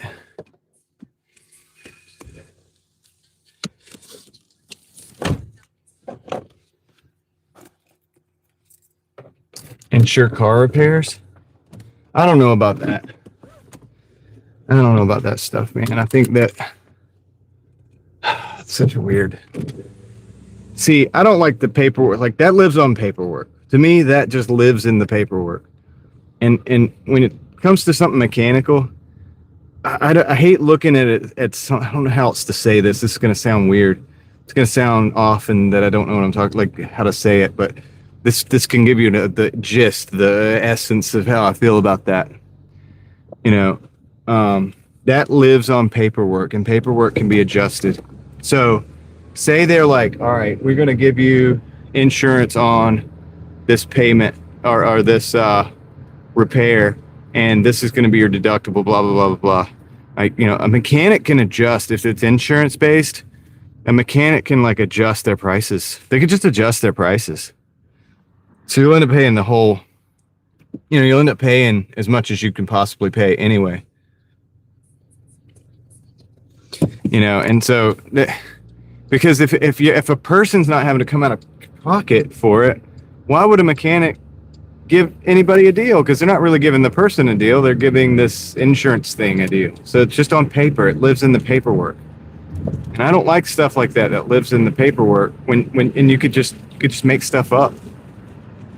I like real value, like value to value, like whether it be $1 for a repair, you know, how many dollars, how many, you know, per hour, whatever, what the job's worth, whatever. I don't know, man. I just don't, because you could just manipulate all that stuff. You know,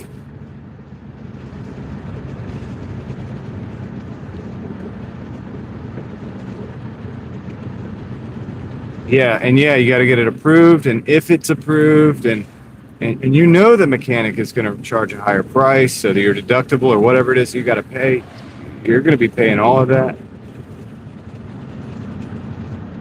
It's just a, you know what it is? It's just another little bell and whistle that they can add on to that thing to make it sound like you're getting a better deal. It's just another thing they can add and they can riddle off when they tell you that you get all these things when you buy this vehicle. But it's like, how about let me actually buy the vehicle first, you know? And that's what I don't like about it. And our whole society's gotten that way. I can understand houses to a degree, you know, but the value of houses and the value of money we make, honestly, I feel like it should be around 7 years. We're talking 15 to 30 years in our society. And it's not knocking anybody that buys that. I'm going to have to do it one day probably too. I'll probably do it at some point. Same thing. You know, I just don't like it. I don't like that essence of like, why are we doing 30, half of a person's lifetime almost? Should be like 7 years. That should be the value of what you make and the work to the value of what it costs to find a place to live and stay in that place to live. I mean, people have worked for their freedom for 7 years and been able to get their actual freedom as a free person, you know, or through a situation of like indentured servitude or whatever, in less time than it takes us to buy a house in times in history. You know what I'm saying? So it's just weird that we live in this time where it's like, you know, you're gonna be in debt longer than that. You're gonna be in debt for longer than.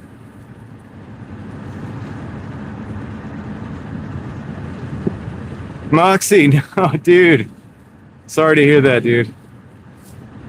That's terrible. That sounds terrible, man. How did that happen? Don't answer that.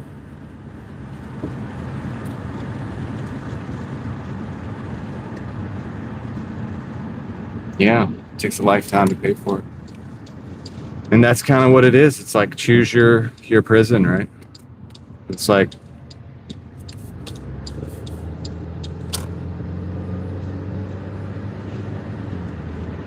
okay, so you feel nauseous because of that?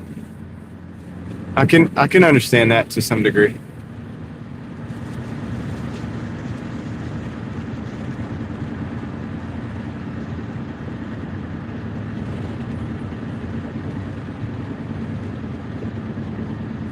Hopefully you'll get some relief. Well, I don't want to say it like that. It sounds terrible. It sounds like that's what you're getting.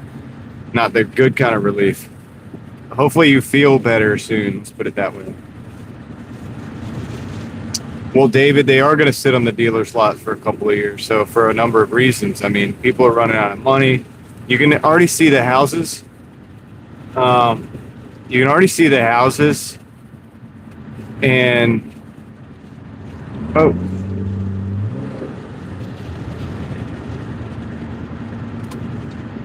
you look at Zillow, or you look at what do you call it? What's the other one? They're taking like 50, 75, $100,000 off some of the prices of these houses around here right now, and that's because nobody has the cash. And then when the interest rates are what they are, the cash seems less available. All right, Alex, take care. Have a good night.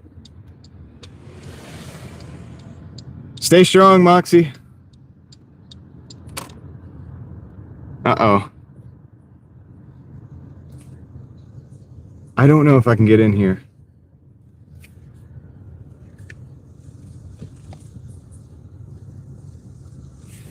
Moxie Man advises that everybody I never ask anybody to subscribe, but you may want to about now. All right, let's see if I can get in here or not. Probably give this guy a little bit more room on the side. Oh, gosh. Okay, it looks like he's going in, so I'm going in. Let me see if he'll let me in. I know this guy. Okay, he wants me to go around. Okay.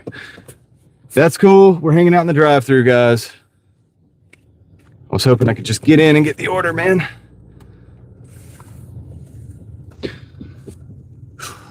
So hoping I could get in and get the order. Gotta wait for this person who doesn't know what they want to eat. Whoa! Dude. Moxie, dude, you did a lot this time. I guess I'm gonna get ready. Thanks, Moxie. I'm gonna turn you guys back around because you don't want to look at me when I do this. You don't want to look at me when I do this. You ready? Ready for this, Moxie? All right, hold on. I'm going to take 2 breaths. 3 breaths is better. Okay. Actually, okay, let me go to the drive-thru first. Let me check in first, okay? Hold on. Now I'll take another breath. Gotta get ready. All right, hold on. Thank you, Moxie. I appreciate it. Hi. Hey, I just got a DoorDash order. Okay, thank you. All right. You guys ready for this? Might have to take this microphone out of my head, or the speaker out of my head. Here we go. All right, guys, congratulations. Track Barker, 2542. Ziva, 78 seeds. DJs, allegedly MIO, True Crime, 1998.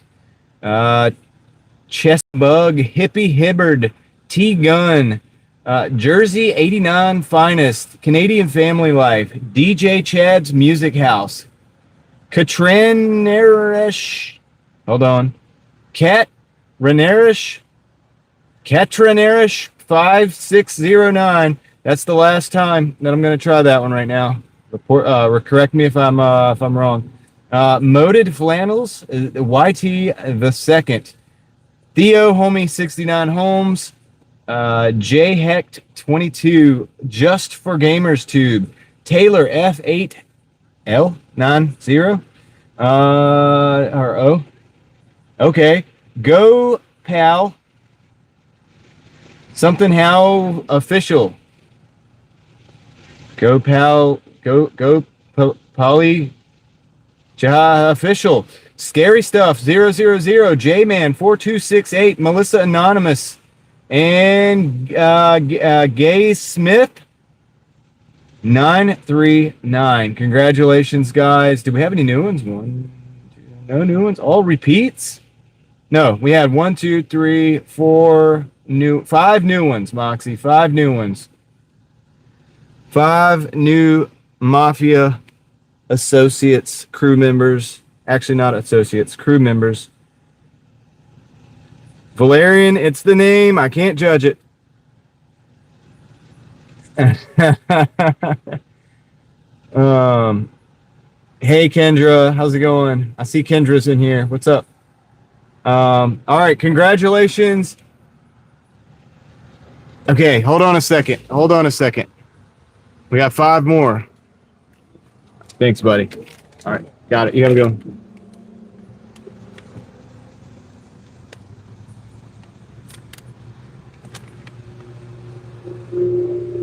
All right, I got 5 more. You ready for this? We're gonna get to 5. Here we go. Congratulations. Eva Nirvana 500 MB313, Pickled Toe Jam, Shola 123, and John BBBB. So there we go. Thank you, Moxie. Appreciate it. I guess, dude, like, you deserve another fist bump. Hey, let's get some Hulk smashes in the chat. I know that was a weird name, right? I've seen that one before. Let's get some Hulk smashes in the chat for Moxie. And we do appreciate it. And the new members. So anybody that's a new member, make sure to say thank you. Make sure. Yeah, I know that's a weird one, right? That's a weird one, dude. But I gotta say them all, except for, sometimes I don't. But it's got to be a really bad one. Okay. I know. I've been thinking about that. Sunkissed and Dixie has been hanging out. Well, you know how I'm gonna just say it. I'm just gonna say the first part, and that's it.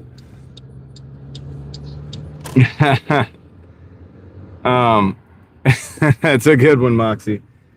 Yeah, Sunkissed. I've been thinking about that, and I've been like watching for that. I don't read but so fast anymore. I kind of like take my time a little bit and kind of make sure I know what I'm about to say. So yeah, because that one did get me the other. That's pretty good. Look, I commend. It's a great name. It's a great name. When you say it, it's like, I mean, if whatever. I'm just gonna get out of it. Get out of that conversation. Anyway, Kendra, how's it going? That's right. Jason. I like where we're going with that. How's it going, Kendra? He says, say it. I'll have to say "oh my" in first, okay? I'm in front of it, so you know what I'm saying? Just be like, "oh my," and then we'll say it. So how about that? I'll say "oh my" first. All right, we're going to Nancy's Pizzeria. I don't know if Troy's here, but Troy will probably be happy to hear about. So, yeah, you like the stream earlier, the one the car show, Kendra? Give out a membership? I can do that. I think I can afford to.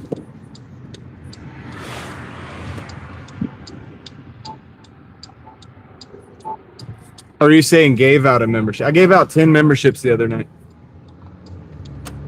Oh, you saw the car show? Yeah, the live stream really I didn't get all of it on the live stream. I did go back and I tried to make sure that every car was on film. I don't know how jumpy it's gonna look. Well, I paid for them, Moxie. I couldn't figure out how to get the 10. So I just paid for them out of pocket. I'm a little bit bummed out about it because I had the laptop and everything and I was trying to figure it out and I still couldn't do it. It frustrated me, but I had already told people that I was going to give them memberships, so I just did it anyway. You know what I mean? Which is fine. I would like to get the 10. You know what I mean? I would like to get the 10 that I get. I know they allow me a few. Kendra, maybe you can like help me with that because I was trying to figure out how to get the 10 free gifted memberships the other night because it was like the 30th of the month and I couldn't figure it out. And I had the laptop and everything, so I was on desktop. And I just couldn't figure it out. And I got frustrated and just bought them anyway. All right, I'll be right back. Let me go grab this. But anyway, what I'm trying to say about the car show is I have more footage. I actually went and took actual footage of it. So I think I'll be putting that up in the next day or two. I just got to put it together. And so, yeah, we'll get that. All right, let me go get this order. I'll be right back. It's a 9-inch stuffed pizza. All right, I'll be right back.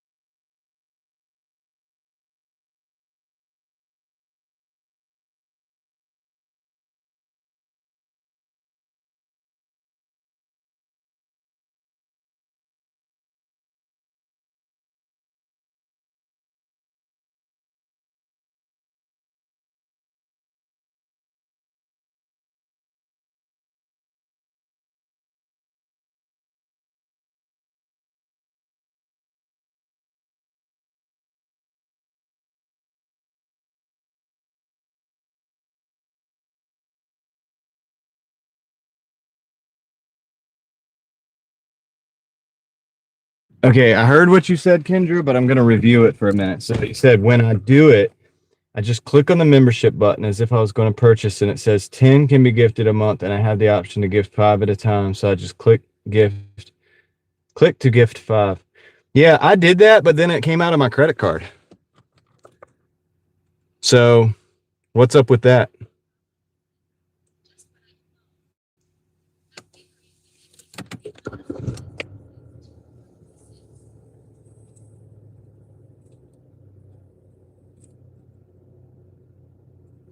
Water was low after last week. It was flooded over the banks. What are you talking about, Moxie?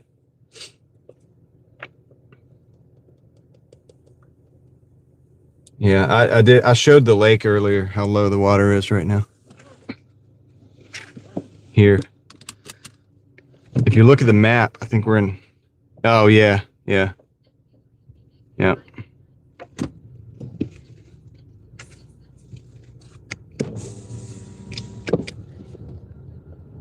Yeah, maybe I have too many members. Like, I don't know. So when I look at it, when I look at it, Kendra, I looked it up to see, like, I Googled it, how to do it and everything. They said that not all content creators get that. I think they said some. They said some content creators are allowed 10. I'm wondering if they're just not giving me the free ones. Like, if I'm not somehow, like, do I have too many views or something? Like, what's going on? I don't know. I'm not sure, man. I'm really not sure. But hey, you know what? I'm not gonna really sweat it anyway. It's 10 memberships. I'll give 10 gifted memberships every month. I may not be big enough yet. Yeah, I know, right? She's 24,000 subscribers. I'm only at like 9 something. So I'm not sure. So yeah, I mean, maybe that's what it is. You think that could be it, Kendra? Anyway, look, I'm not worried about it. I'll give 10 memberships every month anyway, no matter what. If I can figure out how to do it for free, I'll do it for free. If not, then I'll just do it like I did last time.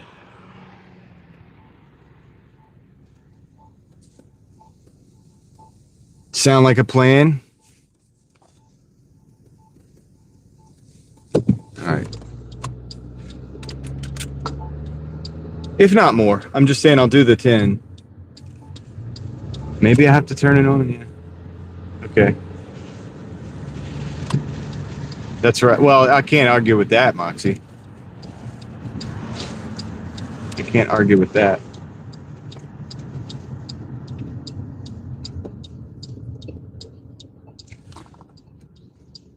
A branded account.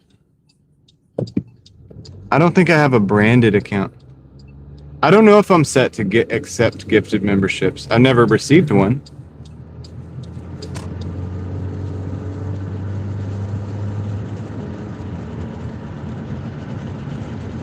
Interesting.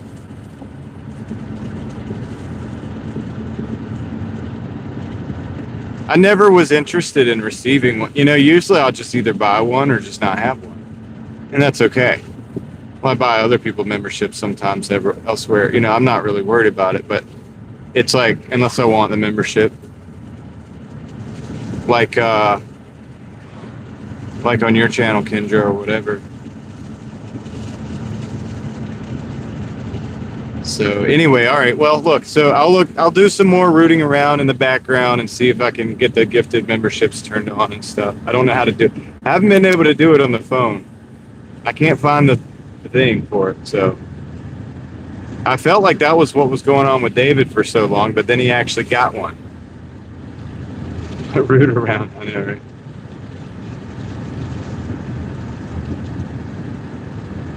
Ah. That makes sense, Casey.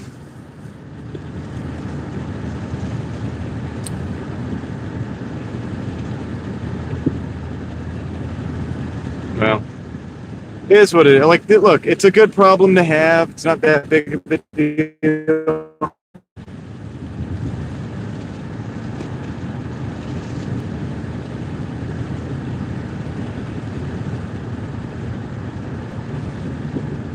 Yeah, I don't know. I'm not like gonna cry about it. It's like, it's kind of weird. Like, even if I pay for them, I guess I get like a couple dollars back. Like, it's weird. It's like I'm paying myself or something, and also Google. It's weird, but I'll do it.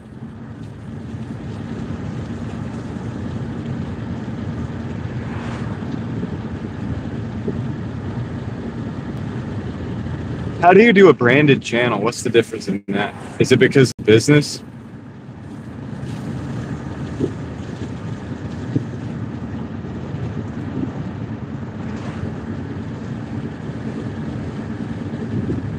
I'm like the worst YouTuber ever. I don't know.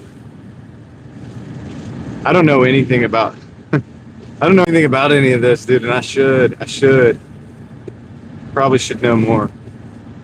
Tell me more. I need to know more.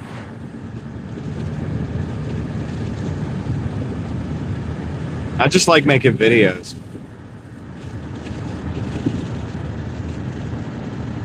Well, Casey knows.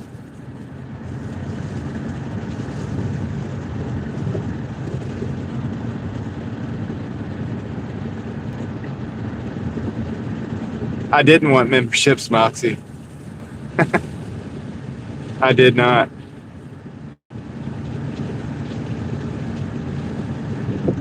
You're right. You remember that?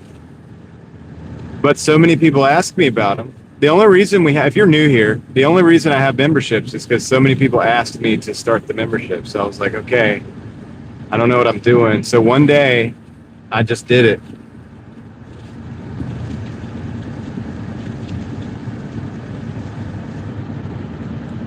And I was like, all right, I came out to work or whatever. And I was like, I got memberships now. I was like, you don't have to get them. I'm just letting you know, like I did this thing yesterday or this morning. Some people asked me about it and I did it.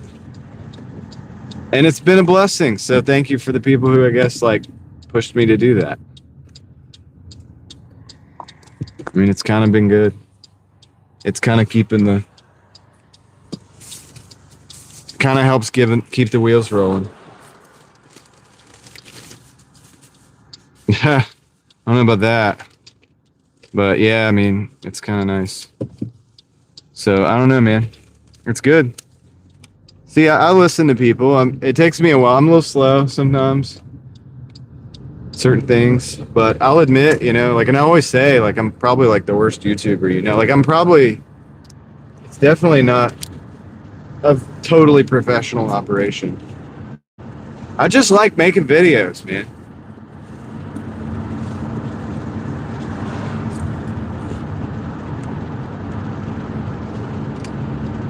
That's the part that, you know, I just,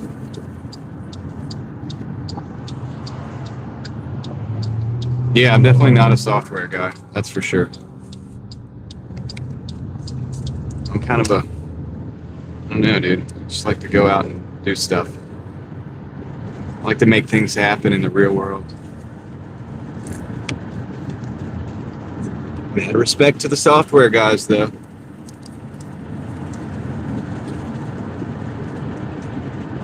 I'm trying to learn.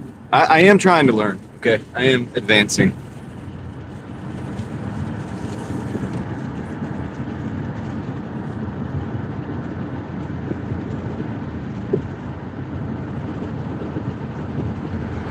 Yeah, which makes sense.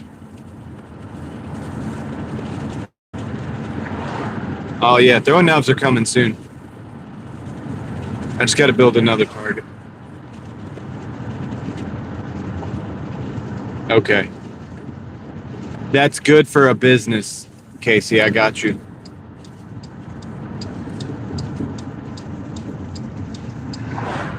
So I want to make what's called an end grain knife target.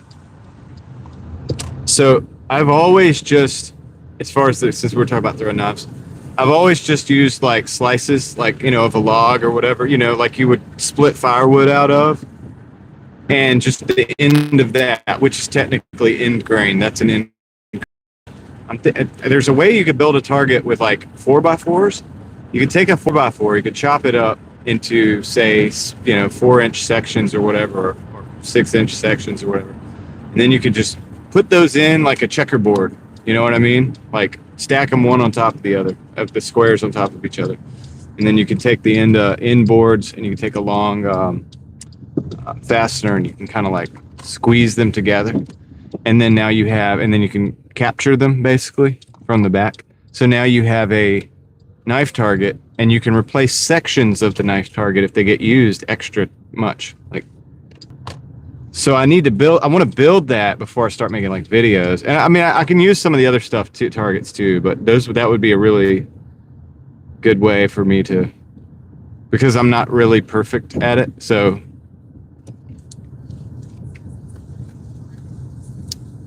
that would be a good way for me to be able to build a target where it would be more forgiving, let's just say, than like the small round targets that I use.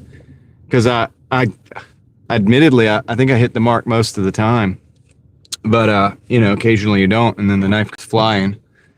And this way, I could build the board big enough where if I miss, like, it'll still hit the target and then just fall flat, and I can go get the knife, and it's a little bit better. So there's a lot of reasons why I've been wanting to build one of these. I just haven't had the time. I got to go get the hardware, go to the hardware store and get the 4x4s and the 2x4s that I'm going to use, and like the fastener. All right. Okay, Kendra, good night. Hope you have a good one, and thank you for stopping in. The Burger King's going out the door. Let me get that real quick.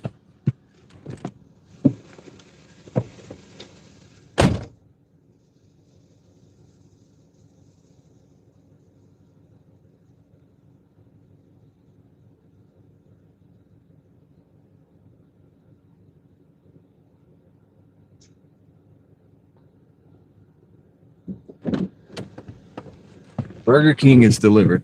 Now we got to go down Lumley Road. Maybe we'll see a airplane. I'm down 3 goals, man. I gotta get to work. I need to get over to the stadium, to the center, if they want to call it that, the event center, whatever. What do they even call it? I don't even remember what they call it anymore. I feel like they've changed the name a couple times. It's not a stadium. It's a what is it called? Drawing a blank. Oh, it's in Vegas. Okay, yeah, I'm gonna need the private jet. Does anybody have one?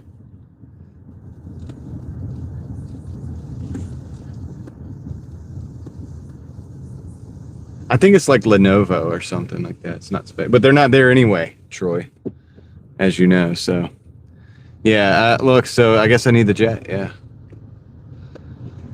this is why people use private jets. Okay. Westgate. Yeah, definitely going this way. Westgate to Lumley. It's my favorite way to take this route.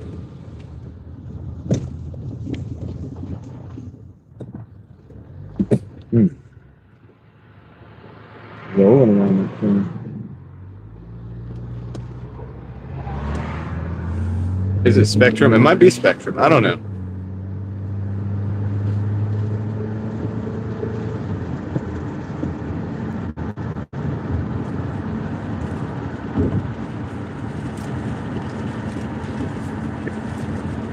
I wish private jets were more affordable. That'd be cool. I mean, I would love to.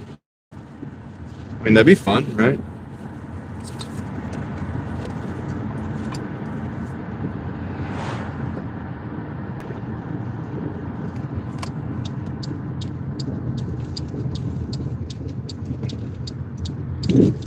Oh.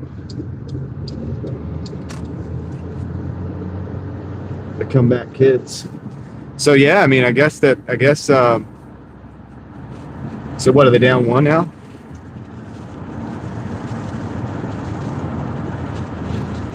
Yeah, we might see an airplane landing, guys. Don't know.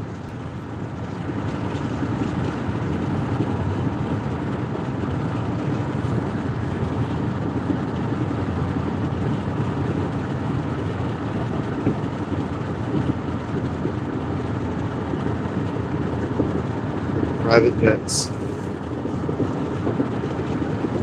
I mean, it'd be cool if it was like more affordable. If it was like everybody, if you're just like slightly rich and you could have a jet, it'd be kind of cool. I mean, some people are like kind of rich, like not really, really rich, like, you know, not Elon Musk rich, and they have like a plane, like a small plane. That's a thing, you know. But like a private jet, that's a bigger deal. Usually you need a pilot, you know, and all that stuff. It's a lot, dude. It's a lot.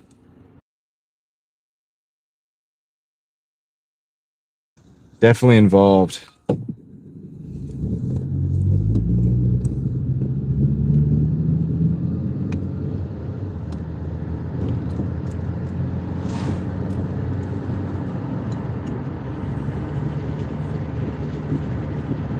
We can do this, Troy.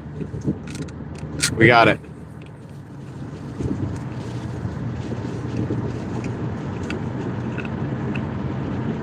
Just put me in the game, coach.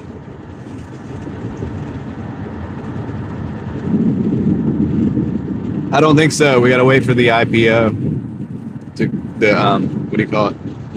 We'll see after SpaceX.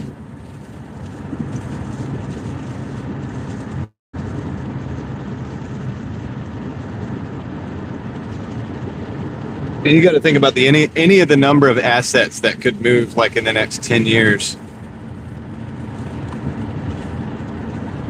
to really like push the envelope on somebody's net worth like that. You know, like say Bitcoin, if you know, I'm not saying it's going to or whatever or not. Just say if Bitcoin, it's what 50,000, 60,000 now, probably going to hit 50. Say it goes to 500,000 or whatever, right? That'd be a great big increase in the net worth of an individual who holds a lot of that asset, right? It would be a huge increase in that person's net worth. So, like, say I don't know how many Bitcoin Musk has, probably a lot though, right? You know, that's just an example. So that, you know, plus his companies, plus everything. Just take one good year for him to really get to a crazy, crazy level. I mean, he's already at crazy, crazy levels, man. These guys are rich enough to, you know, it's not like the rich guy down the street. It's not like you know, the dude down the street's got an elevator in his house and some farmland and some, you know, he's just whatever. These guys have countries of money. Like they have more money than some countries do. I don't think they could actually buy the country, but I mean, technically, if you could just buy a country, they could do it.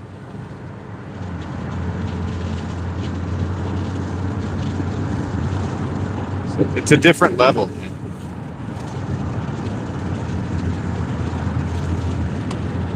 So it's like don't be mad at the person that owns a couple restaurants, because that dude, that ain't it. That ain't what. That dude is just a guy that was successful, probably worked, you know, and figured out how to do the game, and has a couple, 2, 3, 4 restaurants, right? Rich, but not Elon Musk rich. It's a whole different ballgame. The dude that owns a couple, 2, 3 restaurants is still one of us. Like, it's still like one of the rest of us, basically. It's just pretty successful version of it, you know, pretty successful within our realm.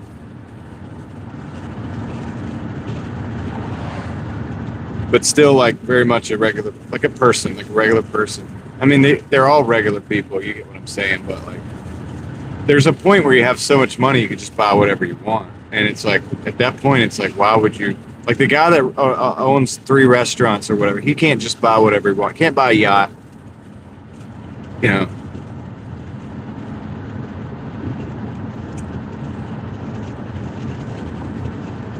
You get what I'm saying? That guy's still severely limited on what he can and can't do.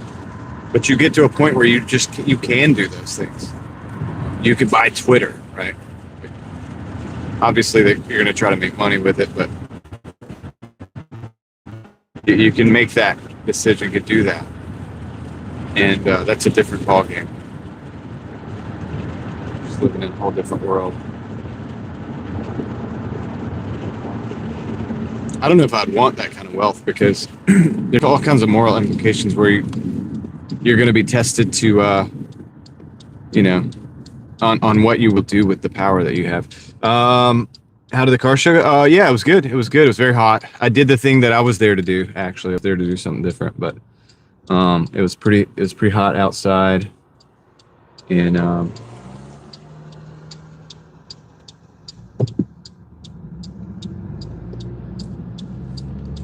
but I did get the footage. I mean, I got more footage of the cars. I didn't do it in 4K. I did it in 1080. So, you'd buy Skunkworks? Or Lockheed, maybe? Well, does that get you access to the super secret, top secret, special, you know, technologies? I don't know. I guess, maybe, right? That one guy bought, Skinwalker Ranch. Just bought it. What's his name? Bigelow? Bitcoin? Yeah.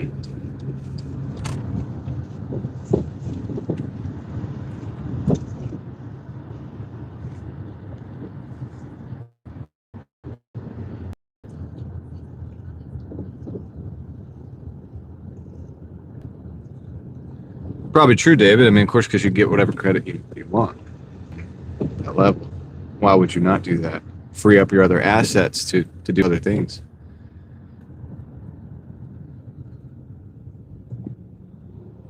They probably all do that. I mean, probably everything they do is probably like that. It's not the same as buying a car with like a 20% interest rate.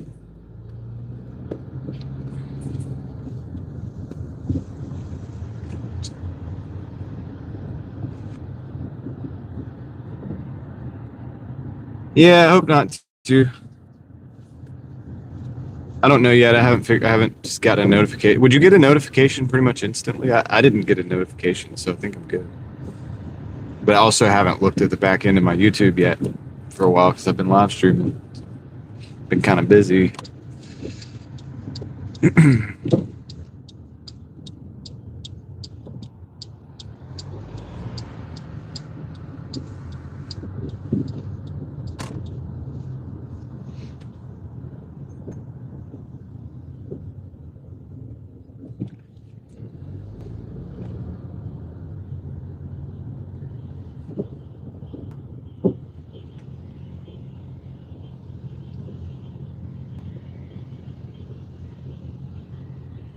It's like a little pond over there.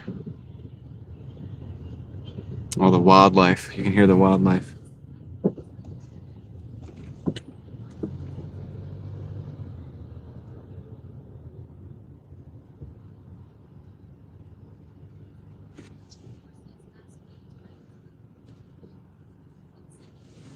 Okay, I think this is the place.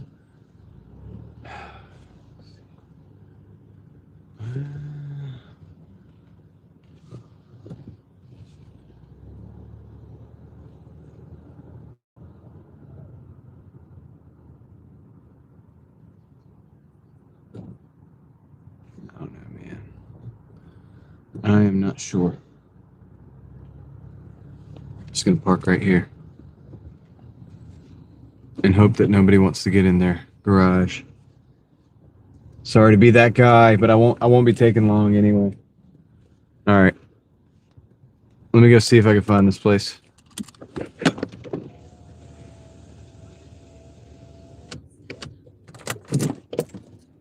All right. See you in a minute.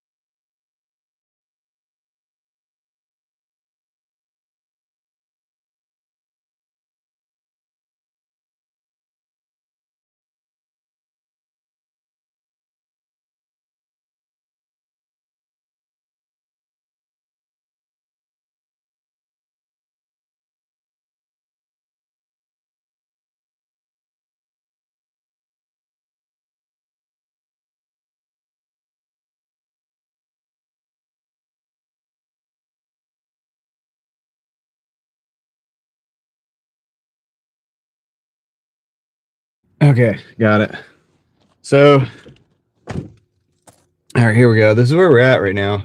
Technically, this is what we needed to get to 1,200 for the week, which I'm throttling myself in order to do other things. Probably not going to take that anyway, but anyway. So let's decline that.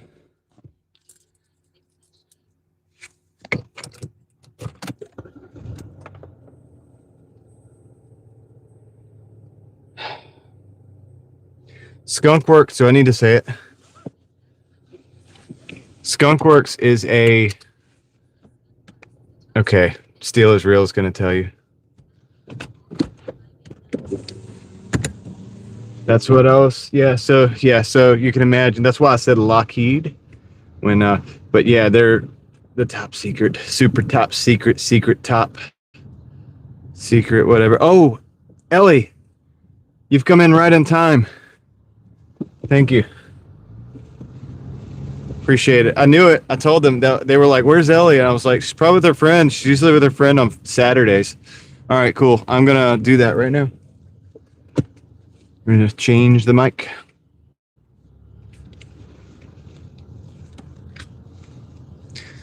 Yeah, Skunkworks has probably got the planes that like go into outer space.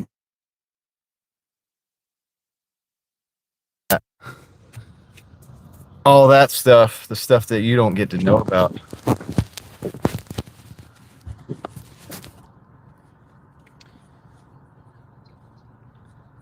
They're pretty much like all the UFO stuff that you guys see.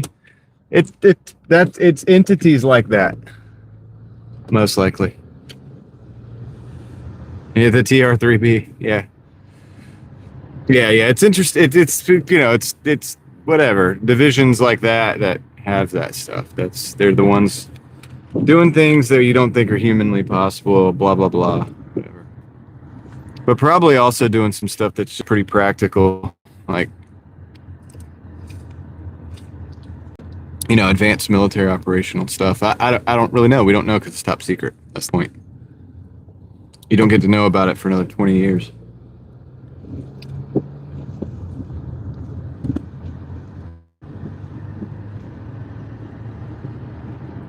Cool. So we reached our goal for the day, actually, but I'm gonna keep going for a little while. You guys want to keep hanging out? We can hang out for a little bit.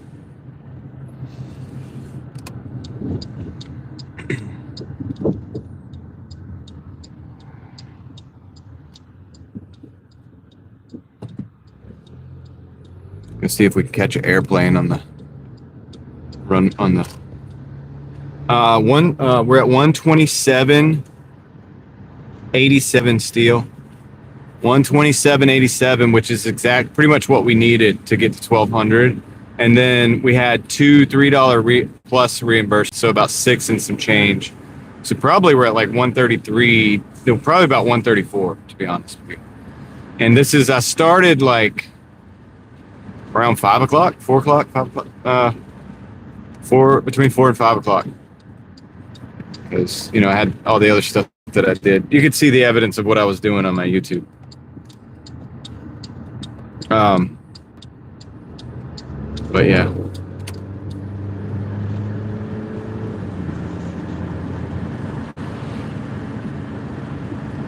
The goal was 1200. We reached it. So yeah, it's a lowly goal. It's kind of a lower end goal, but it's not a bad goal either, I think, right? I mean, I don't know. I think it's a decent goal.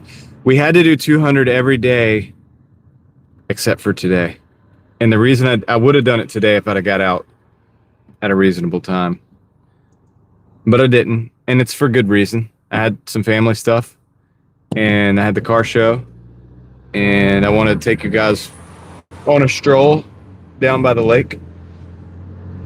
And so we did all those things. And I think it's worth it. So it was good to get at a car show, several people I knew there. Some people knew me, that, you know what I mean? And so that's good. It was good to get out and talk to people, shake hands, take some video, and even meet a couple people that I didn't know. But so, All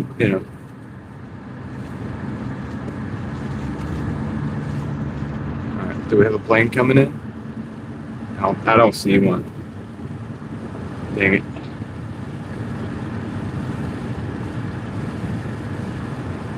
I don't see one.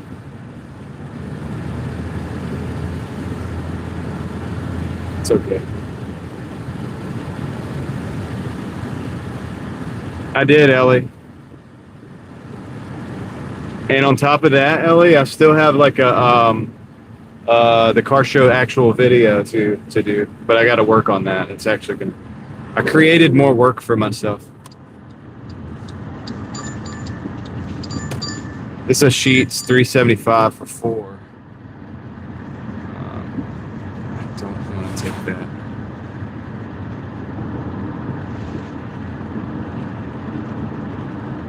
Okay, this is gonna be weird. It's gonna sound weird. I'm actually gonna take this. It's $3.75 for $4 for 4 miles.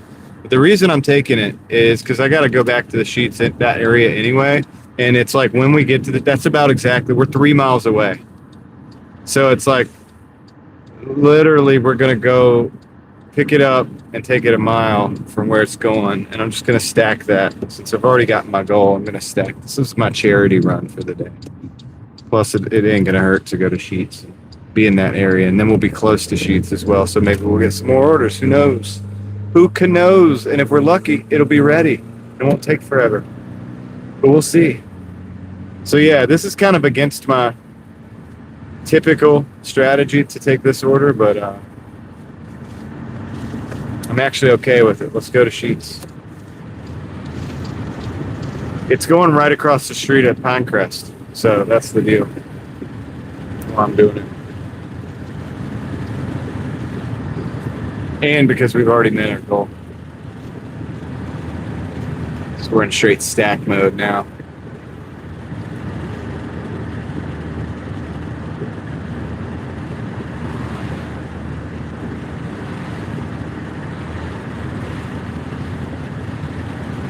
So, did you guys like the walk at the lake and stuff? You know, sometimes I think that stuff might be like, it's probably, like I said, it's probably not everybody's cup of tea. The reason I wanted to do that was to show you guys how low the water was. And along the way I get to, it's an opportunity. That's good, Maverick. I'm glad you're making crazy money. Valerian likes it. Leslie and Ellie say yes. Okay, cool. Well, maybe we'll do more stuff like that at some point in time. Yeah, maybe I wanted to keep it. I didn't want it to go to like almost 15 minutes. I didn't want to do that, but I wanted to go to that lagoon. Donna likes it. All right, cool. I wanted to go to that lagoon or whatever, and it takes a little bit of walking to get there. So, and I didn't walk down there. I just got, because that would have been a 25-minute video. You know what I mean? I didn't want to do that. That was not my intention. But it's cool to look at all the quartz and the old wood, and some of that wood. That's good, Maverick. That's good. 14 a week is great. Are you still using the Tesla? But yeah, some of that wood, where it's sitting, I believe that wood to be like normally under the water. My favorite vehicle at the car show. That's a hard one, actually. Let me think about it. You know what? Ask me that question again, Valerian, after I've sat there and edited the video, because once I look back at them, it's going to bring it all back, and there's a couple good ones. I don't know if I could say favorite. So ask me that again tomorrow, like Monday. And I'll have a direct, I don't like favorites.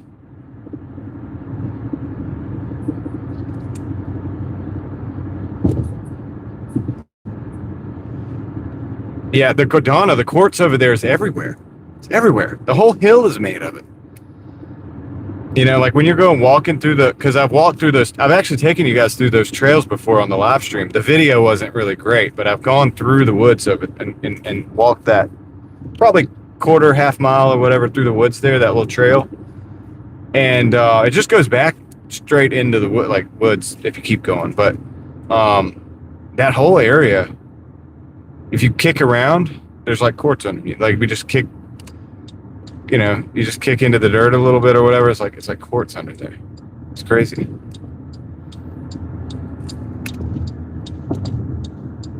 It's all over the place. And it's usually, I have found that it is usually in a conservation area or a recreation area or national park or state park.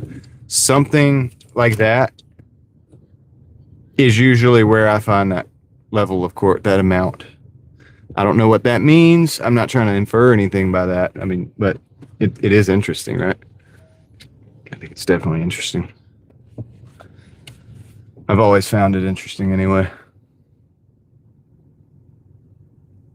All right. All right, guys. I will be right back. I'm gonna go pick up this order.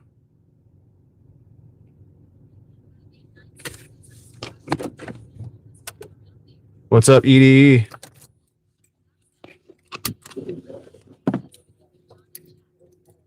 All right, I'll be right back. See you in just a moment.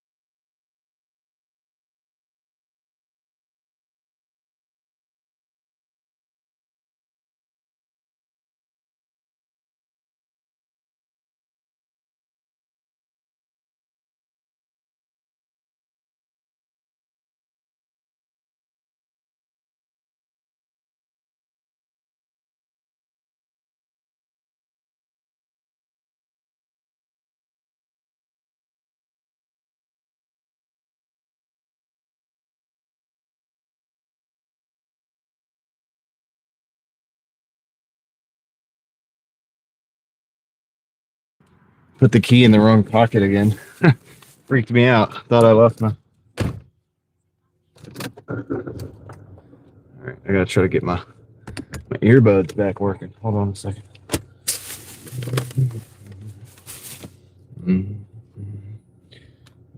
Okay, good. Right back in.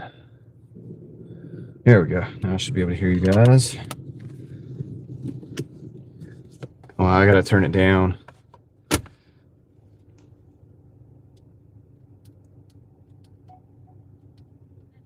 Oh yeah, there we go. It is hot here, Valerian. Yeah, it's definitely shorts weather. All right. So yeah, that took a little longer than I thought, but whatever. Because I met my goal, I'm not really sweating it. You know, we're just having fun, hanging out, right?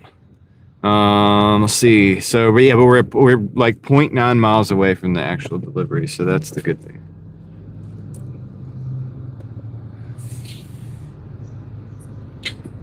What did you say about favorites? Oh, hold on. Maybe I can go find it. Hold on. Let me stop.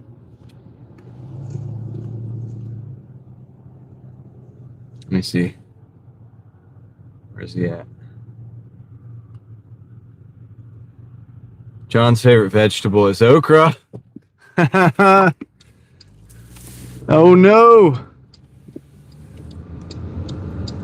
Got me.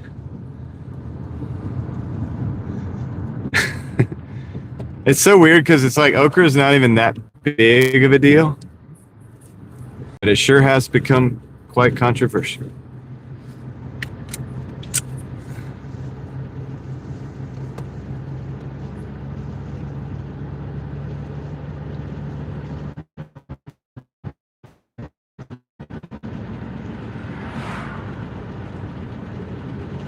Let's take a ride up here.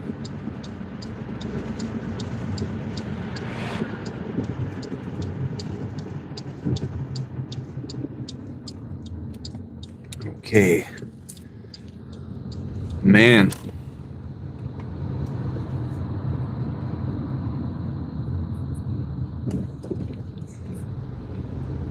Well, Steel, I had used vapes for a while because my wife was pregnant, and so I kind of switched to vaping so that I wouldn't smell so bad.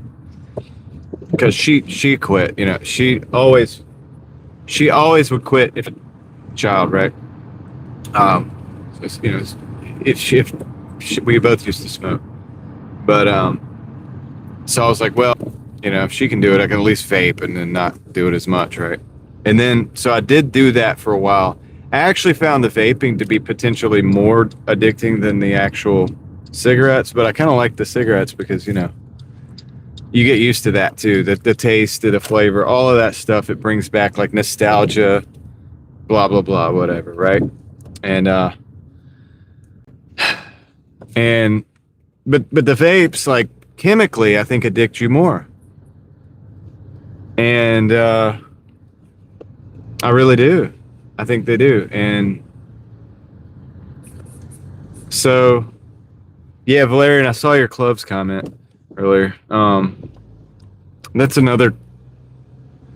almost another topic of discussion. But the it took me a while. When I ended up quitting the vapes, I did quit like what you would say is cold turkey. But I would say for anybody, like if you made the mistake, and I've talked about this on my other channel before because I've definitely quit things and made the mistakes of like kind of doing it again or whatever, right? You definitely don't let that get you to the point where you feel like you failed because you just, you know what I mean?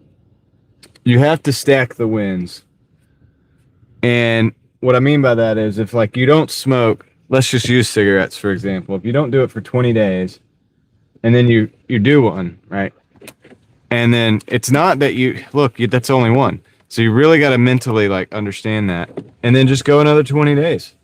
You know, you'll be all right. You're stacking the wins and eventually you're going to actually win and you can do it. But yeah, definitely. I mean, I just try to just quit.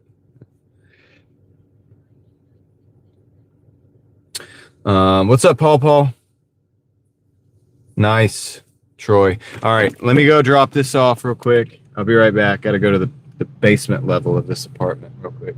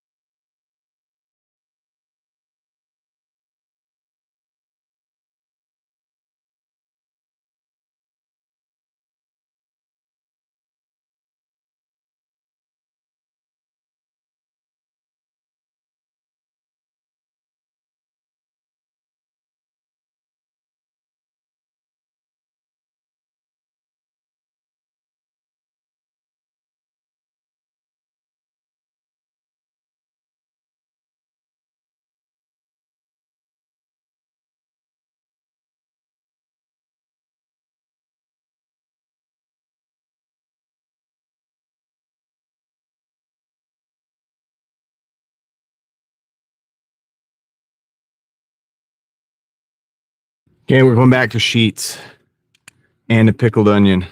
11.15 for 6.8. So we'll take those.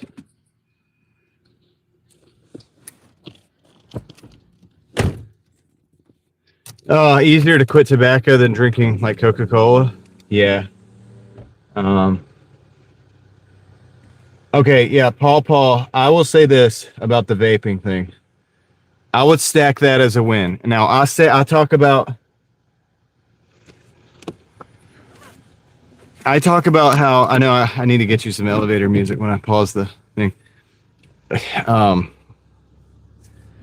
Where am I going with this? Oh yeah, how vaping is more addictive and all that. I do think that I was able to breathe a little bit better. That cleared up a bit when I started vaping, but it never got to the point with vaping that it got to the point after a year or two after I quit the vaping itself.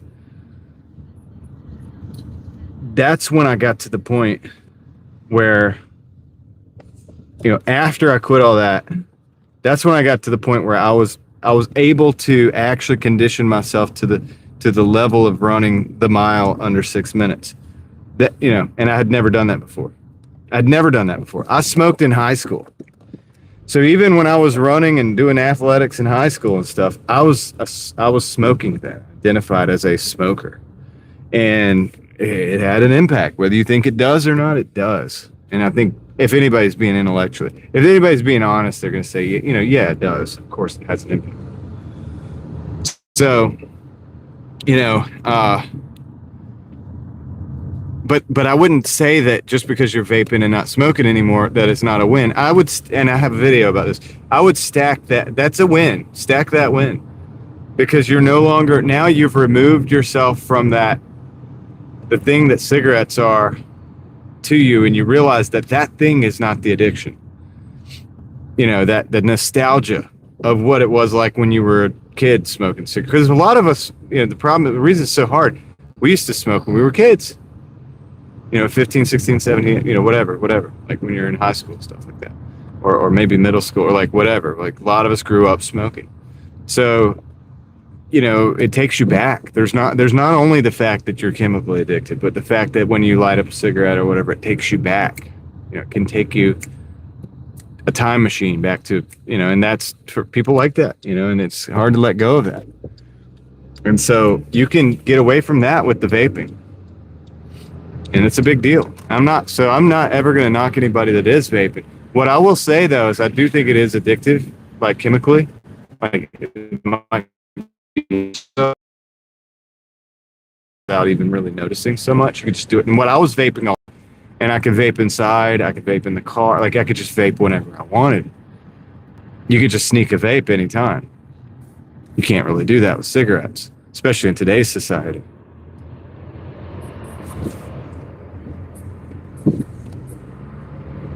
Um, but I do think that I do think it's a bit better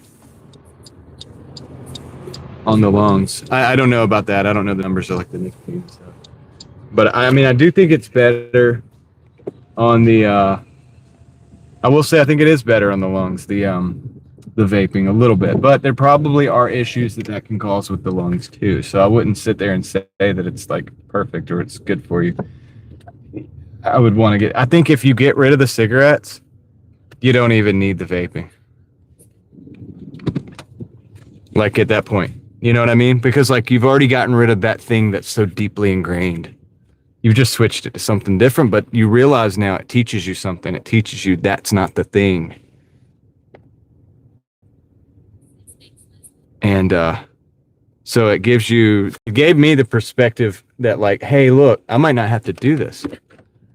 And so eventually I did. I just quit. And one day I was like, this is costing me money and I don't think I'm getting anything out of it. And I don't think I'm progressively less and less happy with what I'm doing.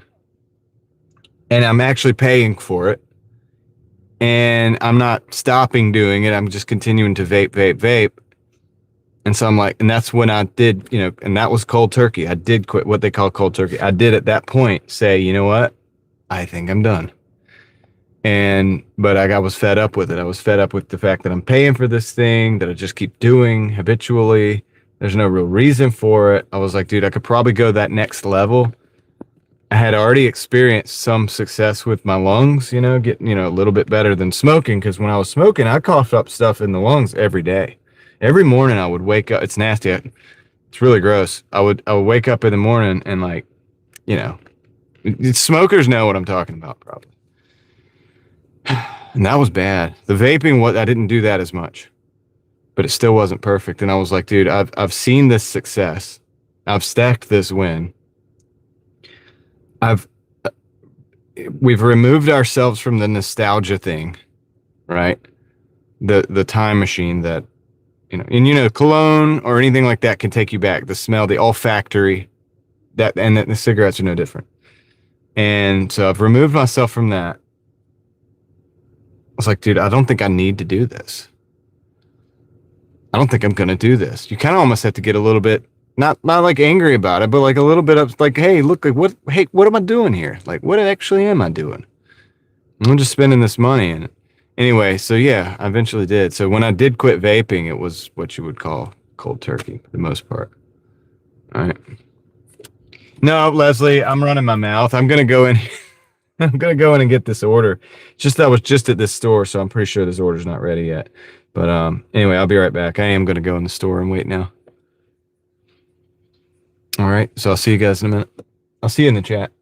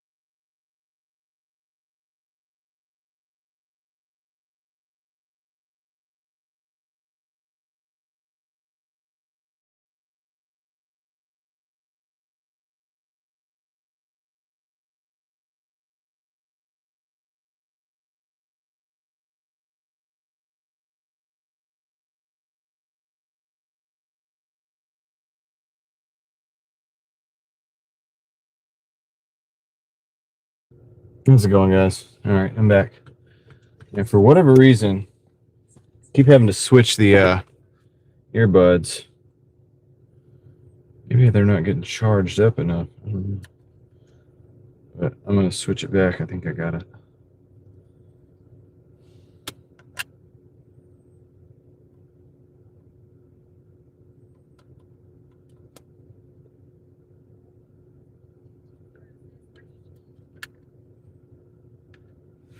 Get this done. What's up, HB?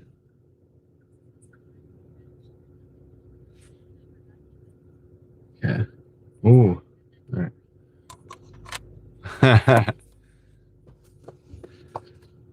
Okay. Got it. We're back.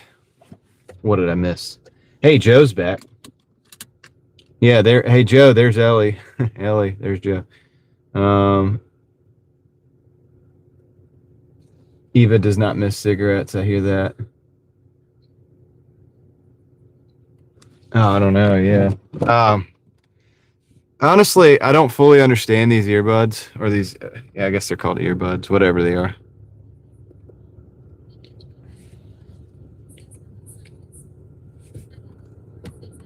All right, we got to go to Pickled Onion. So we got one more stop. Imagine there's probably a lot of people there for the game.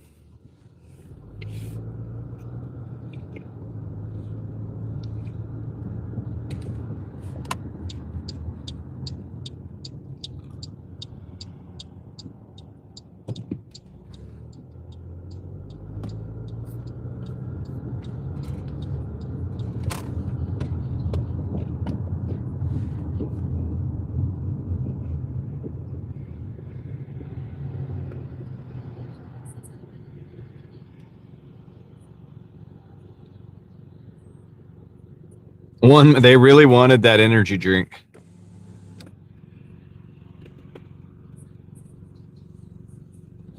I'm glad that Sunkissed is like cheering for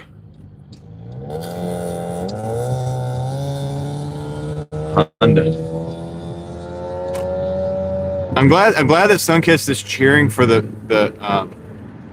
team that is like from my state. Somehow I like that.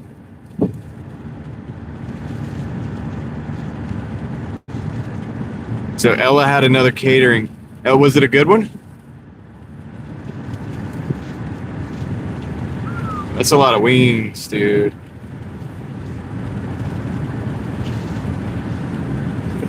Oh, it's good to see you too, HB. Okay, that's cool, Leslie.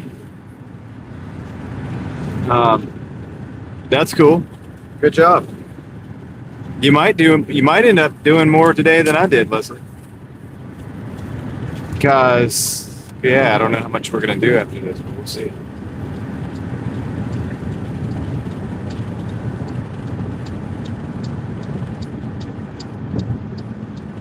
$24.55, $75.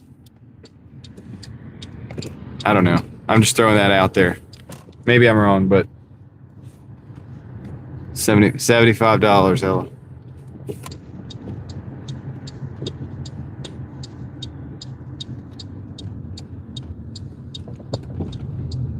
Don't leave me hanging. Don't leave me hanging.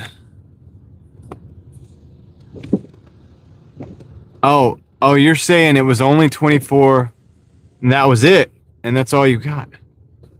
Oh my gosh. That's pretty bad. It's crazy. All right. I'm actually gonna. I would park over there. I'm gonna park over here. You guys are gonna get a view of Tony's Pizza. It's closed because this is actually just a better parking situation for me personally. So. Oh yeah. Something else too. All right, I'll be right back. Let me go grab this. Yeah, that's crazy. I don't ever believe those things anymore at this point. All right. Well, let me go get this order. We're at the Pickled Onion. I've arrived at the store. I'm gonna go see if I can grab this thing and get out of here pretty quick. So I'll be right back.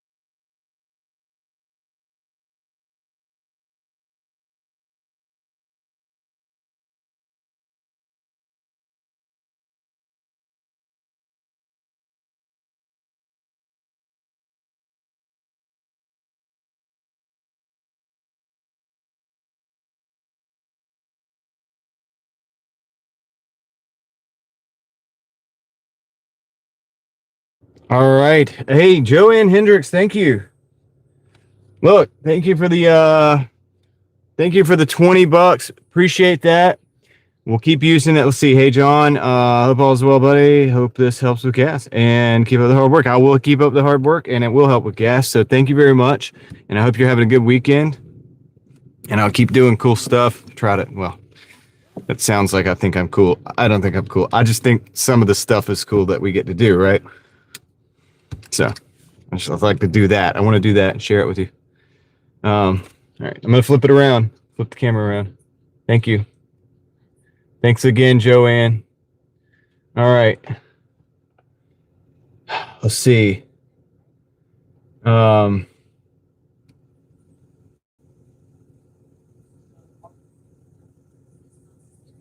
Rick, that's cool, Rick. Yeah, I have more footage from that spot, Rick, which will probably be compiled into a video pretty soon. So I'll be releasing that at some point. I just got to do the work to, I got a little work to do on it. Anyway, but yeah. So it'll be better video. Every car will be in it. Well, most of the cars, will be in it. And I went back after the live, you know, because I wasn't able to stay out there because it's just the music was relentless.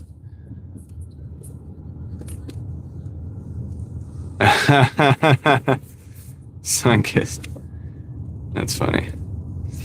All right, let's roll.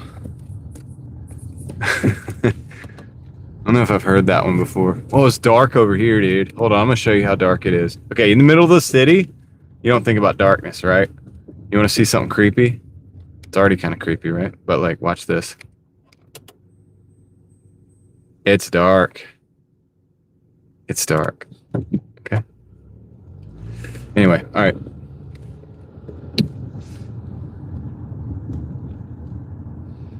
Let's get this thing. Okay, 4 minutes to get 1.6 miles to get the first one dropped off.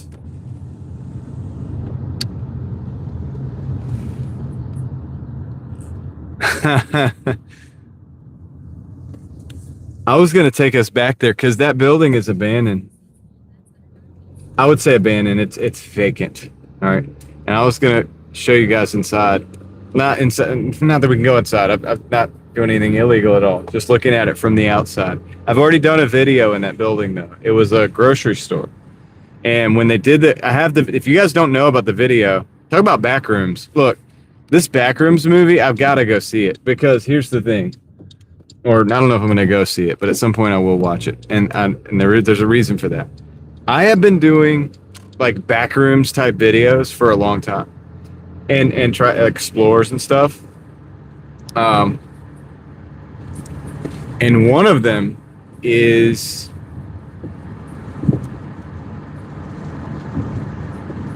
the abandoned slash recently vacant grocery store. And I have this video. I would link it, but I'm driving. But it's this grocery store that we were just at, actually, the back of it. And yeah, road tripping, that's sketchy, right? And basically everything was still there. Like all the coolers that are in the like the produce section and stuff like that sit in the middle of the, you know, where they have they put the strawberries on it and stuff.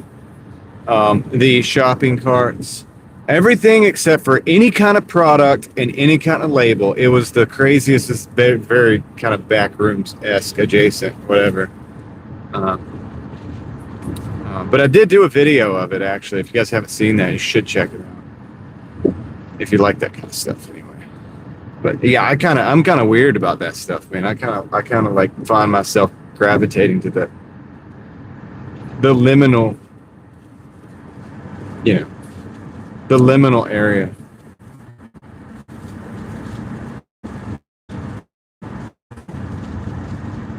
And Mama, what's up, rare cool items? I don't know if I said hey to you, but hey again. If I did say hey, hey again. If I didn't say hey, well, hey. How you doing? We're getting close. We're getting close to the next delivery. Dude, one day we're gonna just go and look at airplanes come in. I might even have to bust out the old OnePlus. Yeah, I think it's kind of cool.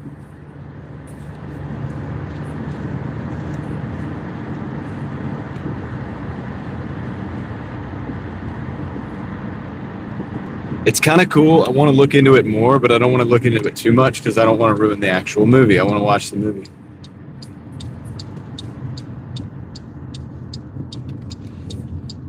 And I know it's like, you know, it's out there, but look, here's the thing.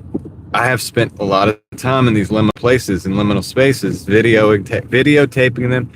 I've been in these locations, you know, 3 o'clock at night when there's nobody there except for me and the, you know, the probably people you don't want to deal with or whatever, but, and they're not even really to be seen. You know, there's nobody to be seen. It's perfect. Like in the middle of the city of Raleigh, perfectly quiet.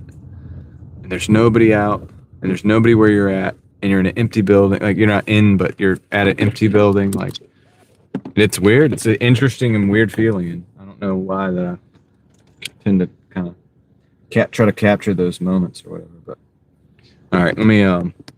I've been doing it for a while, so all right. Let me see. What is this?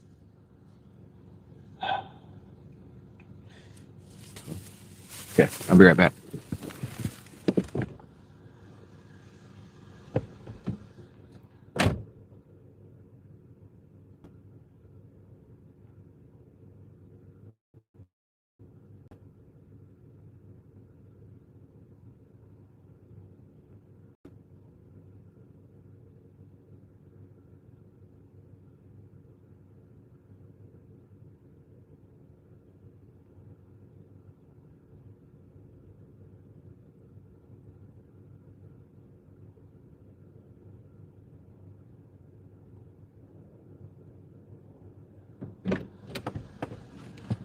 All right, last one. Well, not last, maybe last one. I don't know. We got to go out in the middle of nowhere.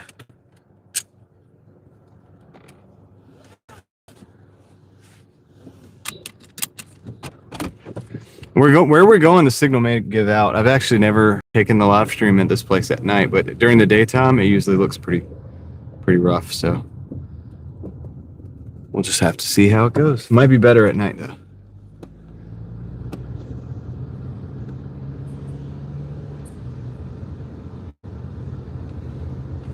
What is the movie? Somebody said Lake House. Is that what you're talking about? I have not seen that, so interested.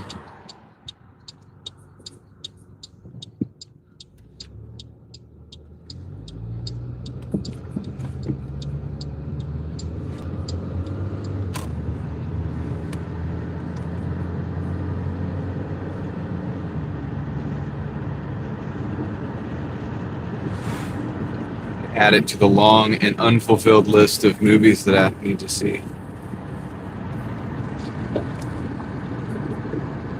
I got to start building more time for myself to do these movies. Like, when am I going to watch these movies? I'm always either working or live streaming, or working and live streaming, or working. Like, I've already taken the one day off.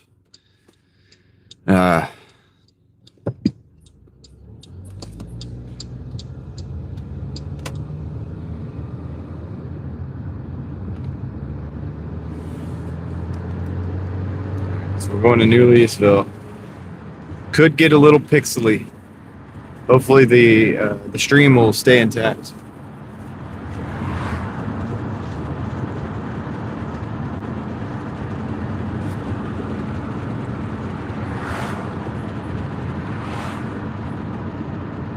The longest day. Yeah, that's a good one though. It's an important one probably to watch.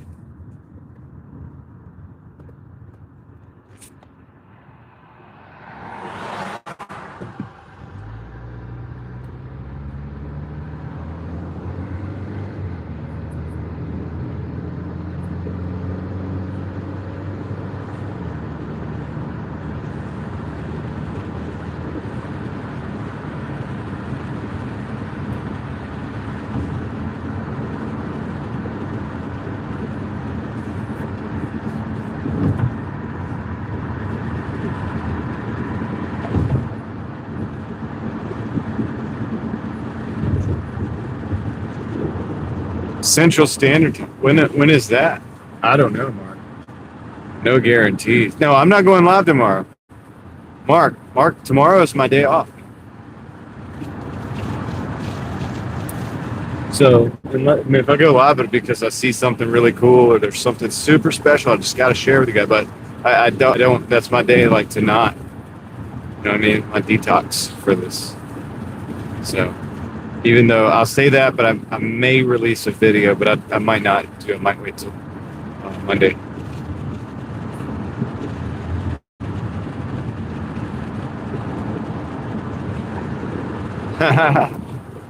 Don't take off. I have to, man.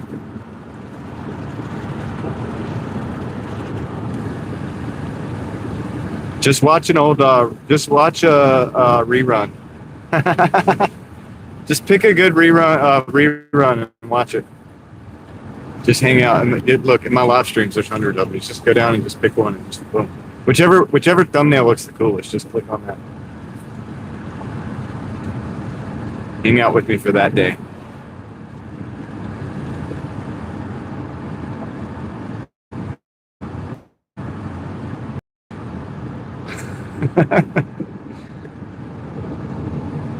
Okay. All right. Could get pixely. Here we go. We're entering into the New Leesville territory. New Leesville is a pixely zone.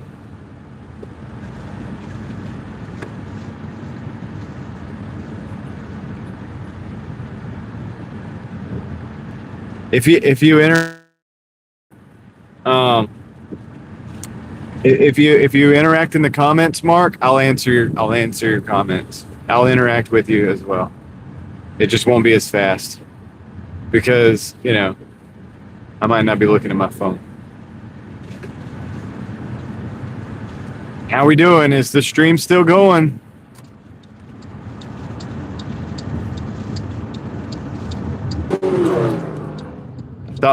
I thought we were gonna lose it for a minute. I thought we were gonna lose it. Yeah, it timed out for a minute there, but I think we're back. I thought we were gonna complete. It went gray. My screen went gray, and the little circle thing was like reconnecting.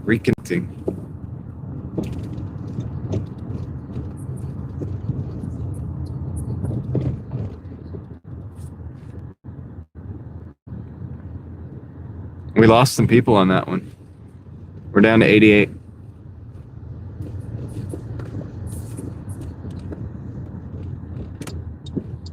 It's okay. We'll be out of here soon anyway.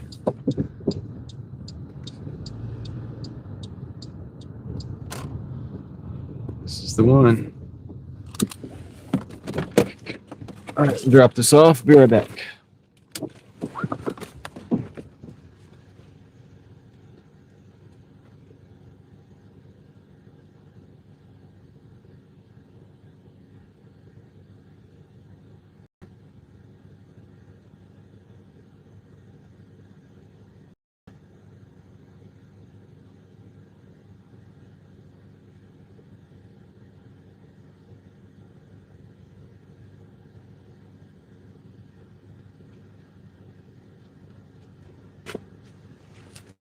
All right, 144. I don't know if you guys can even see, but 144 in 6 hours and 50 seconds. We're actually closing back down into the $20 an hour range. We were way above, but it's kind of the gap is closing back down. It's because I did take a couple orders that really didn't make that much sense. I took that 370. I probably shouldn't have. But that's okay. It's okay. I mean, listen, if you think about it, with the reimbursements, we've already made 150. So there's that. 12 o'clock, 1 o'clock, 2 o'clock. I don't really want to. I don't want to push it that much more, man. I really don't. Kind of tired, man. I did a lot of stuff today.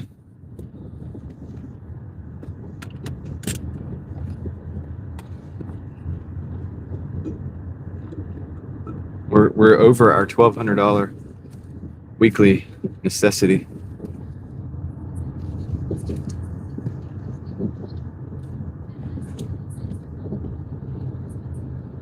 Yep, exactly, Leslie.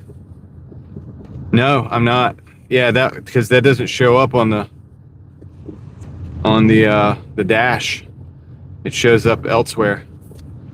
So we're at 150 something. Yeah, because it's like $6. It's like $6 and some change for reimbursements today.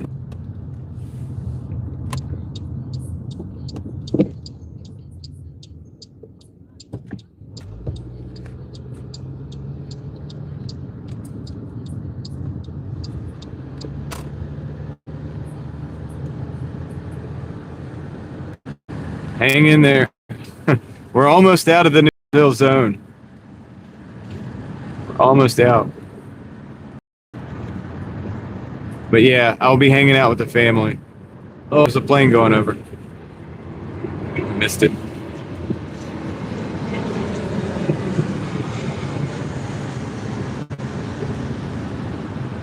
Yeah, no, Ella, that happened for a little while. I think it happened to me twice, and they got me, dude. I made a video about it even. And that's why I don't make a video about stuff like that anymore. I noticed it. It happened twice. I made a video. It never happened again. Yeah, they gave you $2 for 10 minutes, but yeah, it's why I don't even make DoorDash related videos anymore. Because it's like they make you look like a fool. Because they'll do something, they'll try it out in your market, and they're like, "No, we don't want to do that." And then you just made a video about it, and it's like, now you look like an idiot. It's like it's not happening anymore. So, and they make you think it's kind of like gaslighting. They make you think you're crazy or something. Because I was like, I'm sure I got the $2 reimbursement twice. Like, I remember it. I know it happened. I know it happened, right? But it's like, no, it doesn't happen. I almost want to go back and delete that video.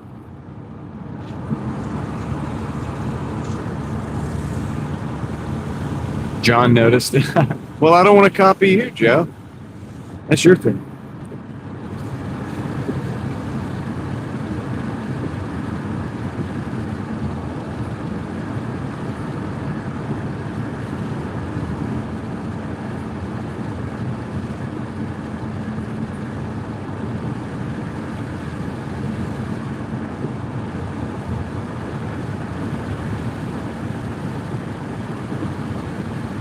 Okay. I don't know if we're going to get any more orders on this dash. We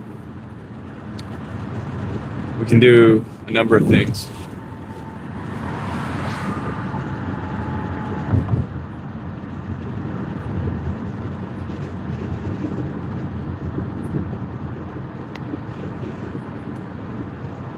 Yeah. It's true. All right, guys. Do you guys want to hang out for longer and take like little Sheetz orders and Papa John's orders?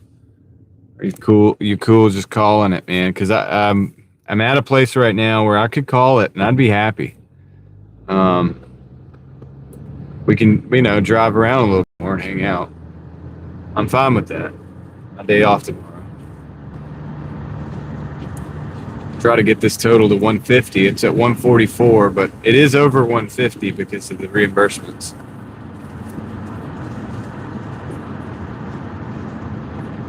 Just want to call it, have a full Sabbath. Sounds good. Yeah. All right. So yeah, we might do that because it's kind of late. This is the kind of time we start fighting for orders. Yeah. I mean, I kind of just want to. Yeah, I almost want to just like cruise around a little bit, but I know that's like wasting gas and people don't like that. Yo, what's up, Ryan?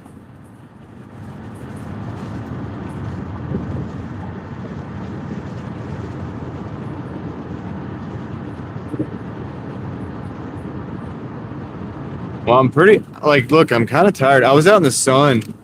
You could see that, dude. You'll see when I put the car show video out, because I'll have like an intro, and in that intro, you'll see how sweaty I am. It's probably gonna like turn a lot of people off to the video. I probably shouldn't even do it. But any spooky spots? Let's see. Hey, we'll go to the place that was talking. Well, I don't think they have lights.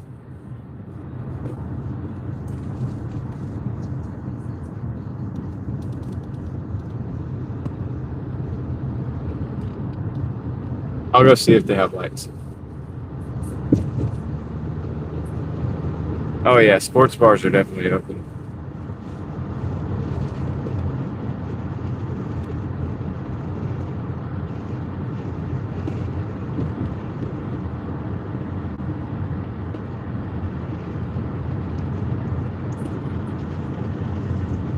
Dude, I might just, I don't know, dude, let's just call it. I don't know. I don't know if we'll get it. No, we should be all right. We should be all right. I'm gonna go show you guys. It's not far. We'll go look at that grocery store and see what it looks like inside. But it might not have lights, so don't get your hopes up. Because if it doesn't have any lights, we're not gonna be able to see a darn thing in there. You know what I mean? But I'll try. We'll try.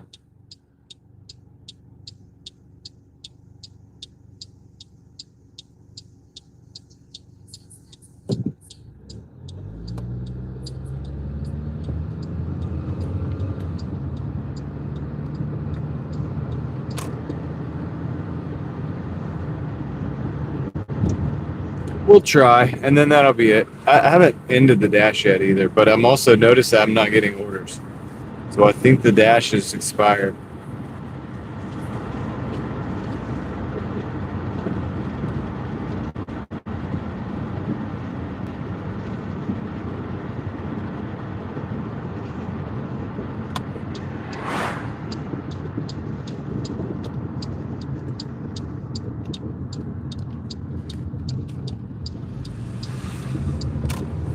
I think the dash is expired, and that's okay.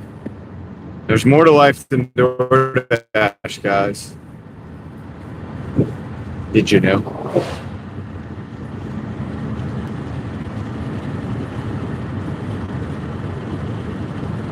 Yeah, Sundays are the busiest day for orders, Sammy, but it's also the best day for my family, for me to be able to hang out with them right now. Maybe that day might change in the near future, but for now, it's that seems to be about the best day for us. So I'm gonna go with that over money.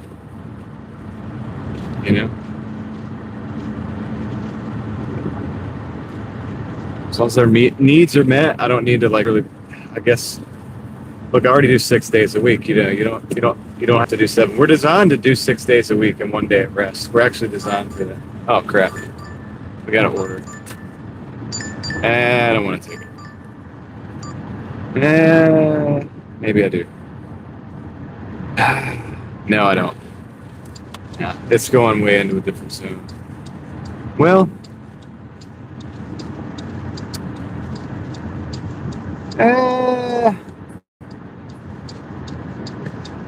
I might take it. I might take this order. I might take this order, dude. It's $12.65 for 9 miles. I might actually take it, guys. Yeah, I took it. But what we'll do on the way real quick, you know, you guys wanted to see this spooky place. We'll do that because it's right there on the way. We can just kind of do it on the way in. They're not prioritizing orders right now anyway. Everybody's in there like watching the game and stuff. So this was the dark zone that we were just in. And we're going to go to the other side.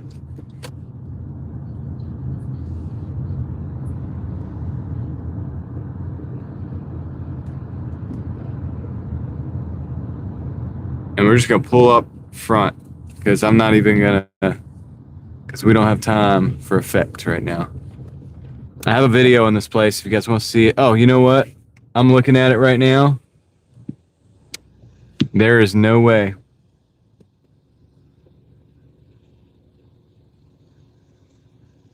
We're not going to be able to see any of it.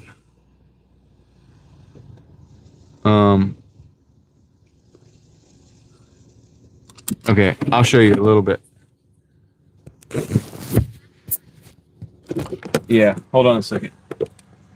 All right, we're just gonna go on a little quick walk. So I have a video if you want to see what this is inside. I have a video where you can actually see it, but the thing is that the windows are now so dark that you can't see, and I think that's on purpose. The only thing you can see in is in here. Look at that. You want spooky? Look at that.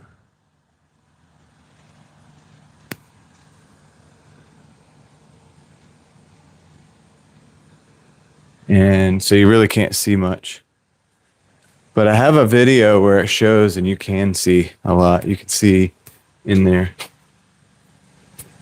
So if you want to know what that looks like, I'll link the video. I'll go find it real quick and link it in there. And there's like in that video, there are rows of shelving and fluorescent lighting, and everything is just completely empty. It's like the whole store is perfectly fine, but there's just nothing there, and it's kind of interesting. So I will find that video for you guys real quick.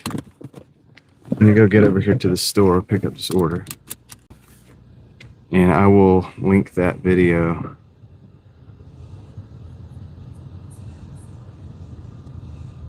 I think it used to be a Lowe's. I thought it used to be a Lowe's Foods.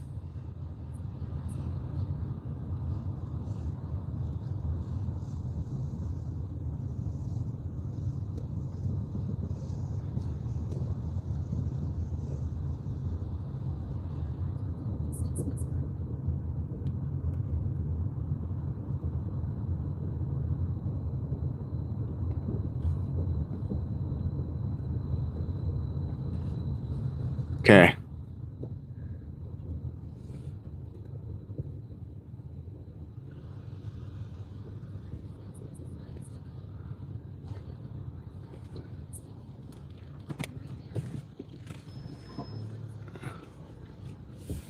Dude, I was in this bar and it reminded me of why I don't like being around drunk people.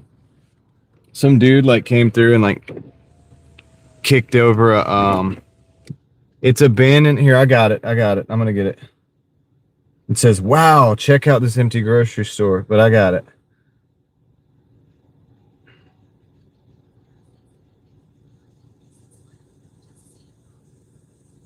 Okay, here it is. Yeah. All right, I dropped it in the chat so you guys can go take a look at that. All right, I'll be right back. Let me go pick up this order. Anyway, yeah, some drunk dude like he like stumbled over and like kicked over a chair and was like, "I'm all right." I'm all right. And I was just like, "Oh my gosh, dude." I'm just standing in there. Yep. Be right back, guys.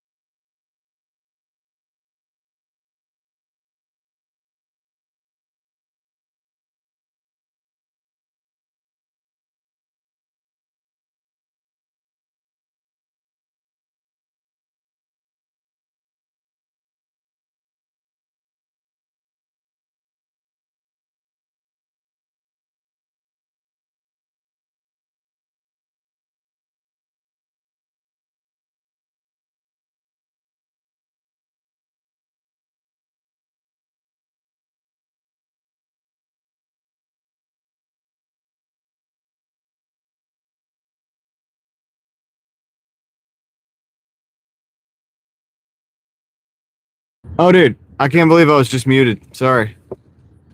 Yeah. Sorry, guys. I know. I was. Totally true. You got me. You got me. Looking for... Okay, yeah. Looking for water. Yeah, I was muted. I was totally muted, for sure. Yeah. Anyway, we're going on a road trip. We're going on a road trip.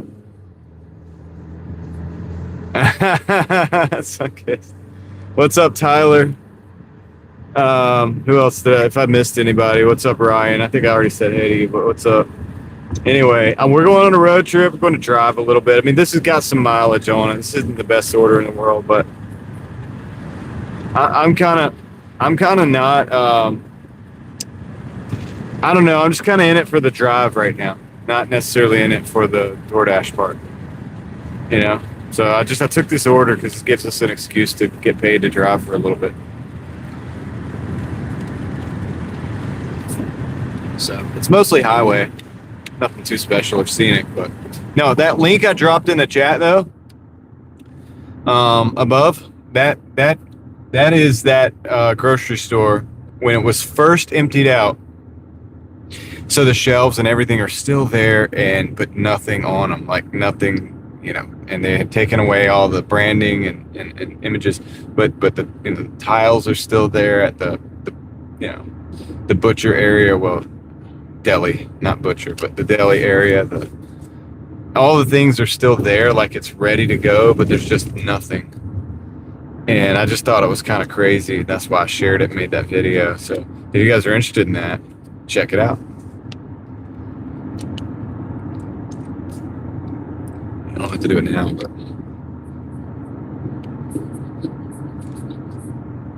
all right, let's go. Get on the big 540. Go about 7 miles. And then after this, we'll probably drive it back in, man. Unless I find something else cool to look at, we'll probably drive it back in. If we see something cool on the way, I might stop, or on the way back, rather. But other than that,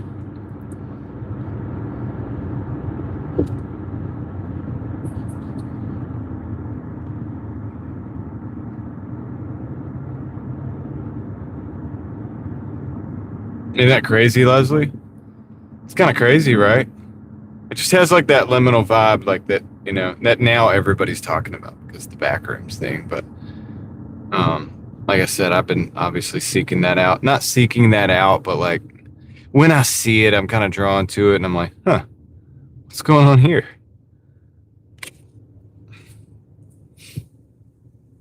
I've been doing that for a long time, even before YouTube. I just started when I had YouTube. I was just like, hey, I'm going to share this on my YouTube. I have no idea about the like button and the wheel. I really don't. Maybe it's because my name is driving. I don't know. I really don't. A lot of people have asked about that, and I have no idea. But isn't it cool, though? It's one of the secrets of YouTube, I guess. Yeah. It was once vibrant, yeah. And that's the thing. That's the thing about a liminal space. It's a place where people are, or usually are, but now they are not, and there's nothing else going on there.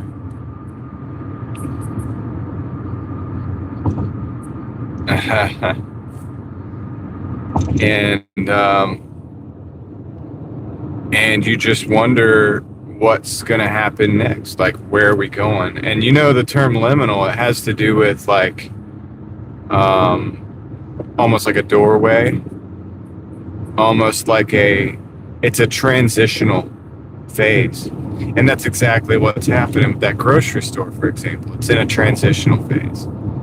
It's not in use, but it's not completely torn down and destroyed. It's still there, but it's in a transition. It's in a gray area. It's in a space that exists outside of the normal existence of spaces. And so it does weird things with your mind, and it makes you, it doesn't, it's off. It doesn't feel exactly right, but yet it is there right in front of you.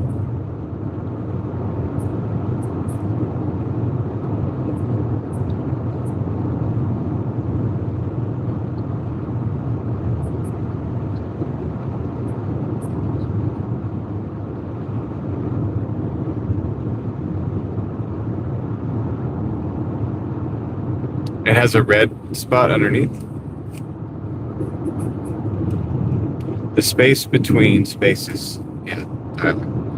And if you go and you look at the Illuminati building, which we've looked at, it has that vibe. You almost, the Oriental rug place that is now shut down. It's almost as if you went back there, you might never come out. And the same thing about the elevator, which now they don't have that's operational. I did operate that elevator one time on the camera. 3 years ago. About 3 years ago, I actually operated that elevator, and it worked. And I believe the rug place used it. When the rug place shut down or moved out, I believe they disabled the elevator because maybe people were sleeping in there or something. But you almost got the feeling like when you got the elevator and you went down, it might go down more than just the one floor. You could go down 100 floors in that elevator. You might not know. It looks like it's the top of something, but you don't know what it's the top of. Yeah, you're right. I Am Legend. Yeah, anytime when you have it we had that at 2020.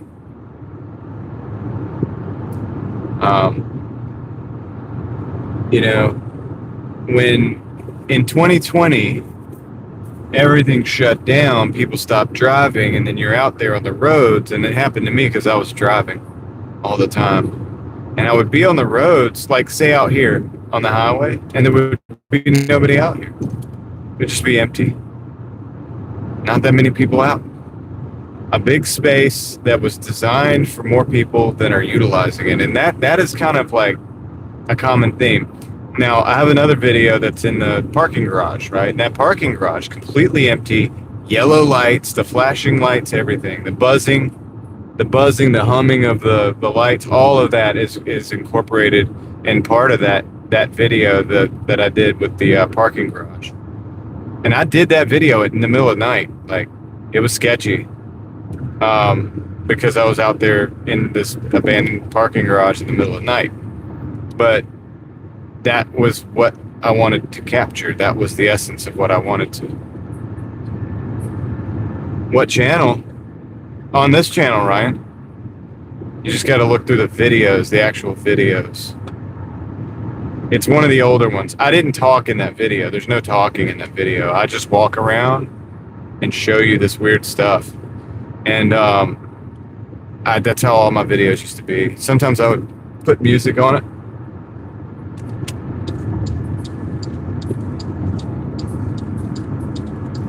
Yeah. And so finding these things in a city that's populated, like Raleigh, is interesting to me because it's like, okay, a couple blocks over, it's very vibrant. There's a lot of businesses. There's people buying Starbucks. There's this, that, and the other. Over here, there's nothing, and there's nobody, and it's empty, and the lights are humming, and it's yellow, and it's like there is some graffiti on the wall. And in an environment like that, when you read the messages on the wall, they have that much heavier of an impact because you know that the last person that was here wrote this message. And especially if it's a dark message. And there were some dark messages. And if you go watch that video, there was a pentagram, there was some different stuff. There was some different, very dark stuff. We've talked about that before, but probably only a couple hundred people have seen that video because it was in the early days. I was Doordashing, but I didn't Doordash on the channel back then. I was at these places and I would see these places. I would stop. I was by myself. I would stop and I would go and I would explore these places.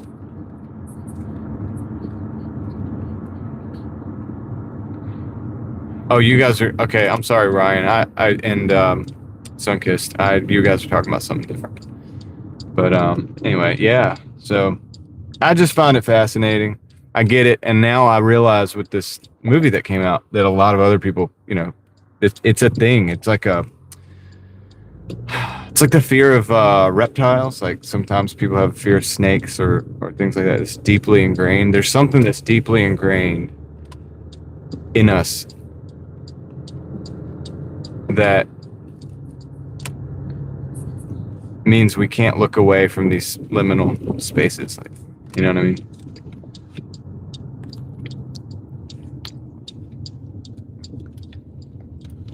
Or at least, for people like me, I'm like, what is in there?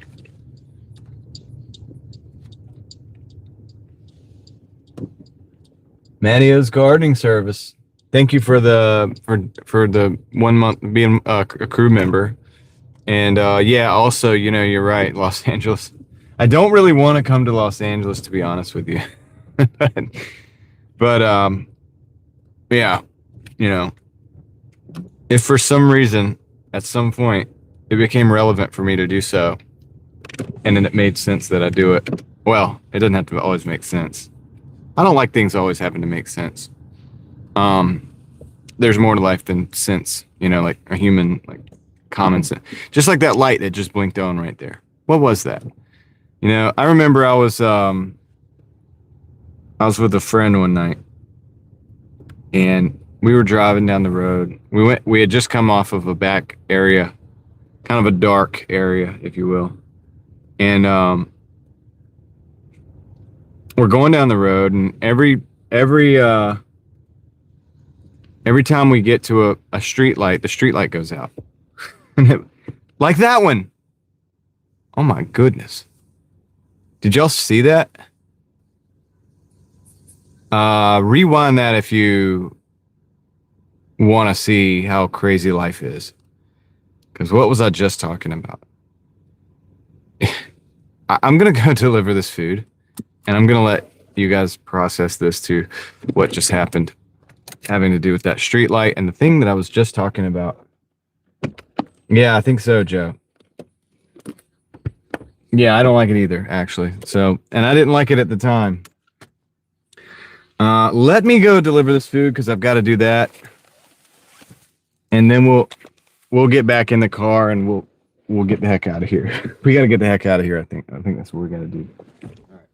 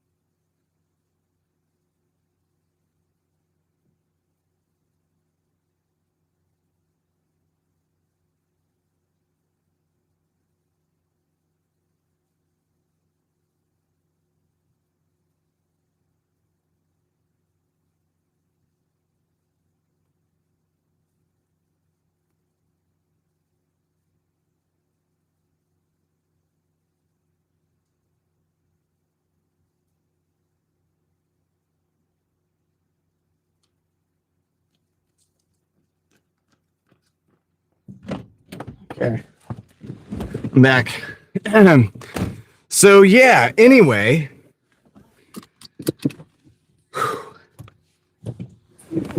Yeah. I just like get that. Okay, so we're gonna get on the highway and we're gonna get out of here. So yeah, the story I was telling you, it was kind of like that. It was a little bit like what just happened there. Now the light come back on when I started moving. After I started moving out. Anyway, yeah, so this freaked us out. Obviously, we ended up the night praying, opening up the Bible, praying, doing, different, just whatever. It was an interesting night, and things got lighter. Obviously, we were able to get through that, but Yeah, things happen, man. Stuff like that happens, and it's crazy.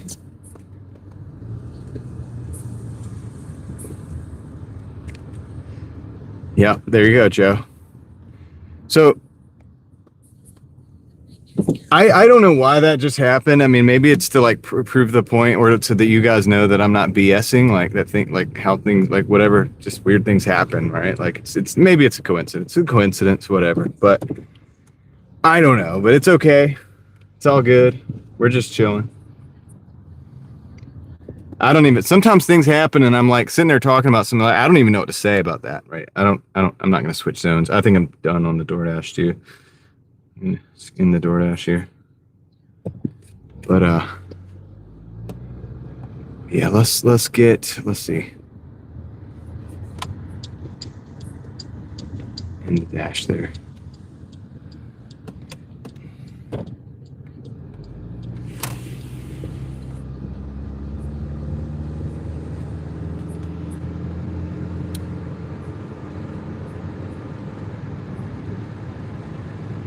So anyway, but yeah, so crazy stuff like that. But I hope everybody's weekend has been going good, right? Like, did you guys see the lake today? I don't know. What do you want to do? What do you want to say? What should I say?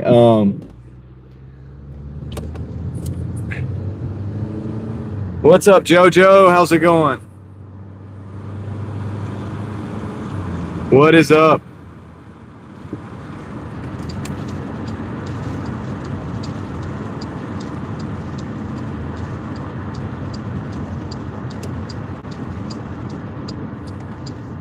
Yeah, I mean, I'm gonna try not to read too much into it.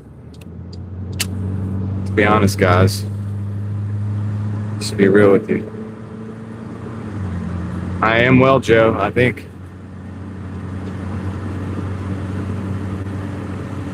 Hope.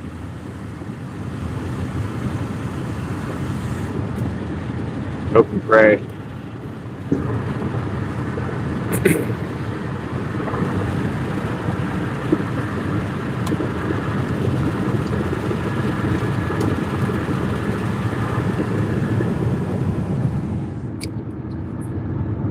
Yeah, well, I'm kind of thinking that, Joe. The way I think about stuff like that, Joe, is God will do stuff like that sometimes. People don't understand that we do live in a supernatural situation, like, and God, and there's a lot of things that are going on that we don't understand. A lot of people look at reality as this thing that's like, it's and I've seen this my whole, I've been shown this enough to know it, and to realize, like, okay, yeah, there's stuff going on that we don't understand because it's above our comprehension. Like, there's no way that we can comprehend. Okay, look at, like, if you're living in different dimensions, say you're living in like as a drawing on a piece of paper, right? You have that reality that you understand, but you can't understand the reality of being able to, like, get up and walk and get up off that piece of paper and walk, right? Because that would be like in the dimension, like what we live. That's what we understand, that level. The drawing on the piece of paper doesn't understand that level. So likewise, we don't understand the levels that God understands, because there's more to it. And a lot of people kind of deny that. They don't want to, I guess, believe it, probably because it's a lot to take in, but and this is why we need, I mean, it's important to pray. It's important because there's a lot of things that we don't understand, and we would be completely lost in it. It's just, we would not understand what to do or even what is going on, because it's just out of our dimension. It's like it's non-dimensionally applicable to our understanding. We can't grasp it. So sometimes I think about that. It's like that's how the knowledge that God has compared to like what we can understand and know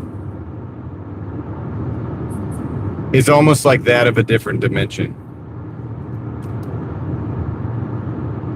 And so we can only see like some of the artifacts of it as it comes down into our dimension.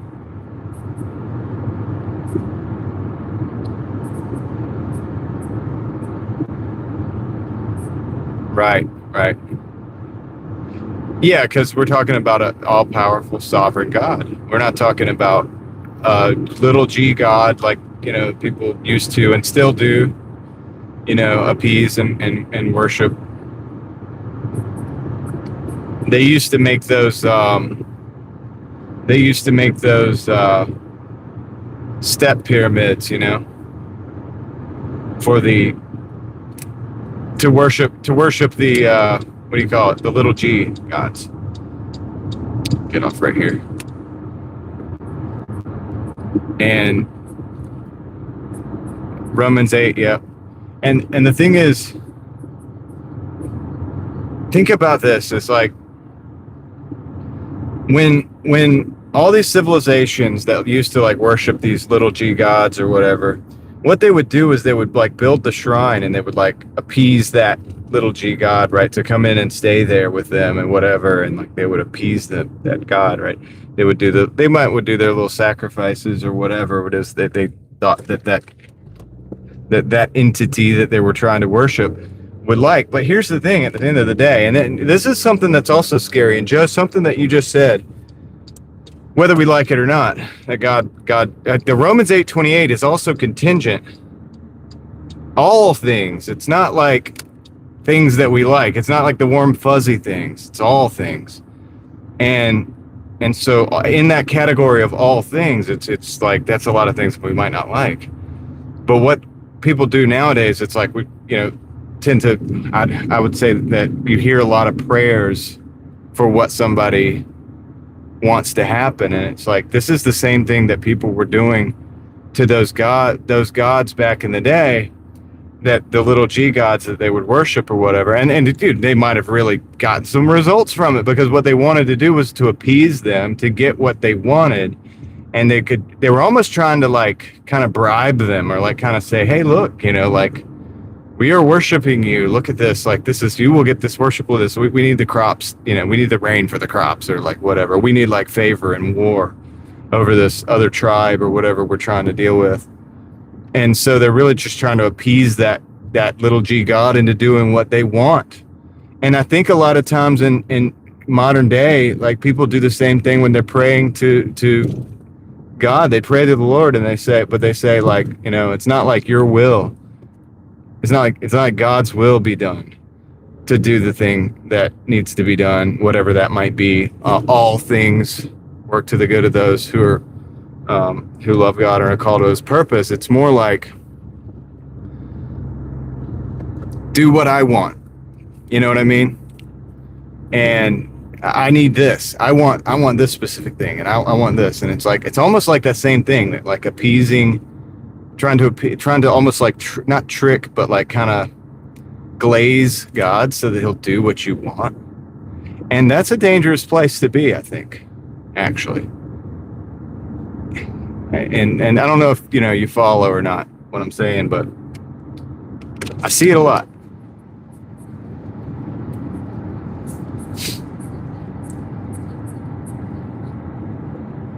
Has taken into his idols into his heart. Yep.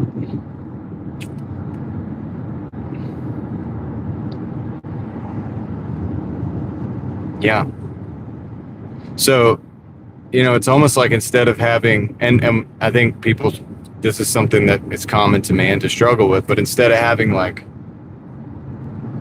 it takes faith to know that, or to not know, but to tickle the ears of the idol. Yes.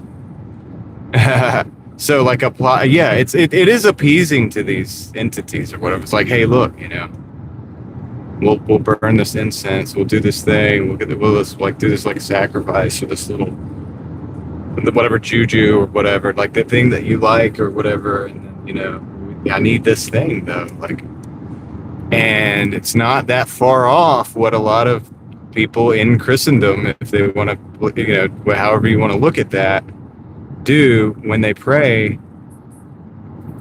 for a result, not for God's will. Right, David. Yes.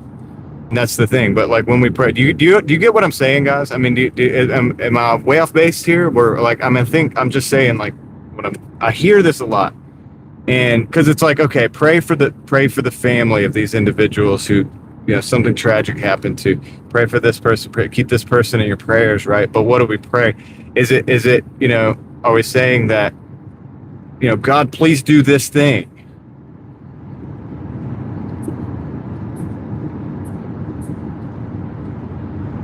Or it's more like something kind of like, should be more something like, God, whatever your will is in this situation. It's almost like as if we really just need to learn how to handle what is going to happen as a result of God's will, and we want God's will. I'm not saying that that your prayers don't do anything, because I don't believe that. But I believe we need to understand that it's like we're not trying to bend God to our will. I guess that's kind of what I'm getting at. And I think a lot of times people think that we're kind of like trying to ask God to do what we want. And I don't think it works that way with sovereign God. Anyway, maybe I'm off on that, but let me know what you guys think of that.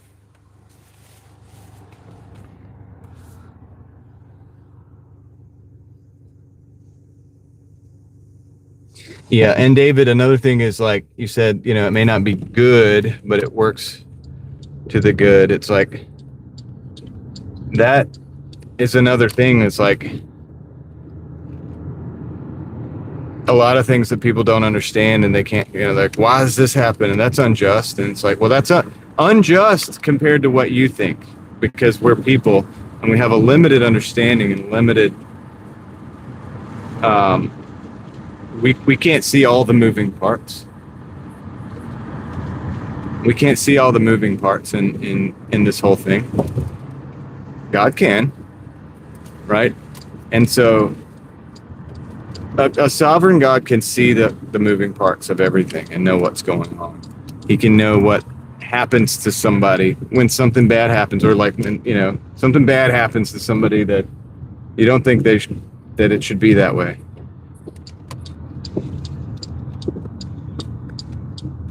I want to park over here, but there's like music playing. So I probably won't park over here.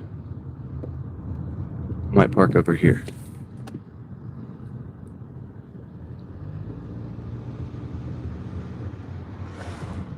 Anyway, that's something I noticed, and I think I don't know. I don't know, for whatever reason, for right now. That's the thing about Romans 8:28 that a lot of people probably don't want to grapple with, is like the fact that, yeah, and it's a great verse, and I talk about it all the time. I mean, I mention it all the time too, and it's so true, and it's actually powerful. And it's actually a reminder that we don't just get what we want.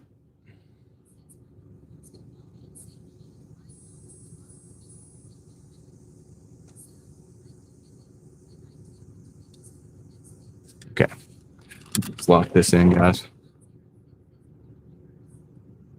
Let's lock this in, guys. We'll hang out for a minute.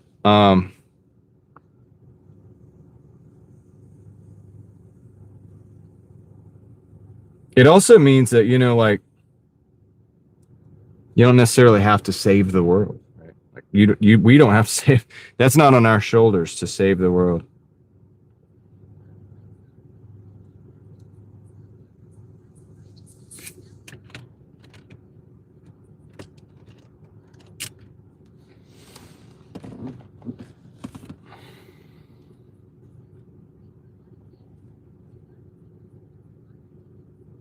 That guy doesn't do sports or lottery tickets, Jason says. Yeah. Um, yeah, I don't know, man. I don't know why I just thought of that, but I thought about that, and I've been thinking about that, I guess. Because I think people, it's like if God has a path for you or something that he wants you to do, because none of us are good outside of God anyway. Like we're just not. I'm not. You're not. So if God has a path for us, then obviously has a way for that to happen. But we don't know. We're not going to necessarily know what that path is. And yeah, so it's not always going to be the way you think it is. And I mean, I guess I've seen that too. It's not always what you think it might be. Could be something different. You don't know. But as long as God's in charge, it's all right.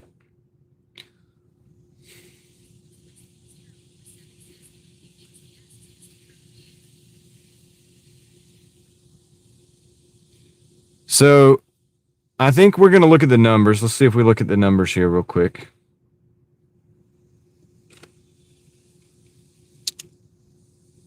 I'll look at the week because we reached our goal for the week, which is pretty awesome. And then we'll look at the whatever you want to call it, the actual ins and outs. So this is the week right here, guys. This is the week right here. 1237, $1,237.38, 66 hours, 66 and a half hours. So we worked for it this week. We went a little over on the hours. Definitely not a $20 an hour week. 115 and 157. Oh yeah, no, 157.42. I'm not used to that low of a number, but that's what we did today. We did 157.42 in 7 hours and a half. That's pretty good. I don't know what the total is on that as far as the hourly. You guys can let me know. But yeah, there it is. So pretty good, I think. What do you think?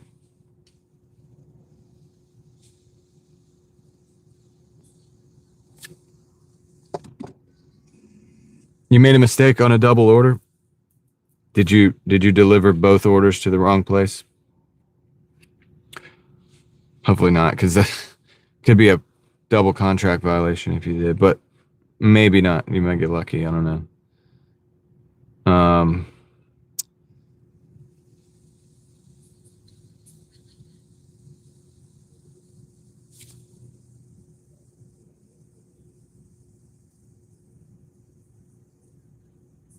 21 per hour. It's reasonable. It's doable. I'll take it, Ryan. First guy took both orders. Okay, so you only got one order that's screwed up. This just happened just now, Godzilla?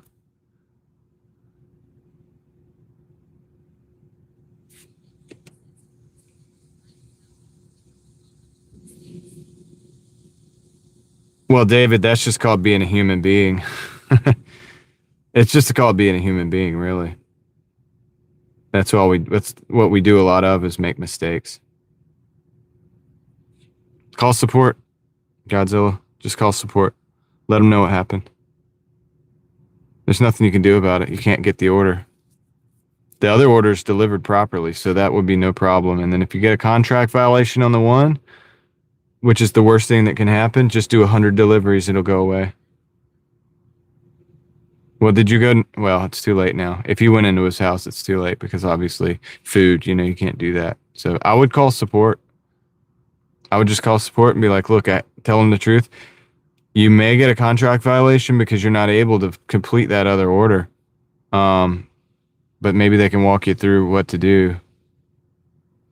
If you do get a contract violation, just work like crazy, and 100 deliveries, it'll go away.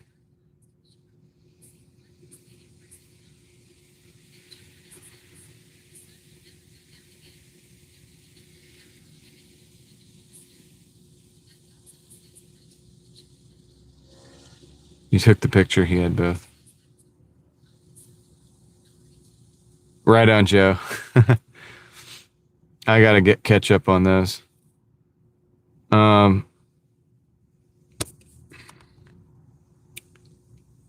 yeah, Godzilla. Sorry, dude. You're just probably gonna have to call support because there's nothing you can do to complete that other order. Like, there's nothing you can do.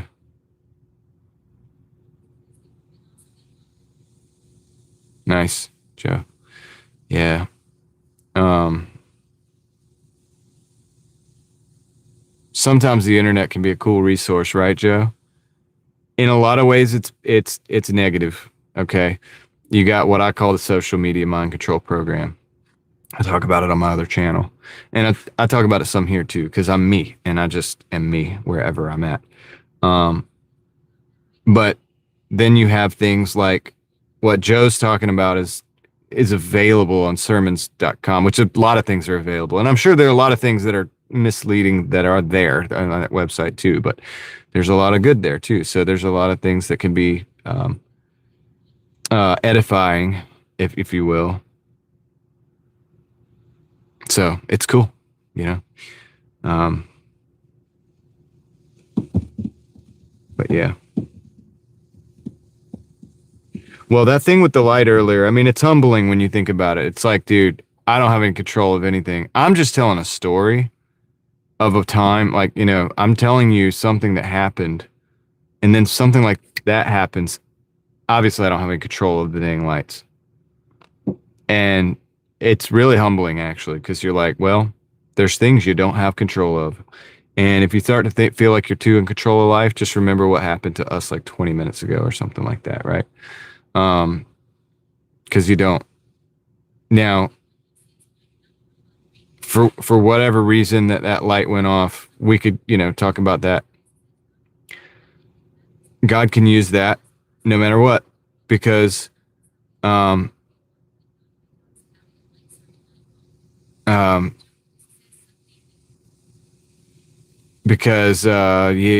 makes you think, and it also it like makes you realize like you're not in control of everything going around you, and there's like a spiritual realm, and there's other stuff going on in this world. It is real. It is real. That's why it's a good idea to call out to God, because probably, you know what I'm saying? Well, not probably, like really. And I'm not trying to like preach or anything, because I'm really not worthy of that. But or a farming. No, dude, how could I do that, Sunkissed? I can't do that. I can't make that happen. It only happens to just correlate to the thing that I was talking about. The thing that I was talking about, the only way we got any peace that night was actually going and praying. So it correlates, but to what we ended up talking about subsequently, I guess, and of which I have no control over. You see what I'm saying? I was talking about liminal spaces. I was just talking about some videos that I had done in the past. I mean, it's just completely really unrelated to where we end up going. And I had no control of where we were going. And that's what I'm kind of talking about. That's kind of what I'm realizing. You know what I mean? Do you follow a little bit? I mean, I don't know. I mean, I'm trying to follow myself. Like, I'm trying to catch up with this myself as it's happening just as much as everybody else. Probably over the head a lot. Not only talk about infant baptism because by the way, it isn't a custom in churches. It's not. It's just a custom in Presbyterian. Oh yeah, don't be alarmed. Oh, Joe knows. Joe knew that I would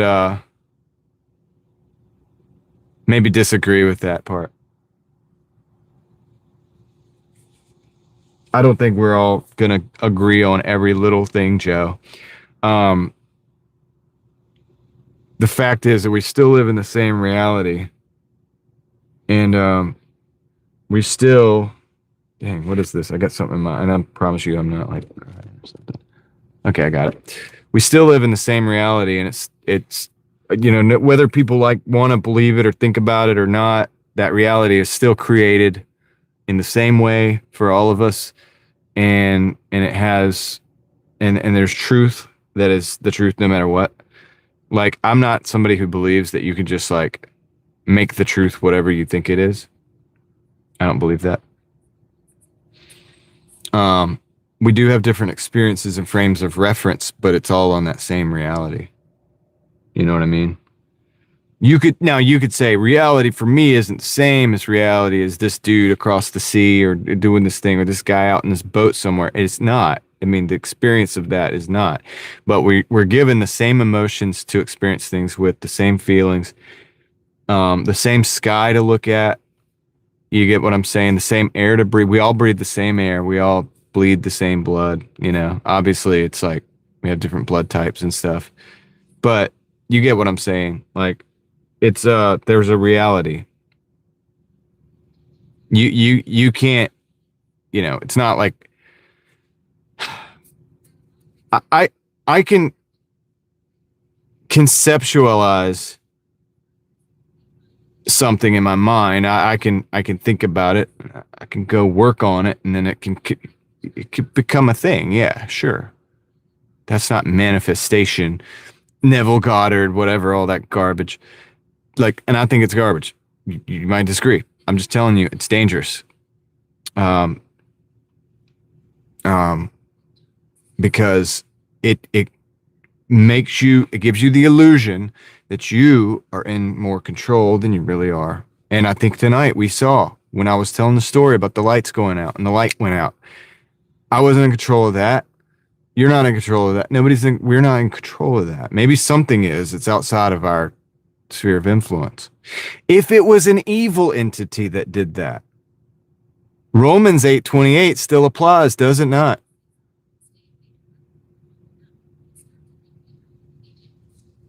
Does that make sense? Does that make sense? That could have been the same entity or whatever that was doing that thing to us back in the day. Because it's like, yep, I'm still existing. And then yet God can still turn that on to a conversation that just leaves that entity in the whatever is going on. And I'm just saying, just theoretically, how can bad things work for good? Um, so, you know what I'm saying?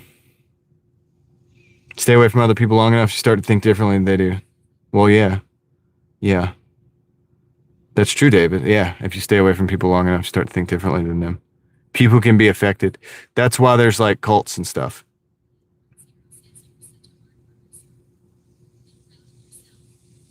Hey, the Curtis family, how you doing? Thanks for stopping in, saying hey. Um,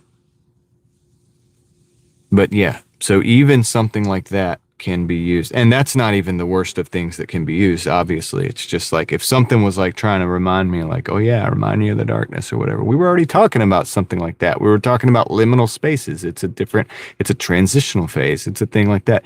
And so yeah, that's the edge of darkness a little bit. I mean, maybe we got to be careful with that. Um, that kind of thing. Yeah, you don't want to be an echo chamber. I talk about this on my other channel and stuff, and it's like you need to go and verify things that people are saying. Even in religious situations, Joe was talking about, yeah, careful with like episode 9 or whatever, sermon number 9 or whatever, because he's going to talk about child baptism and whatever. And Joe knows that I'm probably going to disagree with the infant baptism as a, yeah, okay, I get it. He knows that. He's like, watch out. But if it's good to be able to question things. It's good to be able to question things, right? I don't think God is sitting there. I don't think God would create us to not question things. In fact, questioning things a lot of times is how we find what we're supposed to find to begin with. Because for a lot of people, and it's better that way.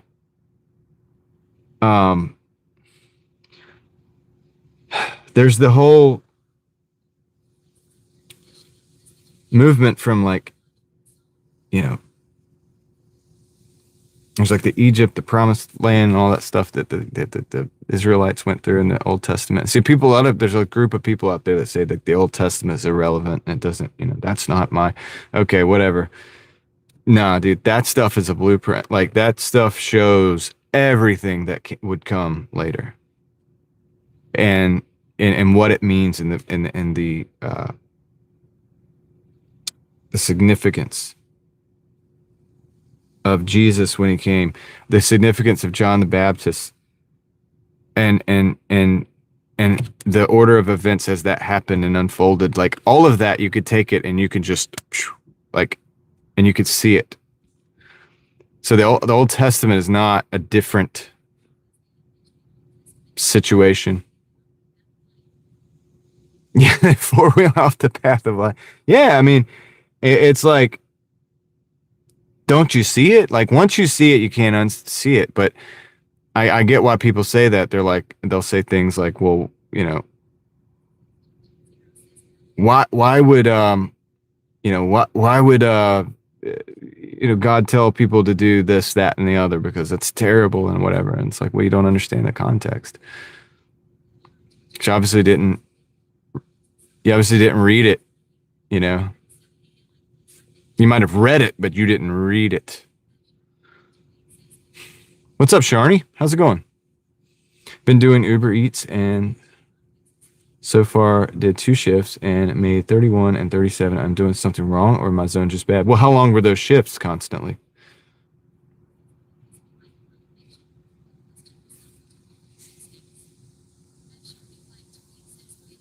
To question yourself and to follow your instincts, Eva says. Um, well, I'm just saying, I'm not even just saying question yourself. I'm saying, and you got to be careful with your instincts. Instincts are good for some things, but instincts can get you in trouble with some things too, if you think about it.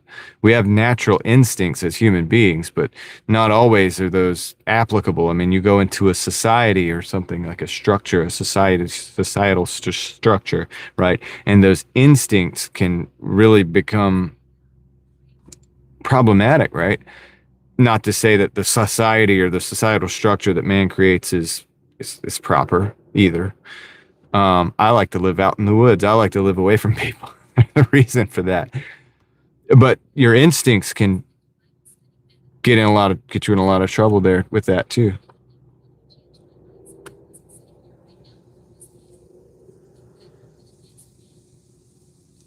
With the Bible study at work and when it works as a teacher, God can do anything.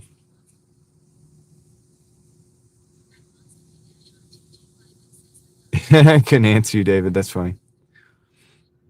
Um, Following instincts and activities is all right. It's when we raise ourselves above God. I think we know better. Yeah. That's right. Yeah, because and this, I guess, this is kind of what I'm kind of trying to say. Is that we don't know. Eva, if that was you, and you say and I'm not trying to get down on you or whatever. I'm not like, you know what I'm saying? I'm not trying to be, but if that what you said that you did the light or whatever, right? If that was you, then that was outside of my control.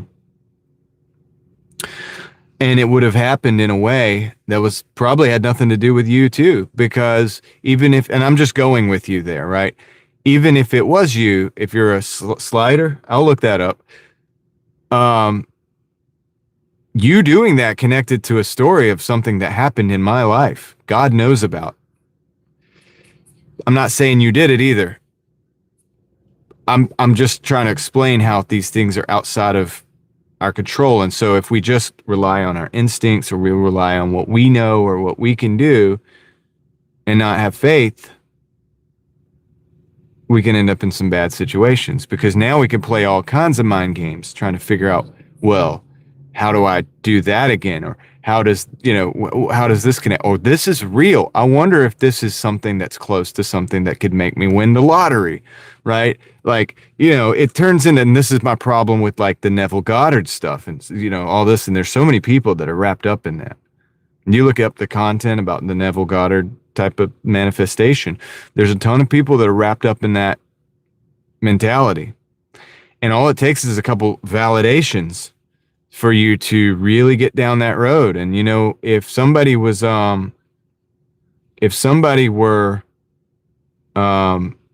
to go down that road for example, and thinking that they're like manifesting everything. And I'm not saying that's what you're saying. I'm not even saying, I'm not even touching the situation of what you were saying about being electric and all that, in this statement. But, you know, there's a movement to make people believe that they can control their destiny and do all these things, and that kind of stuff might appear to be real, but it comes at a cost. And the way the pieces are getting moved is scary. The way the pieces are actually getting moved, it's a scary thing. And so, like I was saying earlier, guys, I don't feel that I am really worthy necessarily to talk about some of these things as much, but I do. There's some things that I've noticed.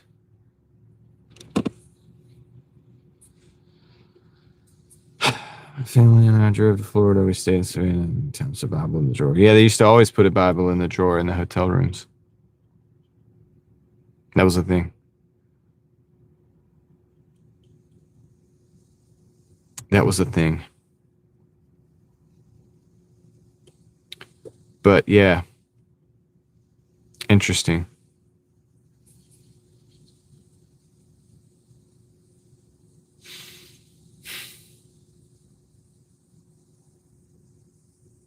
The thing that bothers me about knowing things and understanding things.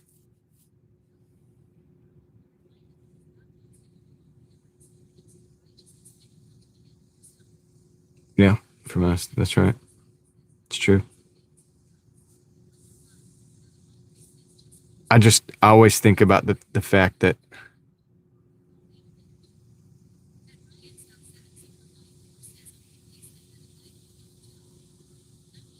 I'm just reading your comments.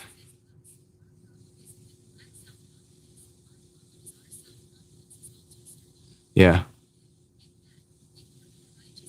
Yep. Exactly.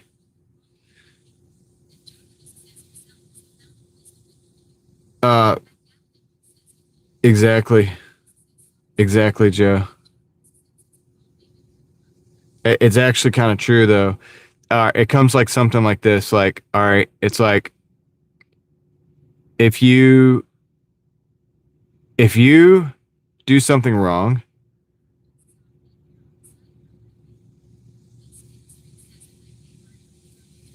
you can you can realize that's wrong or whatever. But if you do something right, you could realize it's wrong, and you can be like, dude, I did something wrong.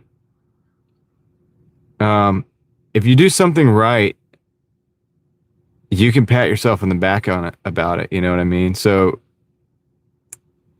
in that, everything becomes vanity or whatever, or like um, it's everything becomes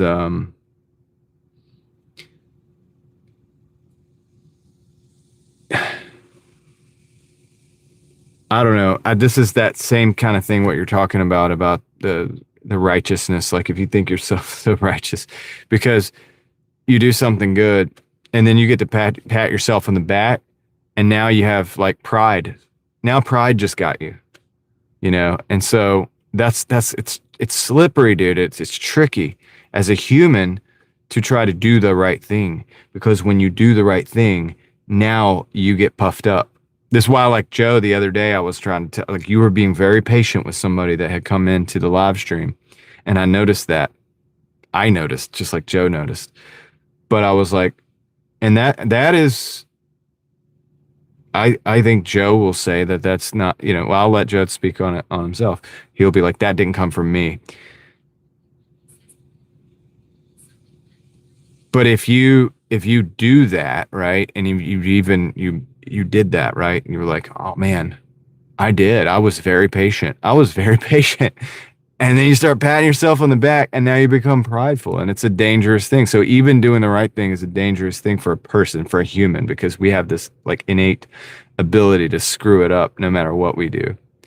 We really do. I mean, you know, look at a prideful person, like an overly prideful person, like go to the extreme, and you see how they kind of self-sabotage with their own pride, right? Because we see it all the time. I think with social media, you could see it all the time, right? So this is because they probably did a few things right. It's not because they did a bunch of stuff wrong. It's because they did some stuff right. And then but they realized that, and the consciousness of that, and like realizing like, yeah, pretty good. I'm glad I'm not like that dude. I'm glad I'm like that, not like that dude over there that screws everything up all the time. Well, now you just got prideful. And I think that, I mean, obviously there's a cost to that. And so I don't know, man. Got to be careful. Got to be careful. This is why we can't rely on. Yeah, you need to be able to rely on yourself for survival, for, things like that. Be self-reliant in that way to a degree. But spiritually, uh,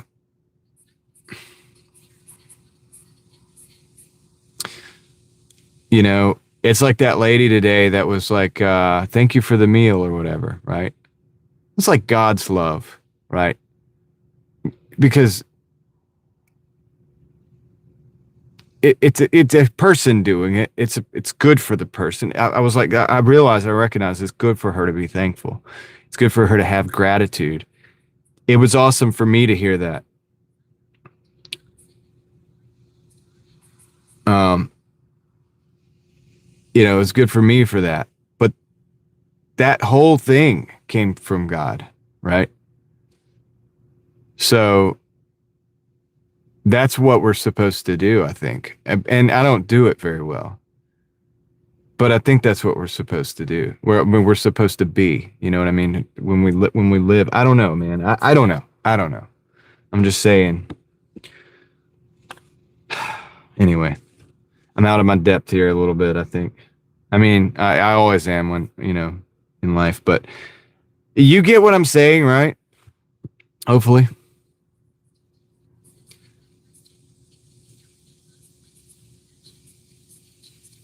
If there were no consequences from your actions, will you still choose to do good? Yeah, it's a good question. It's a matter of the heart, right?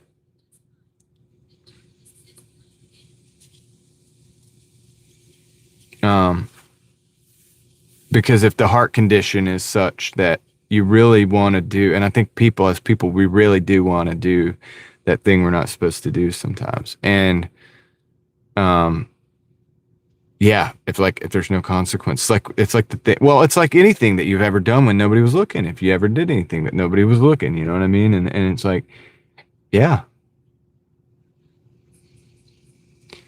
Um, so, but there's definitely a lot of, I guess the reason that I guess God reminds me that there's a lot of bad stuff out there, maybe dark stuff, maybe the thing with the light was dark stuff, but that is a reminder still. It's like we're still in the world, and you can still be in a dangerous place, like in your development.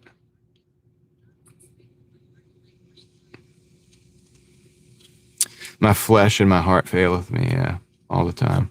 If without God. And that's what we use, that's life. How many orders have I done? 18,000 and something. 18,000 something orders.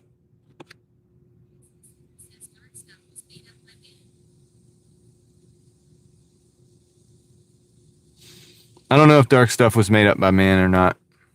Not sure about that. Um,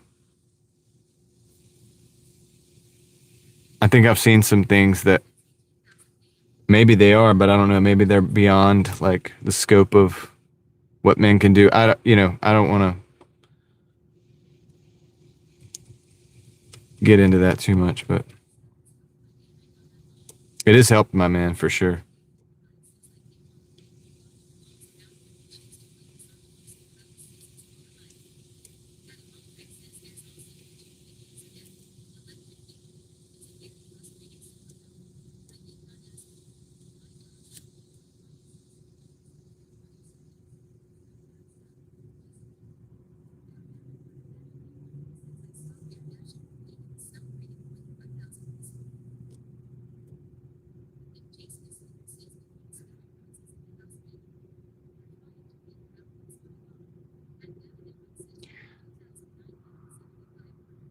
I don't think she. I remember her asking me how many orders I had, and she said, "Wow, that's a lot." So I don't know how she got to 21,000, but I'm not gonna get involved in that.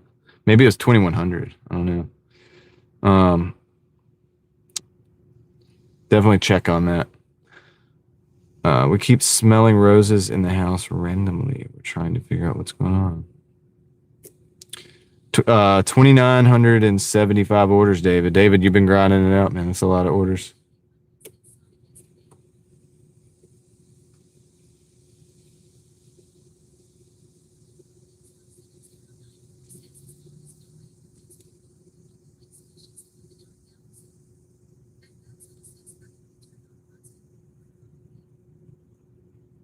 How do you turn out on off constant food order on the way?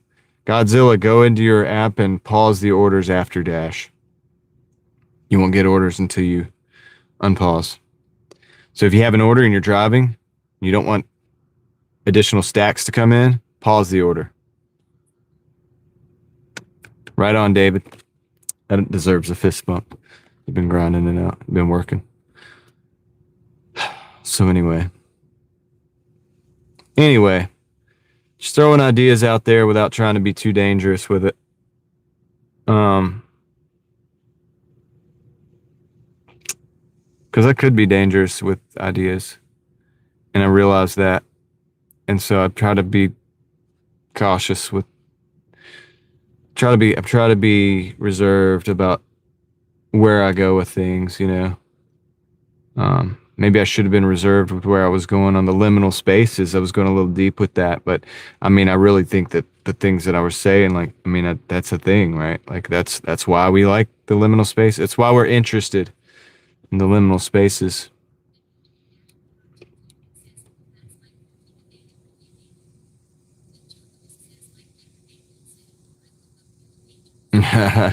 Yeah, I've woken up feeling dangerous before many times, and yeah, we got to be careful, man.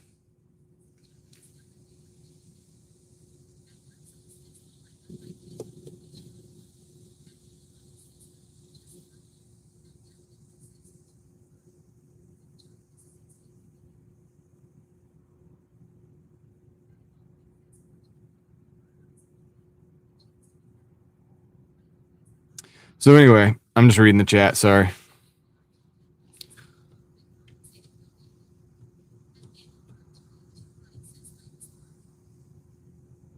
Life can be hard. Yeah, it can be. Yeah.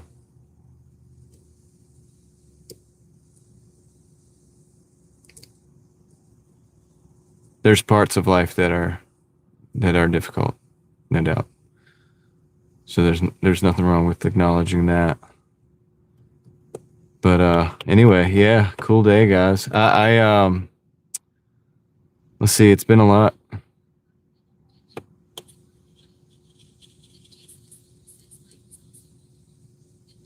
It is also beautiful, Jason. I agree with that too.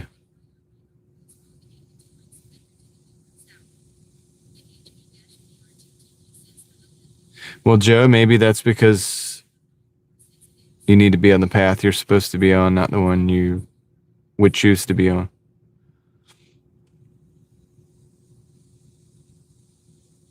Wish it was 2010 still, when you were 8 or 9. 2010. You guys are young. You guys are so young, dude. Some of you guys, Gen Zers. How many Gen Z we got in chat?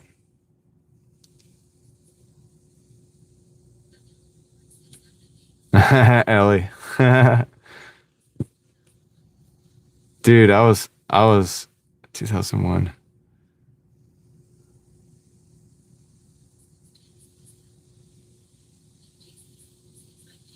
Jason is Gen X.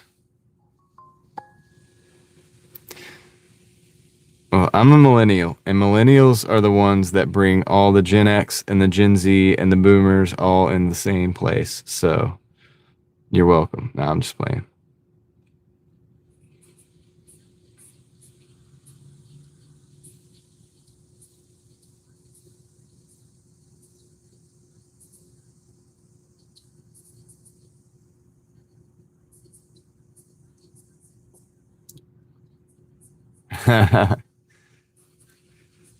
So are you embracing the Gen Zism, Ellie?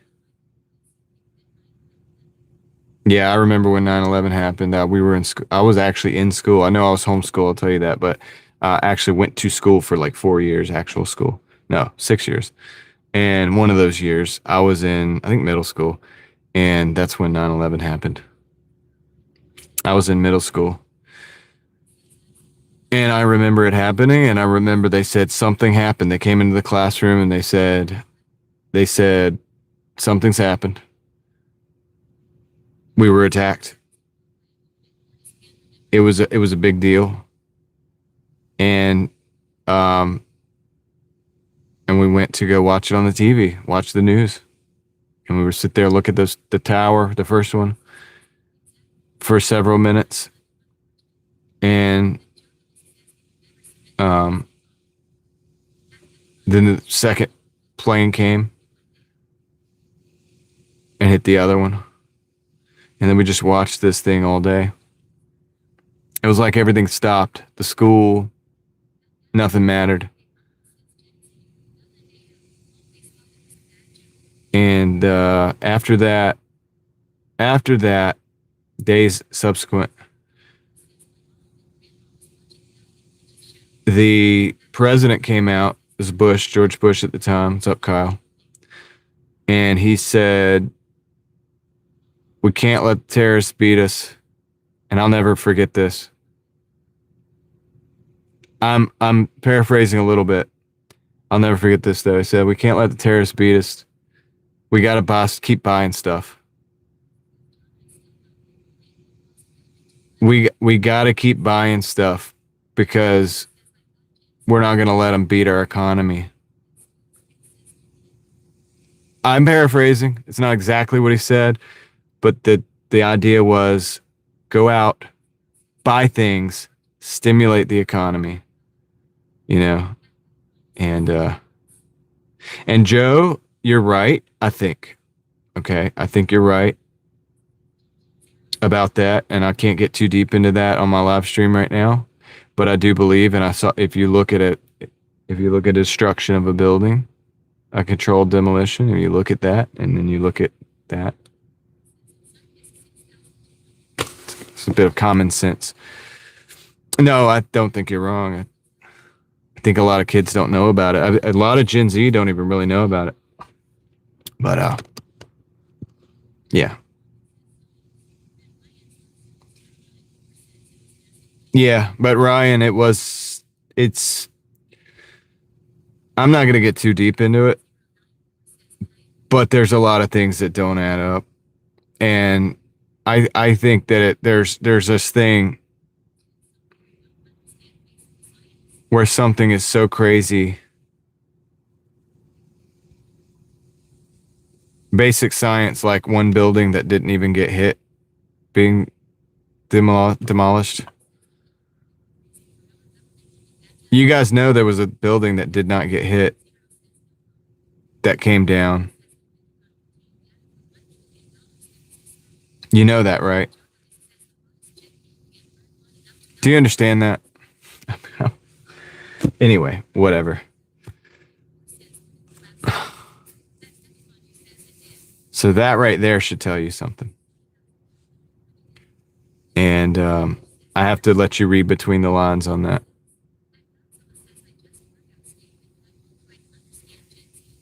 Most people don't, Ryan. Most people don't. They don't teach you that in school, I bet.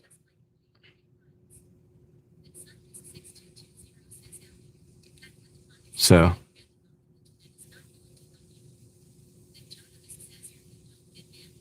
yeah. I'm okay. It's okay, Joe. I think I'll be all right. What are you talking about, Peppa Pondu? Clearly, you've stumbled onto something you have absolutely no understanding of, but that's okay. Um, and yeah, but what you have to look at is what subsequently happened, and that's with anything. With anything, if they give you something, and then there's a result of things that happen afterwards, That's what you really want to look at, because that's what tells you the truth. Maybe, Ryan. Yeah, I am rambling in a parking lot, my dude. That's right. You're absolutely right, buddy.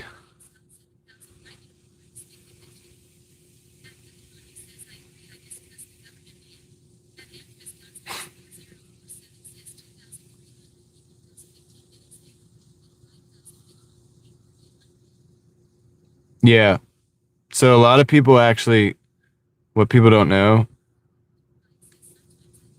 is there was a lot of damage that was done because of the 9/11 thing. So when those buildings came down, there's a massive amount of dust in the air and other things that actually injured people for a long time. Like, so there's a lot of other like downstream effects that also happen from that. And that's not what I was talking about earlier, but somebody said something and I remembered the casualties were like, there were instant casualties and then there were other casualties from that. It's people that go in to help and they didn't have anything to protect themselves from the dust and stuff. All right, I think Peppa's got to go. Bring it down my vibe, man. That's not fair to the chat for you to do that. Asbestos, yeah, coming out of all those old buildings. Buildings that, by the way, couldn't legally be destroyed, but David, go to sleep. Get some rest, man. You've earned it.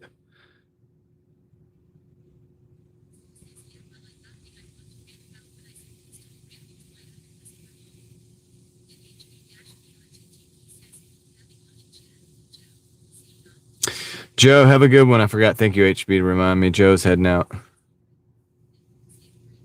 Yep, I will, man. Lord willing, I'll get home safe, right? I don't want to assume anything. We don't want to assume anything. The reason I say that, and people are like, well, yeah, you're going to get home safe. And it's like, well, yeah, but you don't really know. You really don't. And it's not a thing to be scared of, but it's a thing to be thankful for when it happens. And, yeah, we really don't know. You really don't. So don't take life for granted, man. For granted. Don't take life for granted, man. Take the granite, build a countertop, and then just live your life. All right. Cool, man. Crazy conversation. Crazy day. You know, a lot of things happened today. How much did I make today? What did I make today, guys? I think we made. I'll look. I'll just look in the exact. I forget about Doordash. I do Doordash to make money and survive, but I forget about it. You know what I mean? I don't really. What I make? 157 plus two $3 compensation, so 163.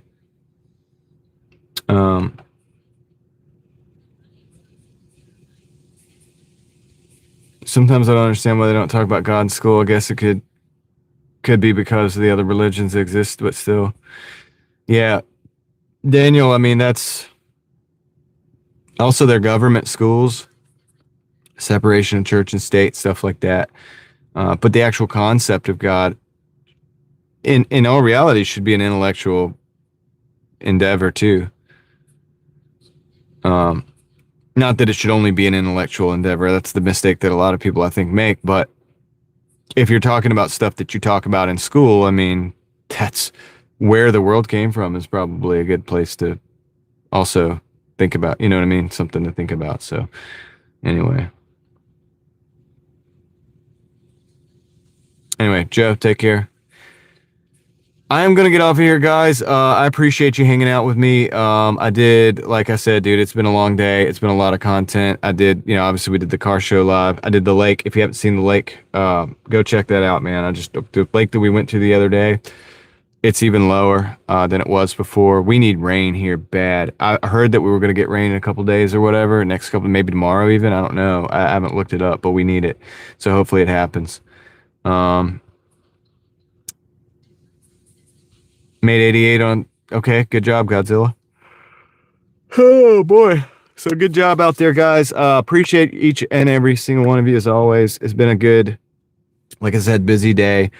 I don't know if I'm gonna have the car show video ready tomorrow. Probably not. Probably, I don't know, maybe Monday. I don't know. I don't know. It's a surprise, okay? It's just gonna be a surprise. But because I don't know how good the footage is either. I didn't even really get to look at it. I was using the gimbal. I didn't have the gimbal on the app, so I was having to like hit the on and off. So it was like moving it and stuff. So I don't know if it was good or not, man. I really, really don't. But anyway. All right. I am going to get off here. So HB, take care. Appreciate you. Appreciate all of you guys having the conversation with me, going there. We went there, right? And we will go there. We'll continue to go there. That's what we do. That's a little bit different than probably what you've seen in other DoorDash streams. I'm not a DoorDash channel if you're new here. I'm really not a DoorDash channel. I just do it every day. So but there's a lot more going on here we got going on. I wouldn't have it any other way. All right. So I am going to end it here. Appreciate you guys. My day off tomorrow. My day tomorrow is my day off. So I won't be live streaming tomorrow. I don't think. And so we will be back Monday, though. If you're new here, we will be back Monday, Lord willing. And every day, pretty much, except for Sunday, I live stream. And so that's what we're going to do. Have a good night, Eva. Sunkissed. Ellie, thank you. Shout out to Ellie. She's awesome. Also, shout out to Leslie, but I don't think Leslie's here right now. But shout out to Ellie and Leslie, our mods. And okay. All right. So with that said, I'm going to end it here, and we will catch you hopefully on the next one. I'm out.